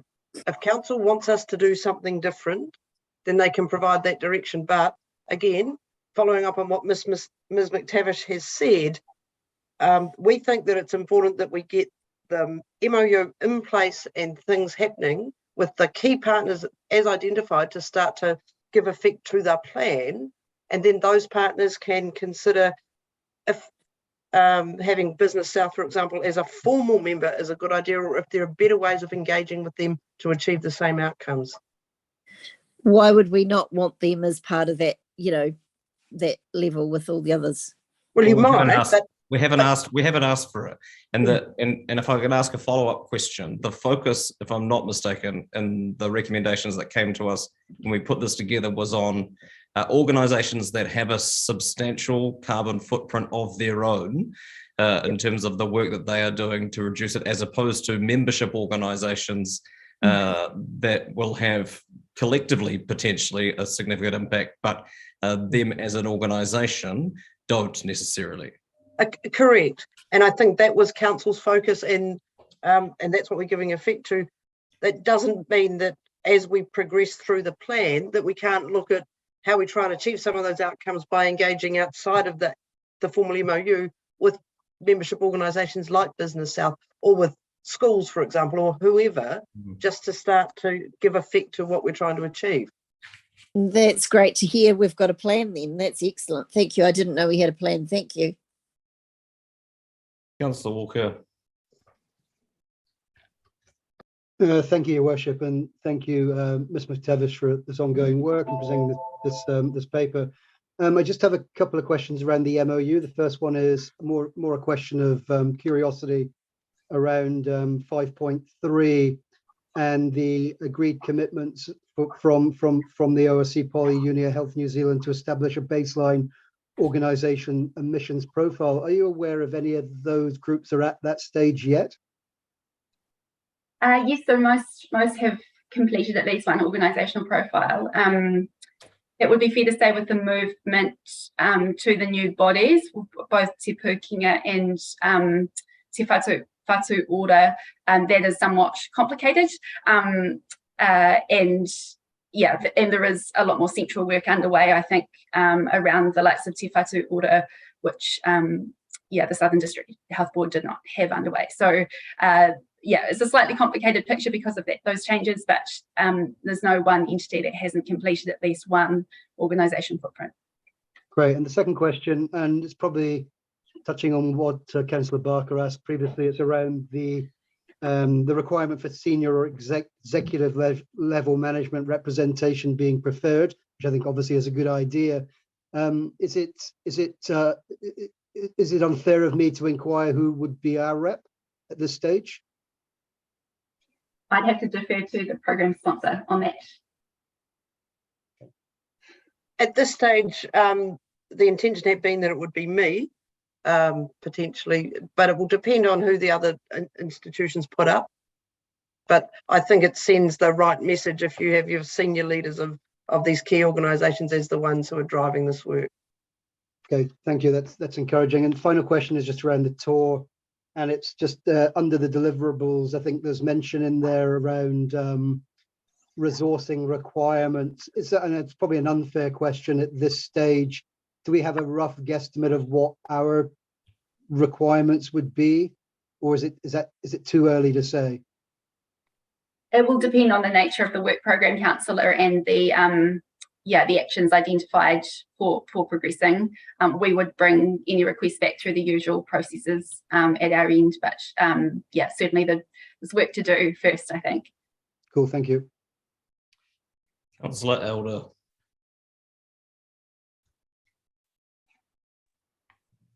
Thank you, Chair. I've got two questions. One is, in this piece of work and pulling all these groups together, are we the lead agency that coordinates and facilitates so that this doesn't get dropped in the middle of all sorts of things? Yes, Councillor, the MOU sets out that we provide that coordination and administration function. And the other question is, use best endeavours to support the development of a citywide emissions reduction plan to give effect to the carbon zero target. Now, when I think about plans, I think about a lot of workshops and a lot of work by all parties to come towards a plan. I think it takes a long time, and I was just wondering how we're going to move towards that. Like, are there going to be workshops? Just a clarification of how we work towards with all these groups to create a plan, and so that it doesn't sort of fall through the cracks or take a number of years. Yeah, kia ora, Councillor. There are a range of stages associated with plan development. Our team is, as per the update, currently engaged in several of those in parallel. One of the key pieces of work is essentially establishing a policy baseline, which is what we can expect to progress under current status quo, essentially. And so part of it is drawing on the existing plans of these agencies in order to populate that. The next step is, and something that we've already started discussing with them at our last meeting, talking about the structured approach that we have to plan development and how they want to be involved in that, and what they envisage their role in the plan ultimately being. That is something that they are currently considering. Over the next 12 months, we intend to get from where we currently are, which is with a clear strategic set of drivers, a clear technical set of drivers for the target,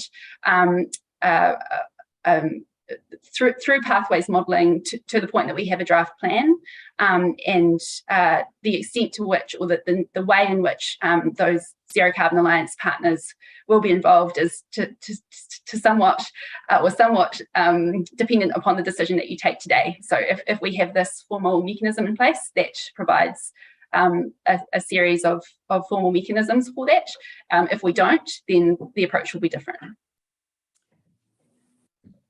Thank you. Councillor Barker. Thank you, Worship, and thank you for the work on the Zero Carbon Work Programme update, which I was really pleased to read. And there was just one thing that I just kind of didn't quite understand, and forgive me if I've missed it in the past. That under C, it says refresh of the DCC's Emissions Reduction and Management Plan, EMRP. And I just want, is this an internal plan? I wasn't quite sure if I'd seen it before. Is this to get Toitū certification? Is that correct? It is a requirement of Toitū certification, yes. Yeah. So would we have seen it as councillors? Is my memory failing me? No, so it is signed off by the executive leadership team. The current one is a 2021 through 2022-23 plan.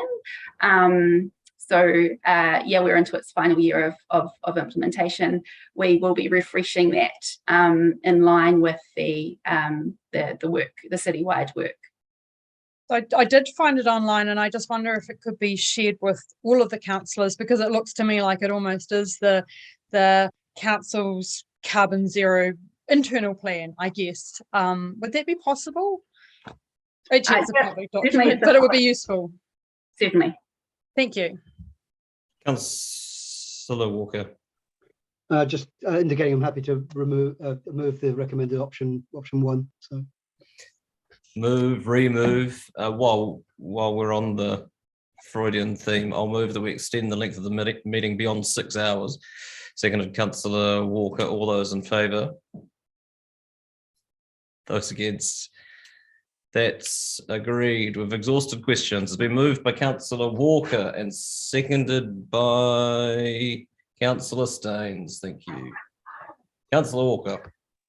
Yeah, thank you. And you've just reminded me, I can't believe it's actually gone to 6 hours, but there you go.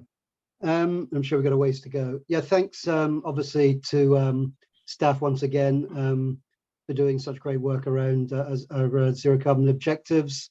Much of the paper today, as most of you will have read, is just obviously about ticking off and confirming previous work that the staff have brought to council for approval.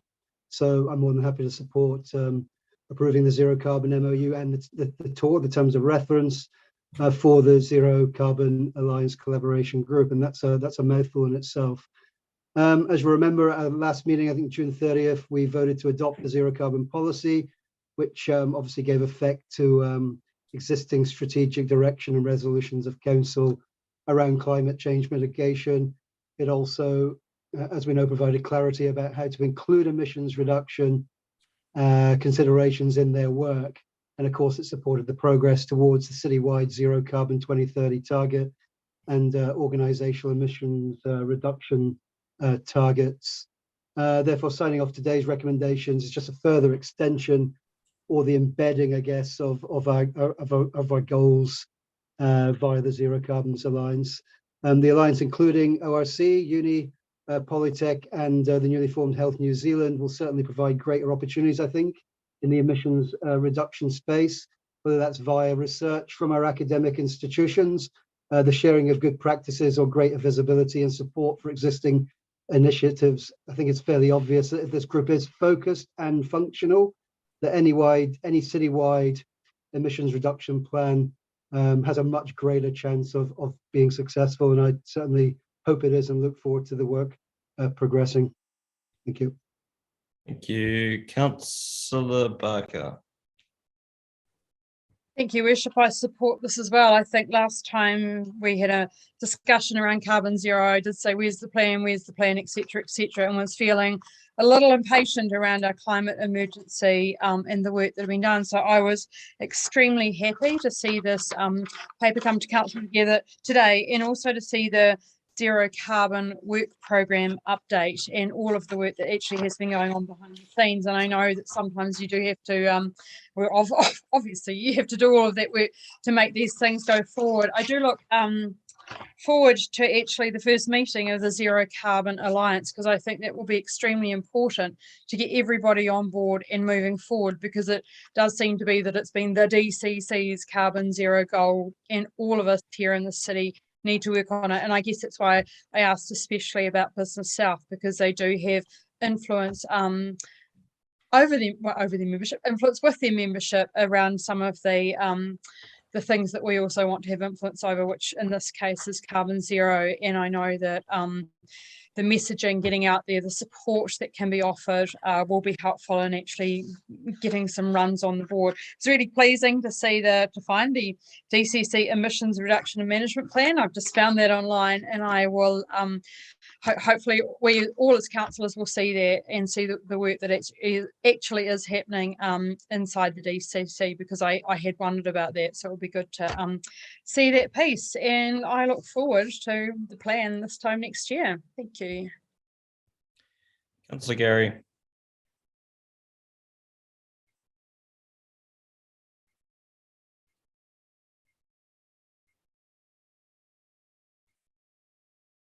Apologies, Your Worship. A little technical problem there.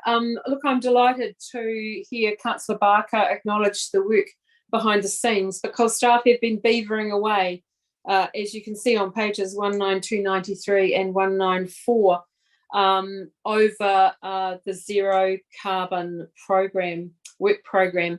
And I want to acknowledge that work and the resourcing of that with new staff, and against a background of COVID. It has not been easy, but there has been excellent work done. And we're now at a point, I'm delighted to see we're now at this particular milestone of getting ready to sign up the Alliance, which we talked about some time ago. So that's excellent. These things take time, but there is a real readiness for this as we look to reducing our emissions. We look towards reducing the city's emissions, and we look to embedding climate mitigation in our organisation. And that does take time. And the communication, engagement and advocacy that will go with that in terms of our community. So thank you to staff. I fully support this motion. Yeah, thank you. I'm more than happy to support this. If anybody required a reminder as to how important this work is and why we need to get on with it, all we need to do is look out the window and see the second significant weather event that we are experiencing now in the last 2 weeks here. This is the world we now live in, and the degree to which it accelerates from here is largely down to the collective action locally, nationally and internationally in trying to do something about it. And as novel as our English friends may find the warmer summer weather the first time round, I think the novelty will wear off sometime soon. And it was always clear that we were never going to meet our city's targets without other significant institutional players here in Ōtepoti getting on board, and we finally now have that. And signing off this work, we can have that group get together and get on with it. And I think that is a far better use of their energy in the first instance, rather than worrying about who else we might recruit into a group to help support the work. But there is plenty to do, and there's certainly plenty for everyone to do at all scales in trying to address this. But I think the primary focus absolutely needs to be on getting this work underway, because this group in particular will have significant bearing on the city's draft emissions reduction plan that we'll see published in 2023. And so I applaud the work to date and look forward to seeing it evolve. Councillor Wiley. Thank you, Your Worship. I won't be supporting this. I've reiterated many times that I don't support the council's policy on 2030, and I don't believe that, again, this alliance, as much as what it wants to achieve, I think the realistic goals for our city are going to be quite demanding on our residents and the cost of the city going forward. If the government has a goal of 2050, I think that's what our guidelines should be. So I'm not going to be supporting this motion. Councillor Elder.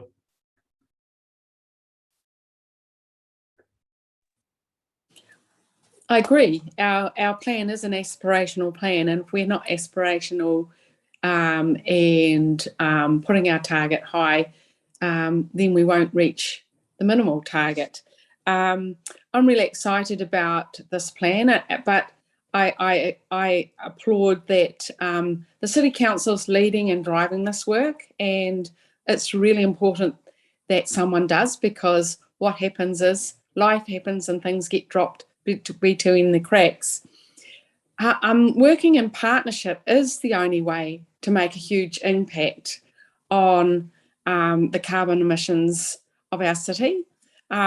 Working together with such large organisations who have different perspectives and bring different things to the table, and have the opportunity to put into practice some of the things that we would like to look at, like transport, for example, which is regional council responsibility, and work together on creating a really, really good plan that all of them can commit to. And I'm looking forward to the workshops they have and the work they do towards creating that plan and the outcomes of it. So yeah, I'm excited because in fact we have to work together, and the more we work together, the more impact we can have. Councillor Houlihan. Thank you. Yes, I support this, and I wish that we had had this probably 2 years or a year ago. I think, time is of the essence, and given we're in a climate emergency and we've set an ambitious goal, this sort of group we've talked about for quite a while, and I think we do a lot of talking and it's time for action. So I'm pleased to see we're getting this now, but I think it's overdue, and I would like to see us actively approach other organisations like Business South and others to be involved in this and taking the city with us on a journey. I think it's a good ambition to have, And certainly a city with so many students too. A lot of students are concerned for their future, and climate change is a big issue for everyone now as the generations move forward. And I think it's our responsibility as city leaders to show that we are proactive in this. And I think this council should have taken more action. Actually, I think we've had a lot of talk, which is good, but talk is not action. And so it's good to see we've got this paper with some names down of organisations that we're going to be having an MOU with. MOUs always worry me a wee bit because it just sounds like more talky, not enough doey. So I think we need more doey, no more, well, slowing down on the talking. Thank you. Quite. There are no further speakers. Councillor Walker, your right of reply. Yeah, thanks, Your Worship. I'll try and be brief and try not make any faux pas this time. I'll just speak to a couple of the comments. Firstly, Councillor Houlihan. I'd argue climate change is not a big issue. I'd actually argue it's the issue. And yeah, we could have started it 2 years ago, but I think it's more important in my mind that we get it right. And I'm really confident that with the team we do have at the council here, we should not only support, and I think we all do, we should be very proud of the work that they are doing, and I'm sure ultimately we'll be proud of the work that emanates from them. And Councillor Wiley, I won't relitigate our previous toing and froing. I actually appreciate you're honest about your view, but again, I'll just reiterate probably what Councillor Elder said, that my views have always been it's better to have a 2030 goal that gets us going, to use the words of Councillor Houlihan, it gets us going, rather than giving us a sort of get out of jail opportunity to sit on our hands until 2035 or 2040 or whenever. And finally, I'll just I take great confidence from Councillor Barker's comments, and I put a smile on my face because I think anything that assuages Councillor Barker's concerns around lack of plans and I put your comment in quotes, and makes you extremely happy, gets a big tick and a vote from me. So thank you. Thank you. I'll put the motion by division. Thank you.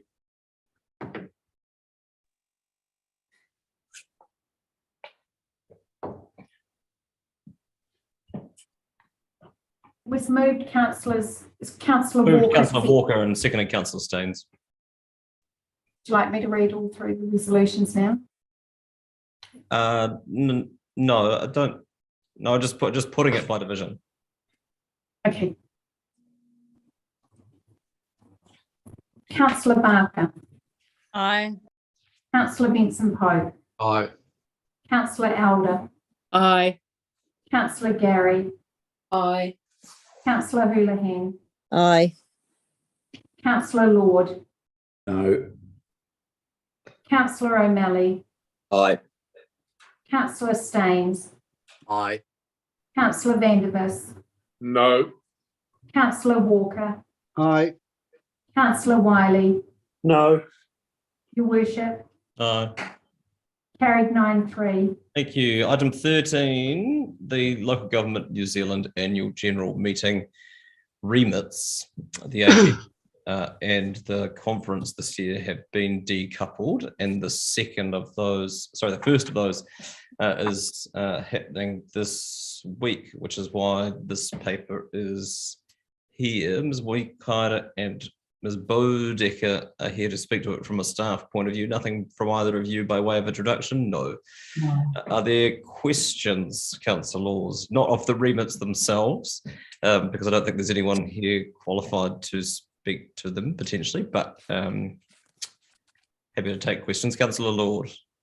Look, I just know in other years we have left this to those that are going to the conference to make those decisions without forming a council view. Is that the decision we're making today, or do you want us to go through on remit by remit? That is a decision that is open to you today.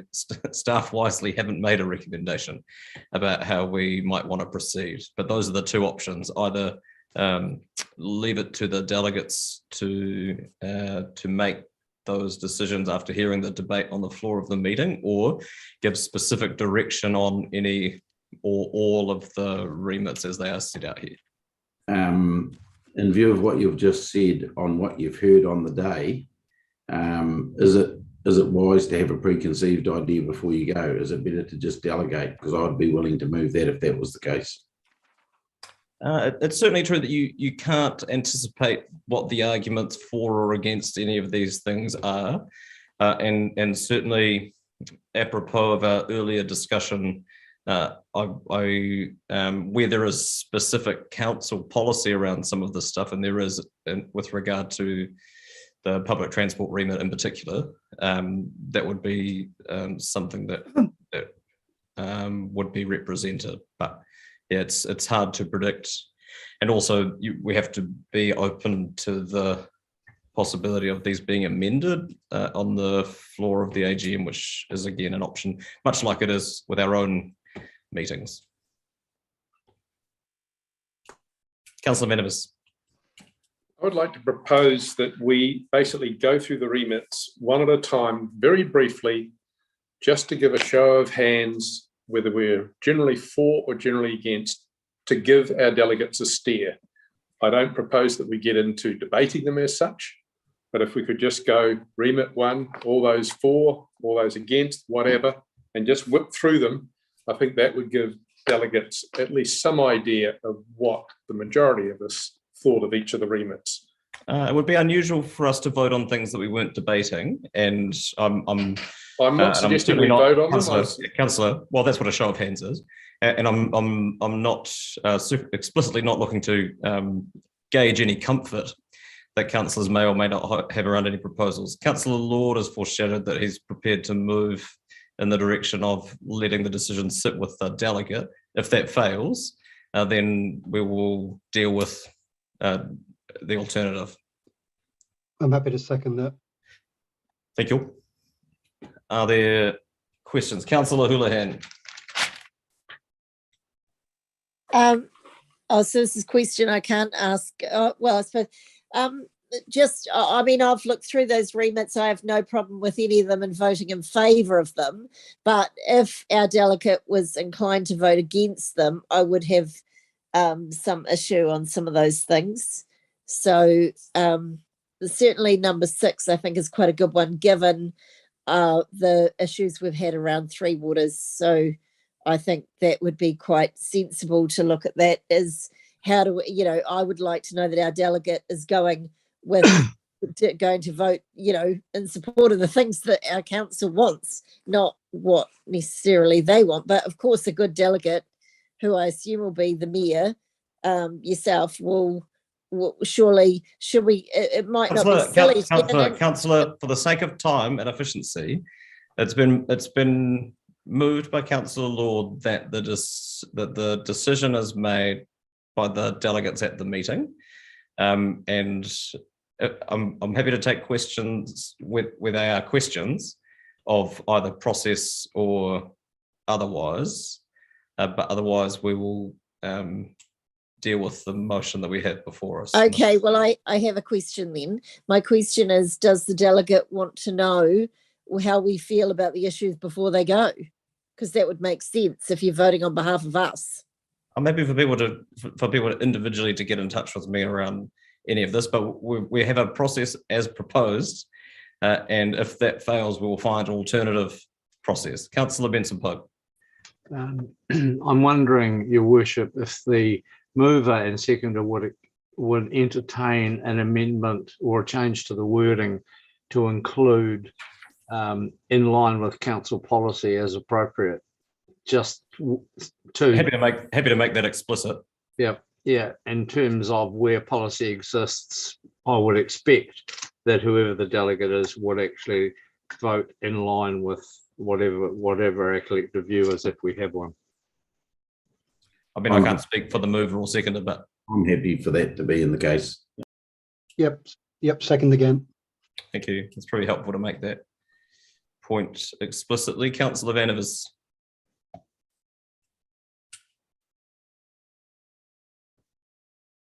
You're on mute. Pardon me. Thank you. I do wonder what our current policy is on illegal street racing, vaping, proximity of retailers, polling LGNZ members.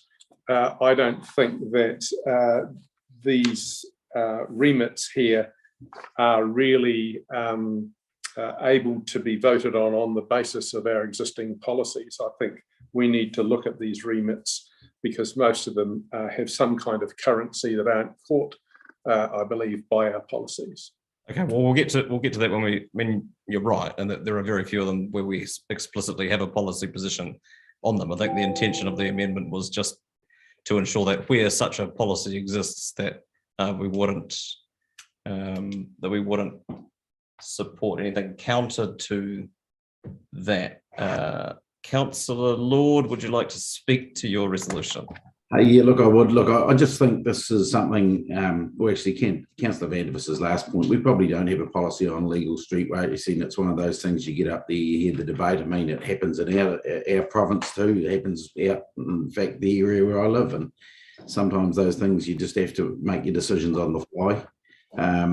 What gives me comfort is there's 3 delegates, and if I didn't trust the mayor, I could at least trust Councillor Staines. Jury's still out, and the deputy mayor. But look, I just think that you're going to be up there, you're going to hear the decisions and the discussion, and I have trust in you as people, and I think it makes sense to go up there and be prepared to listen to the debate and the discussion. For the avoidance of doubt, we're not going up anywhere. It's being done virtually. But thank you for damning us with faith praise, Councillor. Councillor Walker. Yeah, thank you. Yeah, I seconded this for a good personal reason. Actually, I've been involved in these sort of debates where remits are up, and very often my mind is shifted on the day based on the discussion on the ground. I thank Councillor Benson Pope for just adding in that little caveat that we do follow what is our council policy. But I also, again, like Councillor Lord, I have complete trust in the 3 delegates going. But yeah, Councillor Staines, you're top of the list, so take comfort from that. But I'm confident that you will make sure that our mayor and deputy are making sure that the best interests of this council is served. And to be honest, I've took the 2 of the remits here. I've actually marked as haven't made up my mind. So if I was a delegate on the day, I'd probably base my decision, based around the discussion. So good luck to you all. I'm sure it'll be a long day. Thank you, Councillor Barker. Thank you, Worship. I support the option of making the decision on the day, I guess, but I just did want to talk specifically to 2 remits. Remit 4, which is bylaw infringements. I know from when I used to work at council about the Freedom Camping Act and how toothless that was about any infringements, because I had sort of thought that going in hard and actually creating some infringement fines might have been a little bit more effective at dealing with some of that. So that would be something that I'd be quite interested in. The other one, I guess there's 3 in the density and proximity of vaping retailers. Obviously, we had an impassioned public forum on that, so I would think that was really important. And I guess we might say vaping is a gateway drug, so I would like some robust discussion around that. And the last one was polling LGNZ members, and I think that there is some talk that LGNZ members felt quite let down by LGNZ signing an MOU with the government. So it would be great if there was perhaps a little push to poll members on how they did feel about some of those big issues. So we don't want to spend all day debating all of this, but I just wanted to throw those things in there. And thank you for the opportunity, Your Worship, to email you if we felt that we had anything else to add. Thank you, Councillor O'Malley. Thank you, Worship. I'm happy enough to vote with this, but option 1 wasn't that we were going to make a decision. It's to give direction to the delegates, and Councillor Barker just gave her direction to the delegates in her speech, and I have a feeling that it wouldn't have hurt. There's a difference between saying what the council as a collective, or even as individuals as they gave their speeches, think about a topic, and then the delegate can take that to the meeting and then vote based on the information they received from this meeting and the information they receive upon arrival. I'm not overly worried because there's really nothing there that it's going to be the end of the world if we and I'm pretty much sure that we end up voting yes on them anyway. But I would have actually think option 1 wasn't really that hard to go forward with, but option 2 is fine.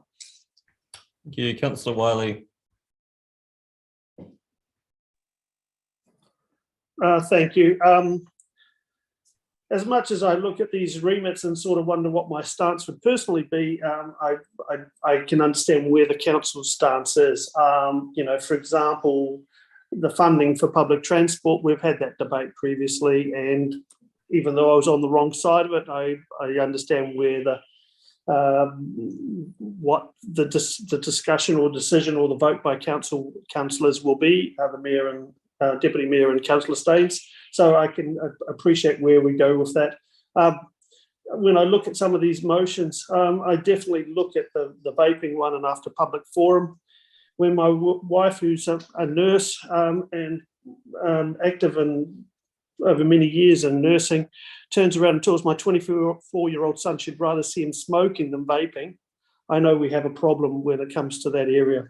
And when she quickly throws out 400% increase in lung transplants and things like that taking place, especially in young people, you sort of see the drug is actually out of control. So anything to do with vaping, I'm a firm supporter of. And also what Councillor Barker said about polling local government New Zealand members, I think the time has come, with especially for the other reforms coming. The local government New Zealand needs to basically have that process in play so they can actually speak with a more united voice on many issues. Thank you. Thank you, Councillor Elder. I'm happy to support this, and I just wanted to actually speak to number 5 and number 6 in particular, and I'll probably send you an email as well. Just regarding density and proximity for vaping retailers, we have worked as a country to reduce smoking, hugely, and now all the role models and movies and films don't smoke anymore. But now the cool thing to do is to vape, and it's becoming, the popular thing to do. And I think if we wanted to reduce smoking, we also need to consider this. The other thing is polling LGNZ members about some big issues and whether what roles LGNZ has to play in this is really important, given the Three Waters reform and other reforms coming up. I think it's really a critical issue that needs to be debated well up there, and I would support that polling. Thank you. Thank you, Councillor Houlihan. Thank you. Yes, I think it'd be good if we did hear what other councillors think, which we are, so that's good.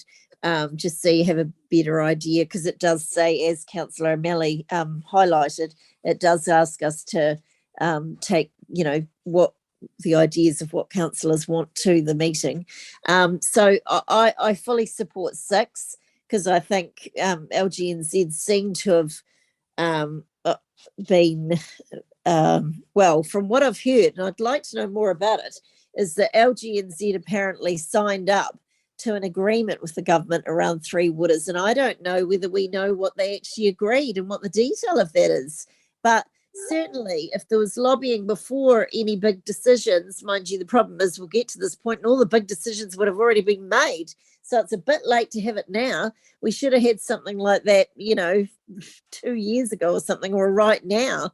So hopefully how can we're past questions, but what I'd like to know is if they pass that, I wonder if that comes in, that remit actions immediately and would cover Three Waters. I suppose they can't do a poll on Three Waters now because they're all half the way through. Could they do that on, I wonder if they could do it on how council feels about RMA reform or some of those things, because they are major issues.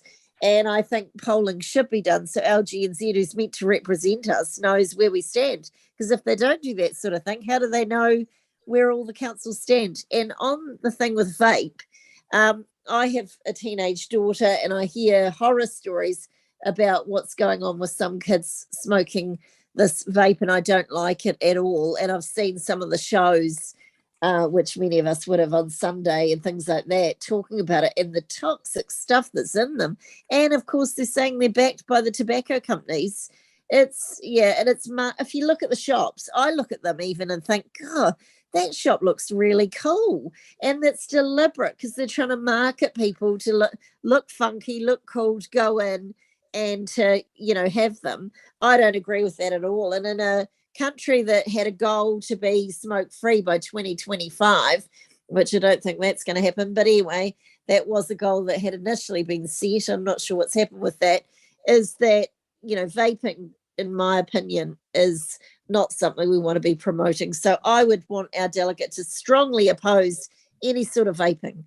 And the other things, well, I won't go over all of them. There's not enough time. Thank you. Councillor Gary. Oh, thank you, Your Worship. So I just wanted to remind colleagues there are 3 delegates, and an odd number is always helpful, and that we confer, and then one of the delegates, the mayor, votes. So that's how it works. I didn't have the opportunity in the vaping in the public forum to ask this question, and I know the answer to it. So I just want to put it out there for colleagues that why there's a move to restrict vaping products away from the general retailers and into specialist stores, because the specialist stores are regulated and also apparently very good in terms of the advice they give is careful and supportive of people who are trying to transition off cigarettes. And so that was from Linda and the team, in fact. So that's an interesting fact. And I've just had an email from Smoke Free New Zealand that I'm trying to send around to you that you might find interesting as well. But be assured there are 3 of us, and we will, and also in each of these remits there's another layer. So there's a recommendation that comes out of it if it gets voted through, and we're only one of many councils around the country. So just a reassurance to you all. Thank you. Councillor Lord, your right of reply. No, I don't think one's required. Put the motion. All those in favour? Those against? That's agreed. Item 14, I understand Ms. Graham will speak to.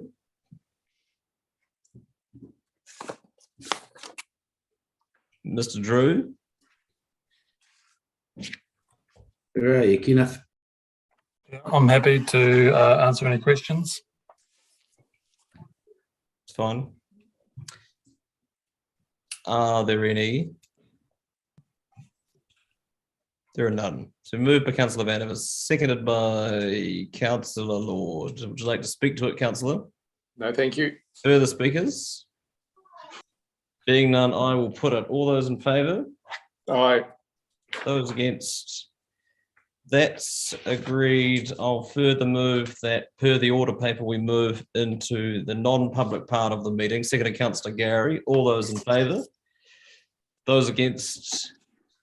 That's agreed. If people cannot rush off, but we will give the team a moment to turn the stream off.